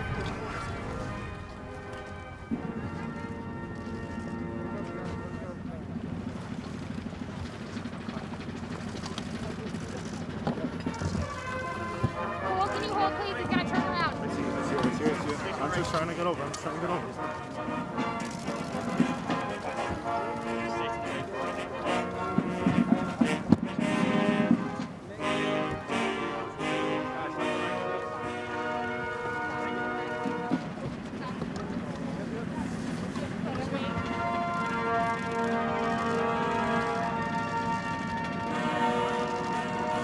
Okay, cool, let's go, cool.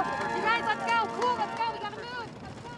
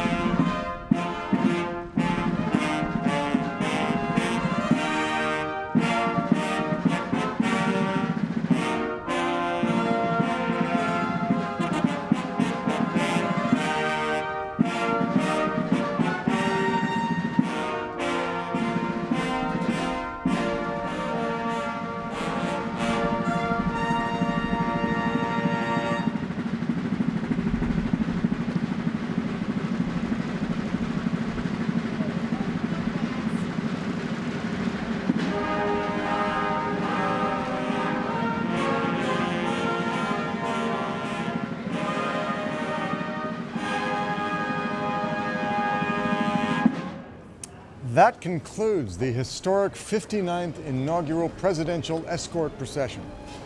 And now, as we continue with today's Parade Across America, here's Jon Stewart. Good afternoon and welcome to the very first virtual presidential inaugural parade across America. As you just saw, as is tradition, the parade and procession began at the United States Capitol and culminated with the arrival of President Biden and Vice President Harris at the White House. We may not be able to be together in person, but we can still gather, even if it's virtual, and celebrate this grand tradition. This year, we've had to create a new style of parade, allowing Americans from our states and U.S. territories the ability to participate safely from their hometowns. It's been a tough year. Pandemic, economic downturns, political divisions, social unrest, but we need to remember this, that every day, you may not be hearing about it on the news, you may not be seeing it on the internet, but there are millions of unsung American heroes who are keeping our nation going, caring for our loved ones, teaching our kids, keeping us all connected, making us smile, reminding us about what it is to truly be an American and what is great about America. That's what this day is about, an America united by our commitment to each other. One of those heroes is Dr. Jason Campbell. He's a resident physician in Oregon. You probably know him a little bit better as the dancing TikTok doc. Dr. Campbell, how you doing? Mr. Stewart, I'm doing well. How are you? Thank you for having me today. When did you start dancing? Is this a recent thing? You're tremendous at it. You've had training. I started dancing when I was in high school, maybe 7th or 8th grade with popping and locking and breakdancing. They actually called me Poppin' Jay in my high school. I was also referred to as Poppin' Jay in high school for the way that oftentimes my back vertebrae would pop. This must be obviously your first inaugural parade, yes? Yes, it is. This is, incredibly special. If you look at, obviously, President Biden being elected and then Vice President Harris, and as the first African-American and Indian woman, that's incredibly special. Something that I know that I treasure, that my family treasures, and that many that look like me are very proud to see. I look forward to the pandemic being over so that you and I may join a breakdancing crew together. I would love that. What do you think the name would be? It'd probably be called The Good Dancing Doctor and the Old Man Who Looks Like He Hurt Himself. It's a long name. It's catchy. You're a good man, Dr. Campbell, and we're so delighted that you were able to catch up with us, and we'll hopefully check you out later. Thank you for having me, Mr. Stewart. And so, if you will, it's time to kick off for the first time in our nation's history, and God willing, the last time we won't be able to be together. Here it is, our virtual parade across America.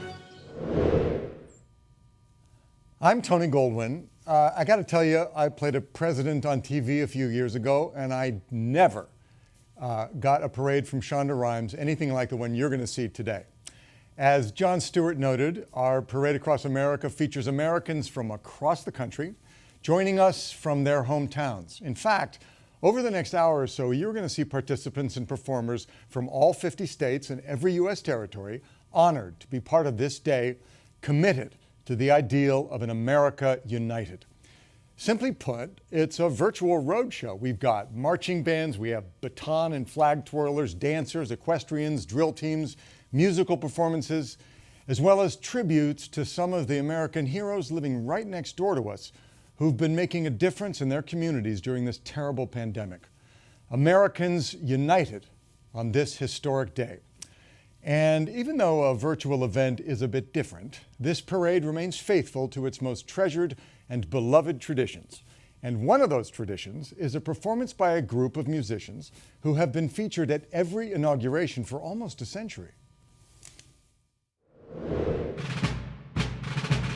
We are the United States Coast Guard Band, based in New London, Connecticut, and we are honored to have performed in every inauguration since 1929.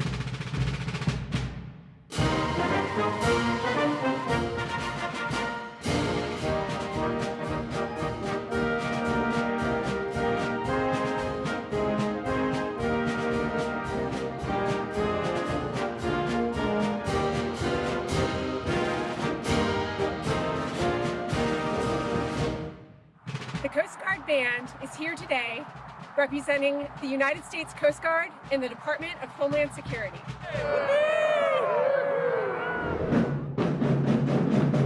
We are the Youth Empowerment Project, a community-based organization that helps kids like me achieve our dreams. And Joe Biden must be proud because when he visited our home state of Louisiana, he invited us to be part of the celebration. I met Joe, and I know that he cared about making opportunities for everybody in America.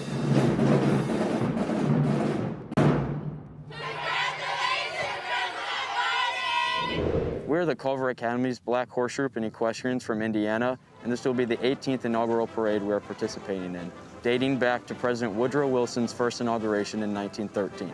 Today, we have 71 members and 67 horses joining us.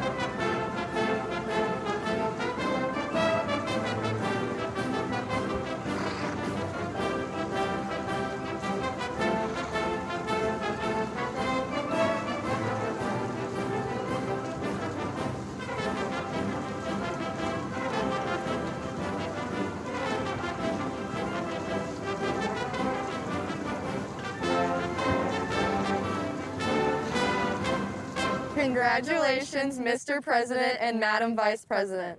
Hello, America. We are military-connected kids, and we go to a Department of Defense Education activity school in Italy. There are nearly 70,000 military-connected kids in 160 DoDEA schools around the world. DoDEA has schools in 11 countries, 7 states, and 2 territories. There are more than 50,000 of us overseas. Wherever our parents serve, we serve too. On behalf of all of us, we would like to say welcome aboard to our new Commander-in-Chief, President Biden, and Vice President Harris.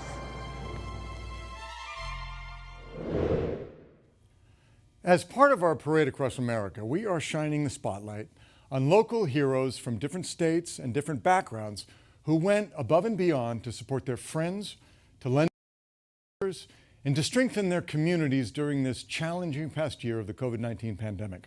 For me, each of these heroes next door demonstrates the spirit, the resilience, the compassion, and the caring of our people. Our first hero is from Georgia.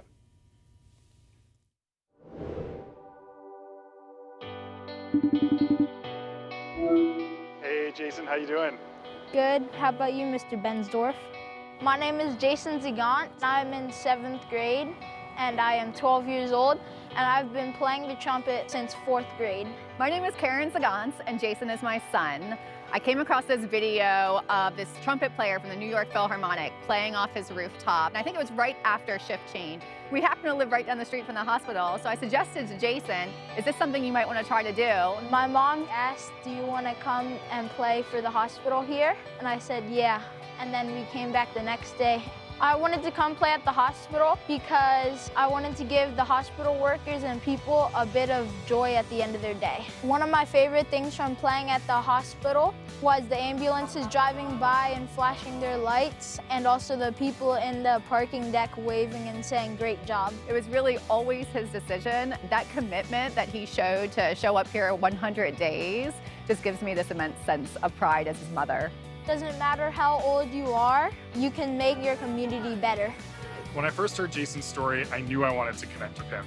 Never in a million years did I think that whether it's in the concert hall or up here from rooftop to rooftop or New York to Atlanta, a seemingly small gesture would have such an impact and travel so far. It looks like you're over at the hospital where you've been playing trumpet for a while. Yeah, I am. Ever since I've seen you play there, I've always wanted to play a duet with you. What do you think? Should we do it? Yeah. Let's make it happen.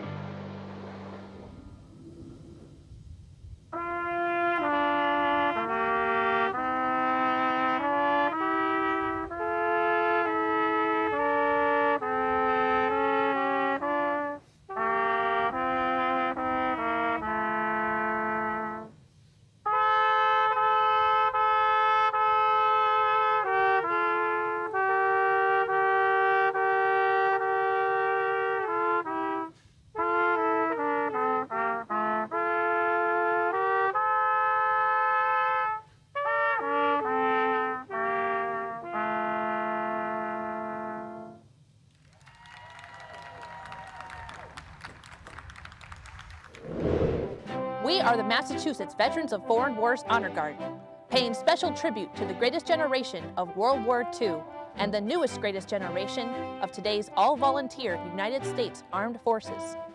The freedom and opportunities we enjoy are thanks to their sacrifice. We salute our Commander-in-Chief, the 46th President of the United States, Joseph R. Biden. Present arms.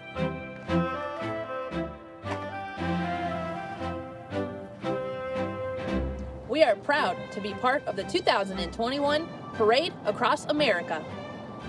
Mark time. March. Forward. March. Welcome to Des Moines, Iowa. We are the ISIS Arrest Drill and Drum Corps.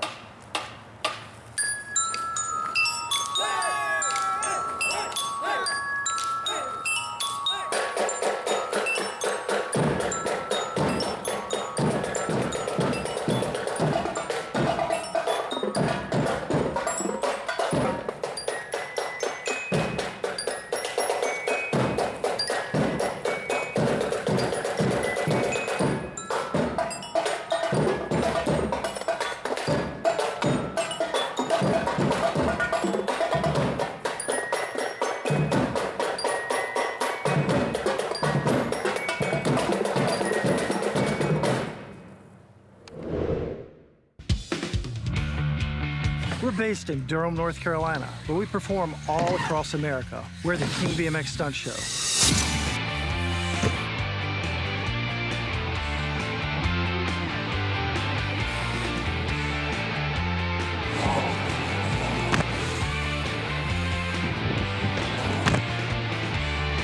Like America, we come from all over, but really we are one united team. Well, we're off to a great start, and we have a lot of excitement ahead with more music, different performers from across the country, shout-outs to our new president and vice president, and salutes to some more heroes next door. You know, every big parade has dancers and drill teams, right? Well, our next performers are a combination, a dancing drill team that has toured around the world. The Kilgore College Rangerettes are proud to represent Texas in the red, white, and blue.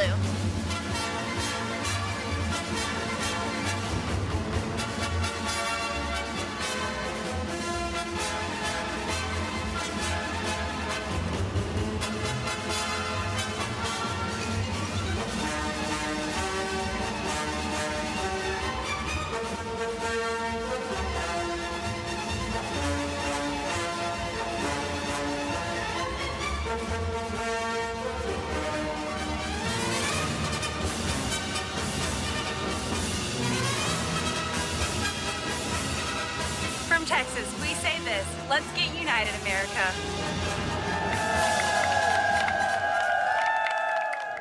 We are the Native American Women Warriors, the nation's first all-female Native American color guard.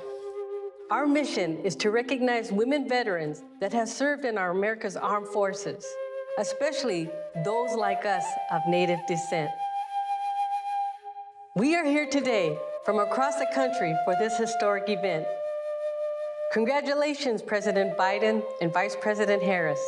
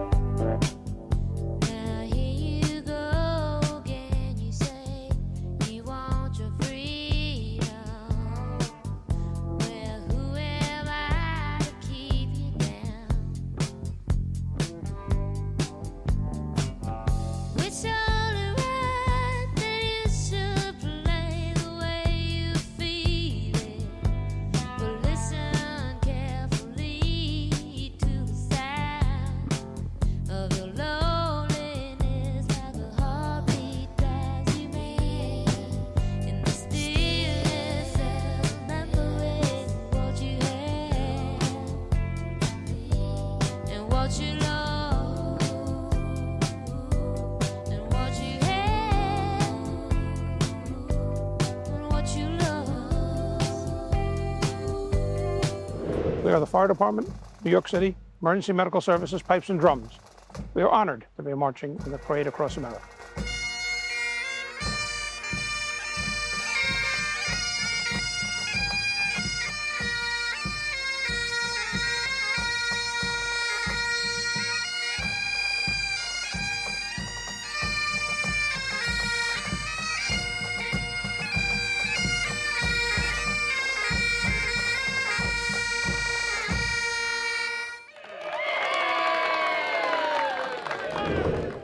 Devlin High School Marching Band from Denver, Colorado. It is the honor of our lives to celebrate our democracy and the inauguration of our president.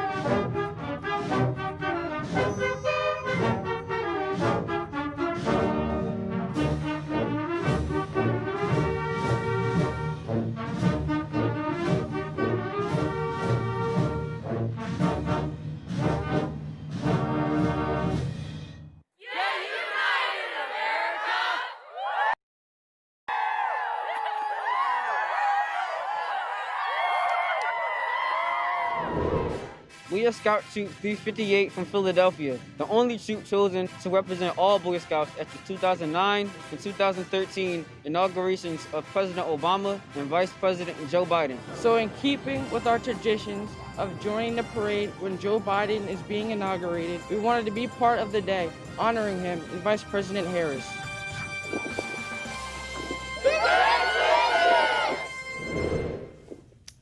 Right now, we have a very special collaboration coming to us from two different locations. Overlooking the Black Lives Matter mural in Hollywood is Grammy nominee Andra Day, and she is joined by an amazing 10-year-old skater, Caitlin Saunders, who performed her routine in Black Lives Matter Plaza in Washington, D.C.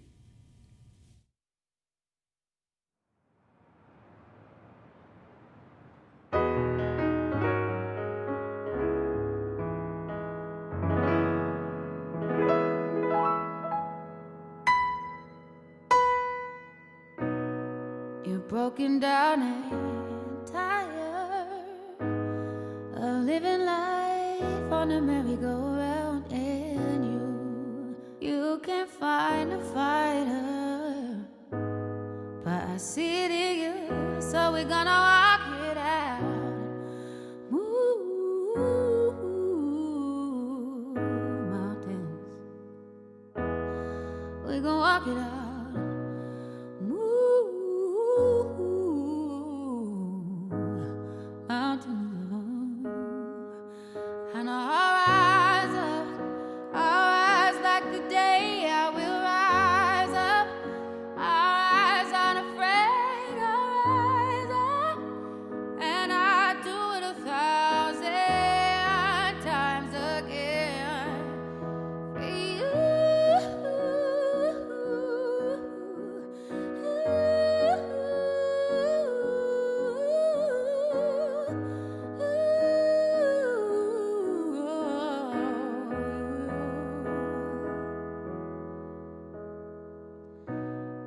Silence isn't quiet, and it feels like it's getting harder to breathe.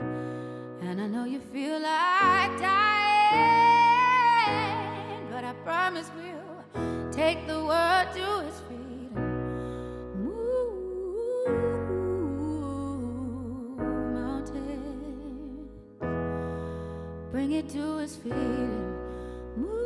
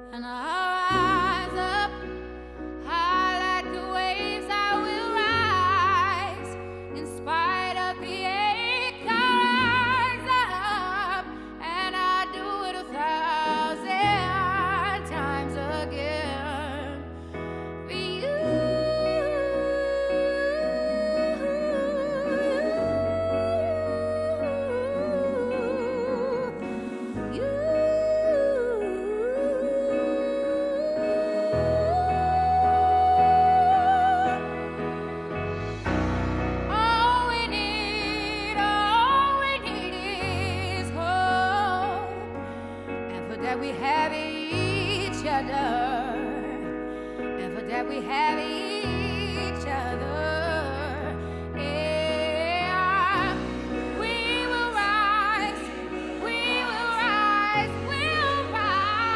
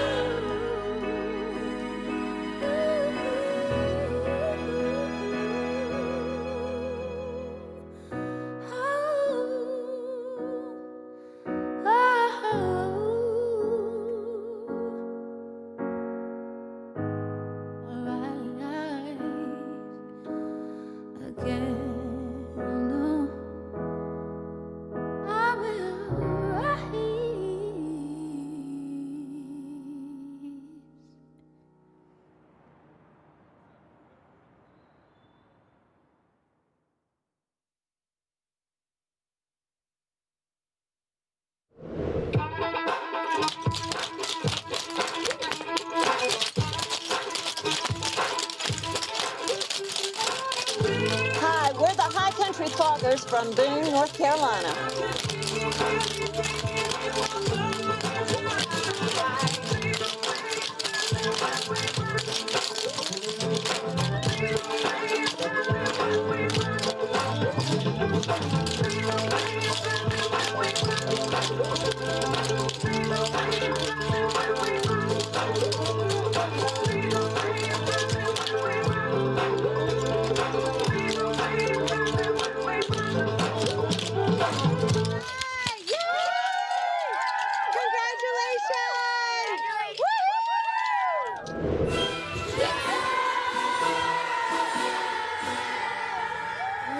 Chinese American community from President Joe Biden's home state of Delaware. The strength of our nation comes from the rich diversity of the culture of the American people. And we are so honored and proud to share this performance with you today.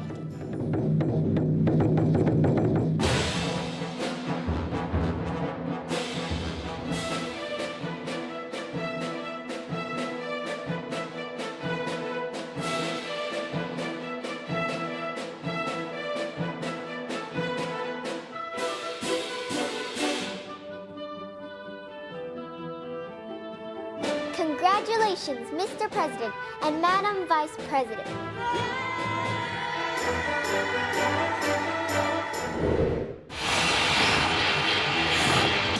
We are hockey players from the New Hampshire Seacoast, led by the University of New Hampshire's mascot. And we are thrilled to be in the parade across America. And congratulations, President Joe Biden. And congratulations to Vice President Harris.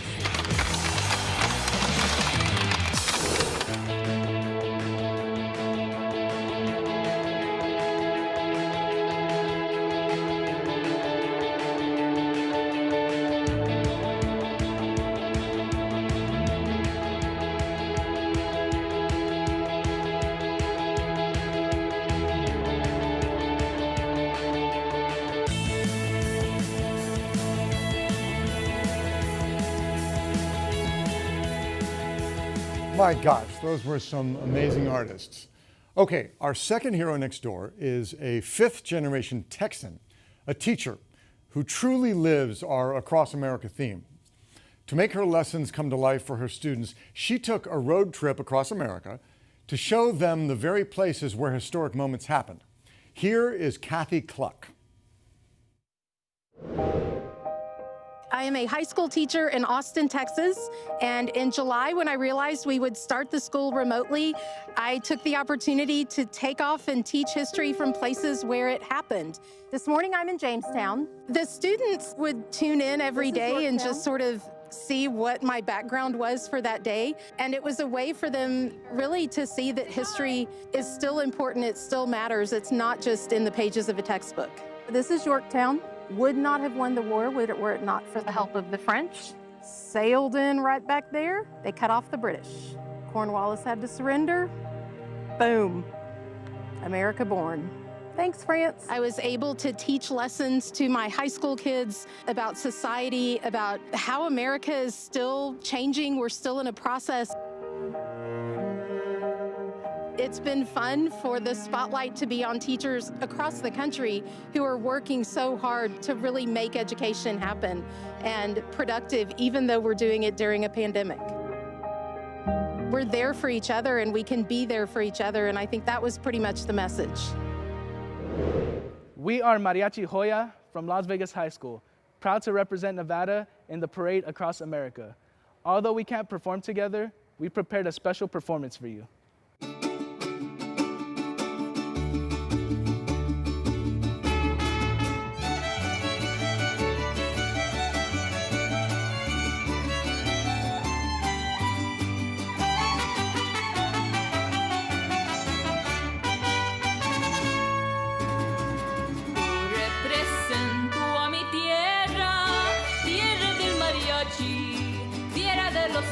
Y lindos árabes se encuentran la historia de mis raíces y tradiciones.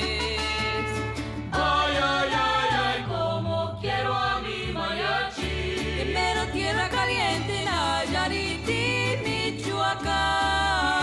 La tierra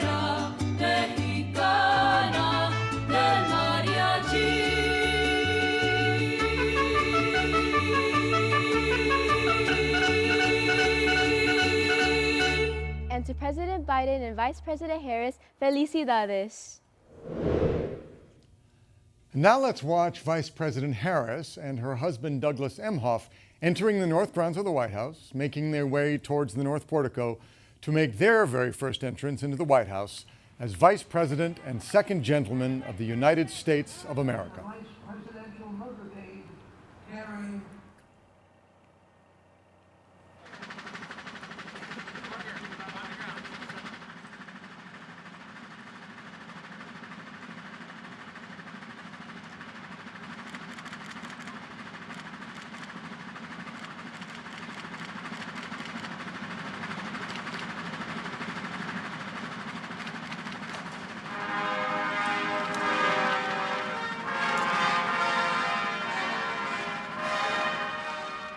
Well, that was historic.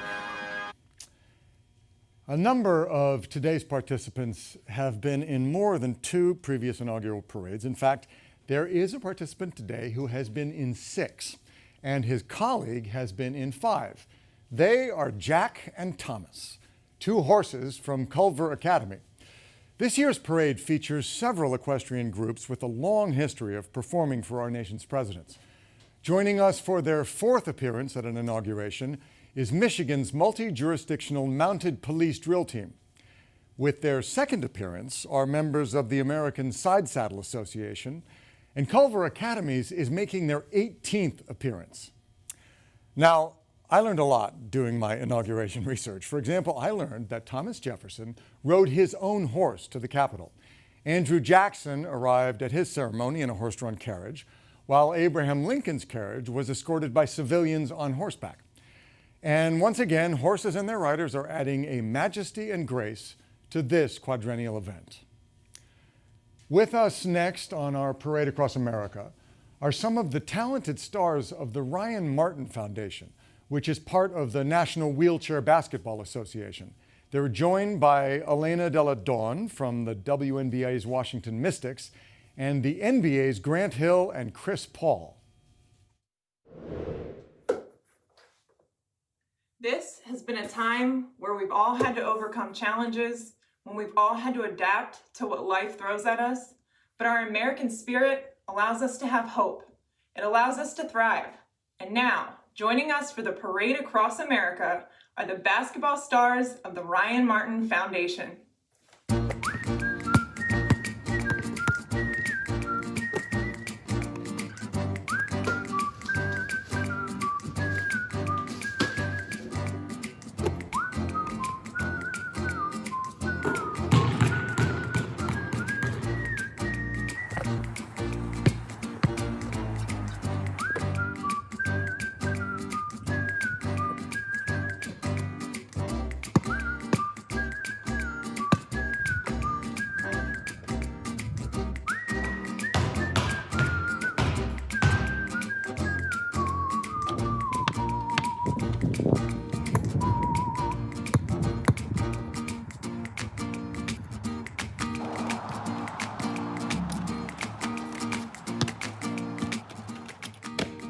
I'm Grant Hill, and that is quite a team. And so is this. Congratulations, Mr. President and Madam Vice President. Let's get United America.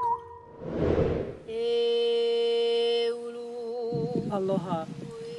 The Oli we are sharing with you is about the inspiration, the beginning, and the growth of the future.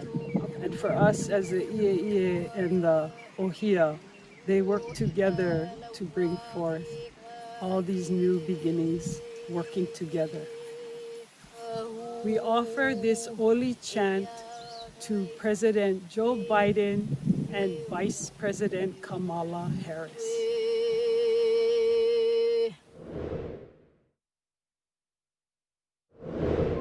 I'm Paula Davis from the state of Maryland, representing all the families of our nation's fallen heroes at TAPS, the Tragedy Assistance Program for Survivors. Our mission is to provide hope and healing. And just as they serve our nation, We are here to serve them. We are together, united in solidarity with military loss survivors, including the Biden family. I honor my brother, Major Andrew Byers. I honor my battle buddy. I honor my husband, Grandpa William. Our dad, Major Paul C. Volke.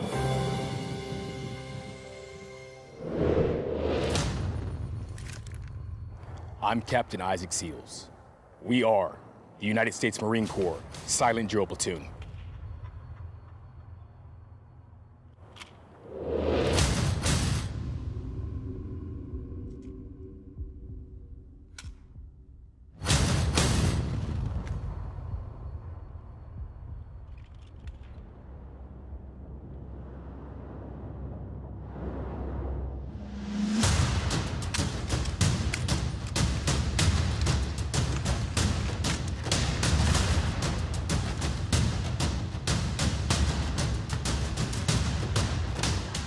Semper Fi.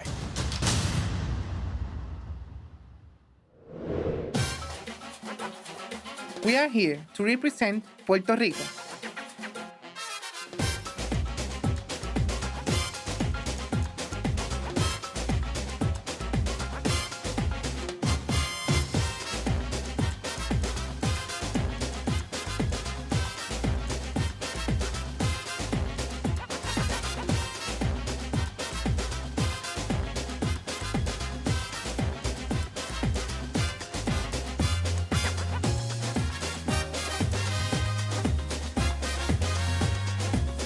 Estamos muy orgullosos de haber sido invitados. That means we are so proud to have been invited. Regardless of language, we all believe that we are better when we unite together.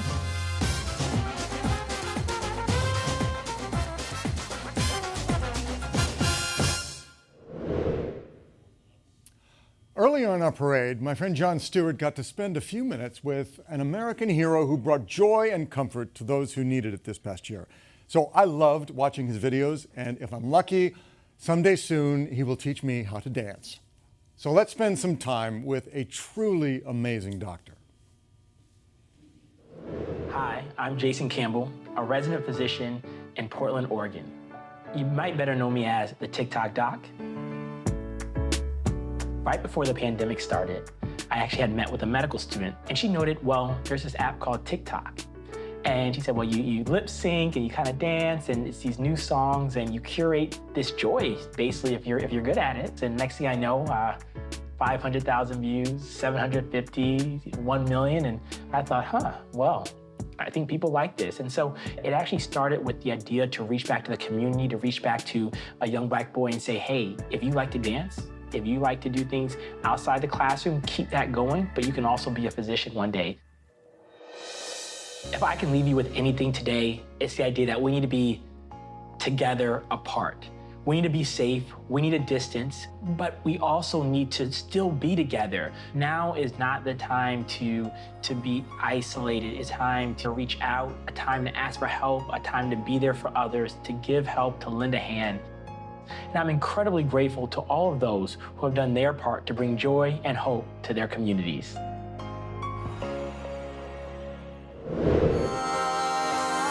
I do my head talk, check my nails.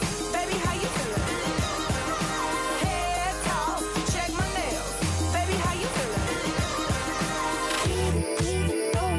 Your punches got to roll with. You got to keep it focused. You wanna say so. Got one. Go, go, oh, go, yeah, go, let's go, go, go. Let's go. Cash on me, like I hit the lottery.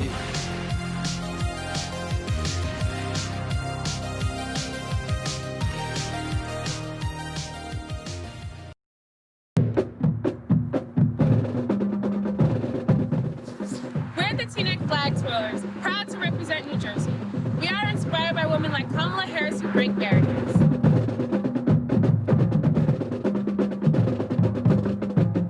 We are united in support of the promise of what's to come. Coming to you from the Wind River Indian Reservation, the These are the Northern Arapaho and Eastern Shoshone dancers.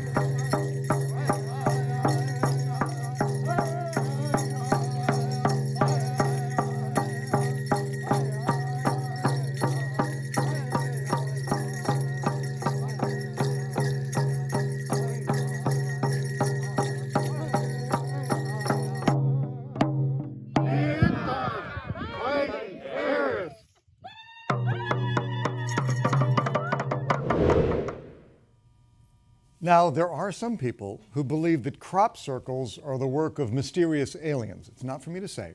But I do know that the crop designs we are about to showcase are the work of some extraordinary artists from right here on planet Earth. In the past, the Earthworks Art Crop Circle Project has created images of President Biden, Vice President Harris, and the late Congressman John Lewis. So let's head to Kansas to take a look at what Stan Hurd and team have created for us today.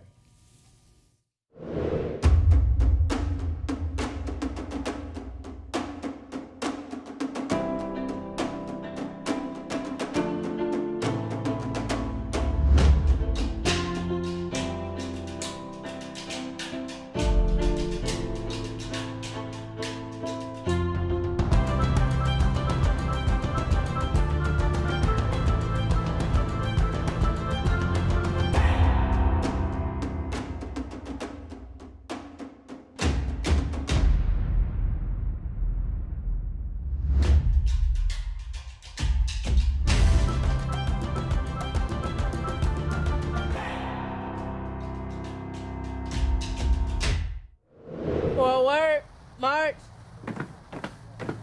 Stop your left and drag your right. Do it till you get it right. We're the Flying Lady Tigers, dedicated to serving our community and nation. Proud to be celebrating America. Sound of U.S. Sound of Air Force. Break on down now. U.S. Air Force. U.S. Air Force.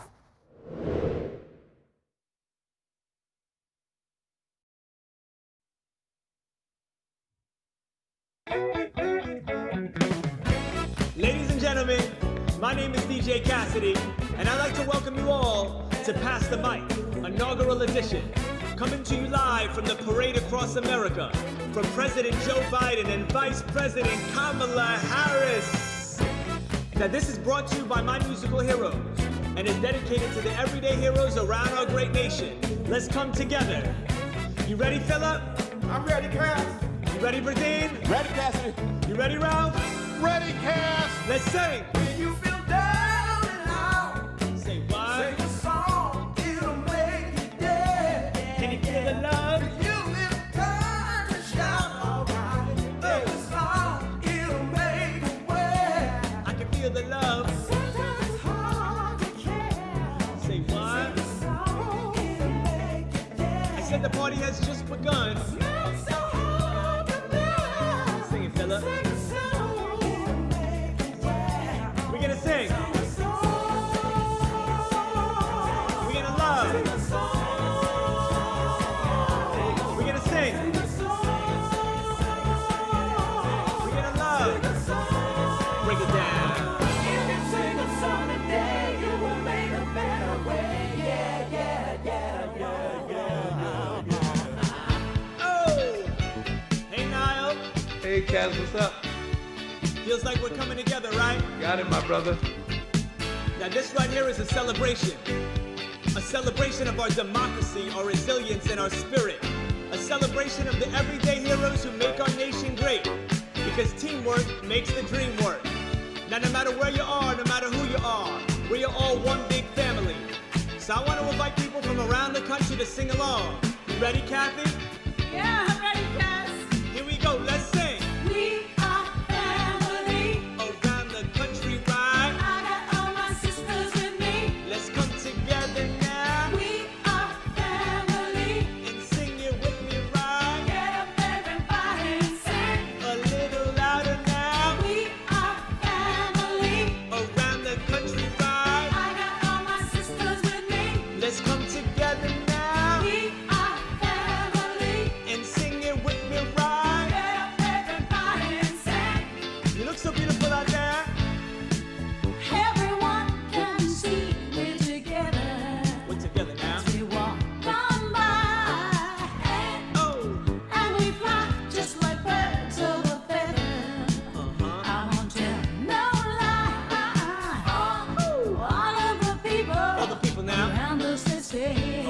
civilized nation. Can they be that close? I want to hear you sing. Just let me stay for the record. Sing it loud and proud. We're giving love in a family day. Let's go, let's go. We are family. Sing it to me. I got all my sisters with me. Sing it to me. We are family. I can hear you, y'all. Get up, everybody, sing. Ooh. Now I want to thank the Washington Chorus, the Triumph Baptist Church Choir, the Trans Chorus of Los Angeles, and so many other amazing Americans for singing along. Naya Rogers, Kathy Sledge, and Virgin White, Ralph Johnson, and Philip Bailey of Earth, Wind, and Fire! My name is DJ Cassidy, and this is Pass the Mic. From my musical heroes to the everyday heroes around the country, to President Biden and Vice President Harris, one love, share love, spread love. One more time!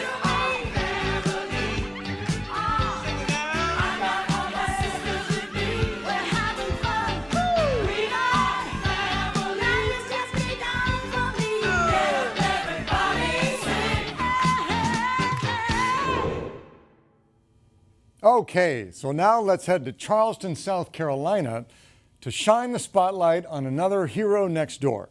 She serves in the United States Air Force, and in addition to her service in the military, she's been working long hours serving her neighbors in Charleston sewing masks to be used by frontline workers, including a nurse whom she knows pretty well, her mom. Here is Master Sergeant Carrie Ann Thomas.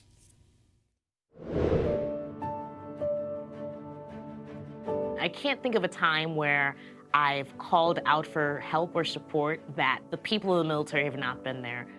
My mom is a hospice nurse, and PPE was strained across the country.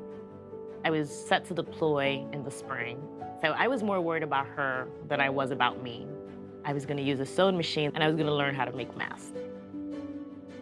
I took to social media. A lot of people asked for my mom's address, and they started to send her masks from across the world. No one wants a pandemic, but if you have to go through it, you want to go through it with a strong community. On behalf of Joint Base Charleston, here in the Low Country of South Carolina, we're proud to serve and would like to welcome our new Commander-in-Chief.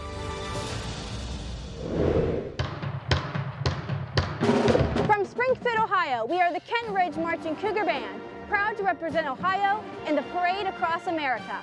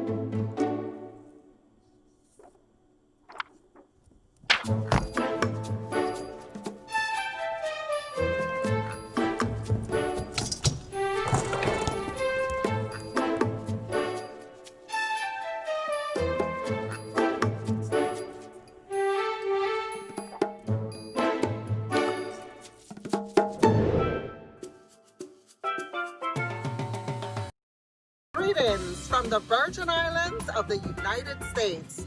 We congratulate President Joseph R. Biden and Vice President Kamala Harris on their inauguration.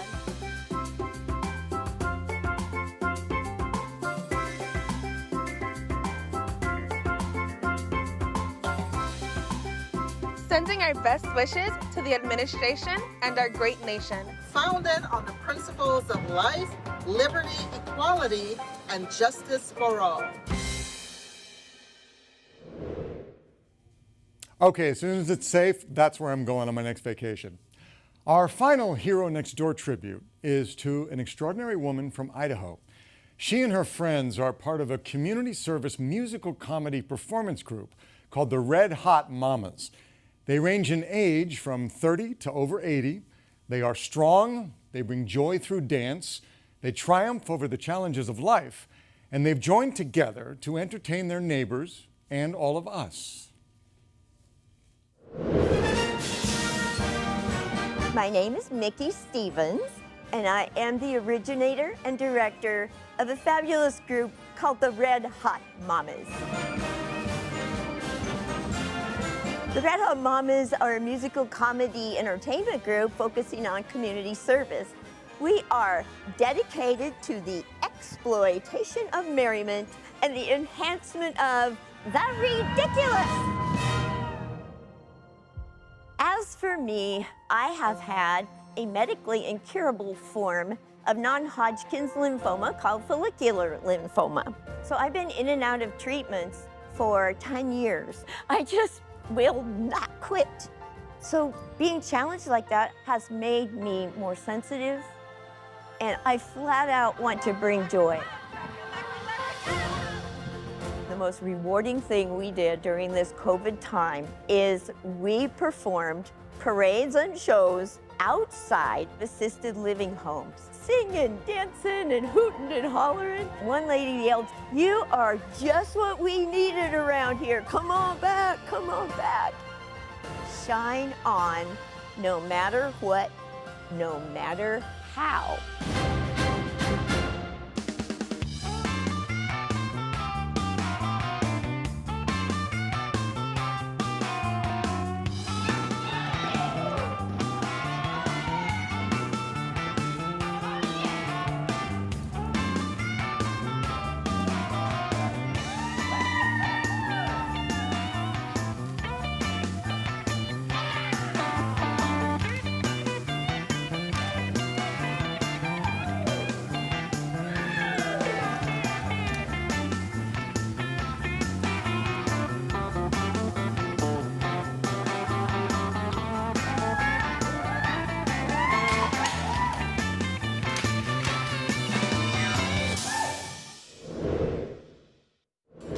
Hi, I'm the lead singer from the New Radicals. The band ended over 20 years ago before our second single was even released.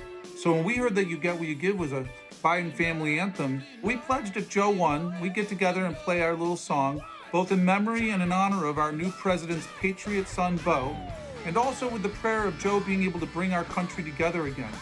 Joe, Kamala, this one's for you. Wake up, kids, we got the dreamer's disease. Age 14, they got you down on your knees. So polite, but busy still saying please. When the night is falling, you cannot find the light. You feel your dreams are dying all the time.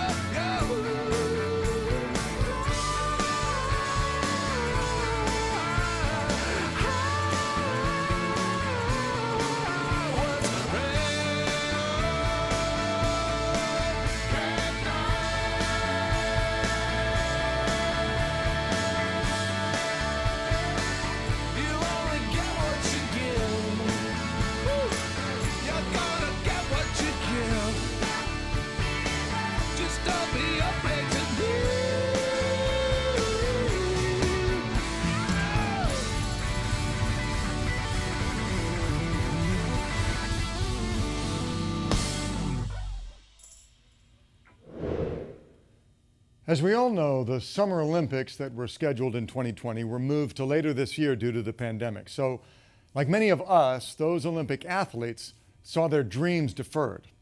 But they are resilient and they are continuing to train because their dreams will not be denied. Joining us are three of our Olympic stars, two Summer Olympians, track star Allison Felix and swimmer Katie Ledecky, and a five-time U.S. national figure skating champion and 2018 Winter Olympics medal winner, Nathan Chen. Like this inaugural, the Olympics is an every 4-year event, an event that connects and unites Americans. No matter who you are or where you're from. We are honored to be here today as athletes who are resilient and strong, just like the nation and people we represent. Let's unite America. Let's unite America.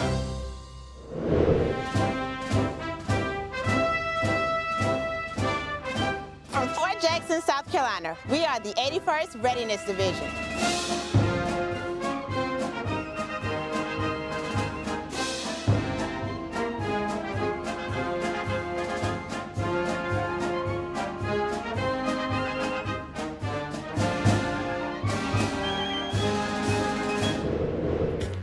The South Shore Drill Team and Performing Arts on Illinois, an entertainment group with the focus on education.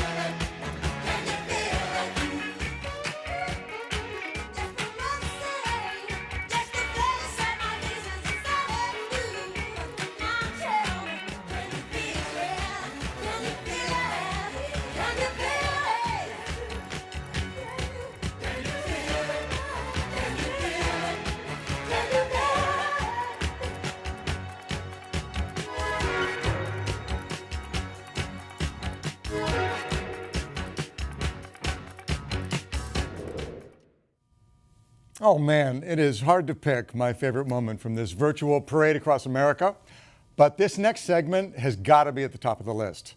We call it our Dance Across America. Over 1,600 people from across the country, people of all ages, ethnicities, and cultures, submitted videos of themselves dancing, showing the unbridled enthusiasm and freedom of the American spirit. It perfectly represents the coming together of the American people on this historic day. Created by the legendary director and choreographer Kenny Ortega and featuring dancers from 30 states and 2 U.S. territories, here is Dance Across America.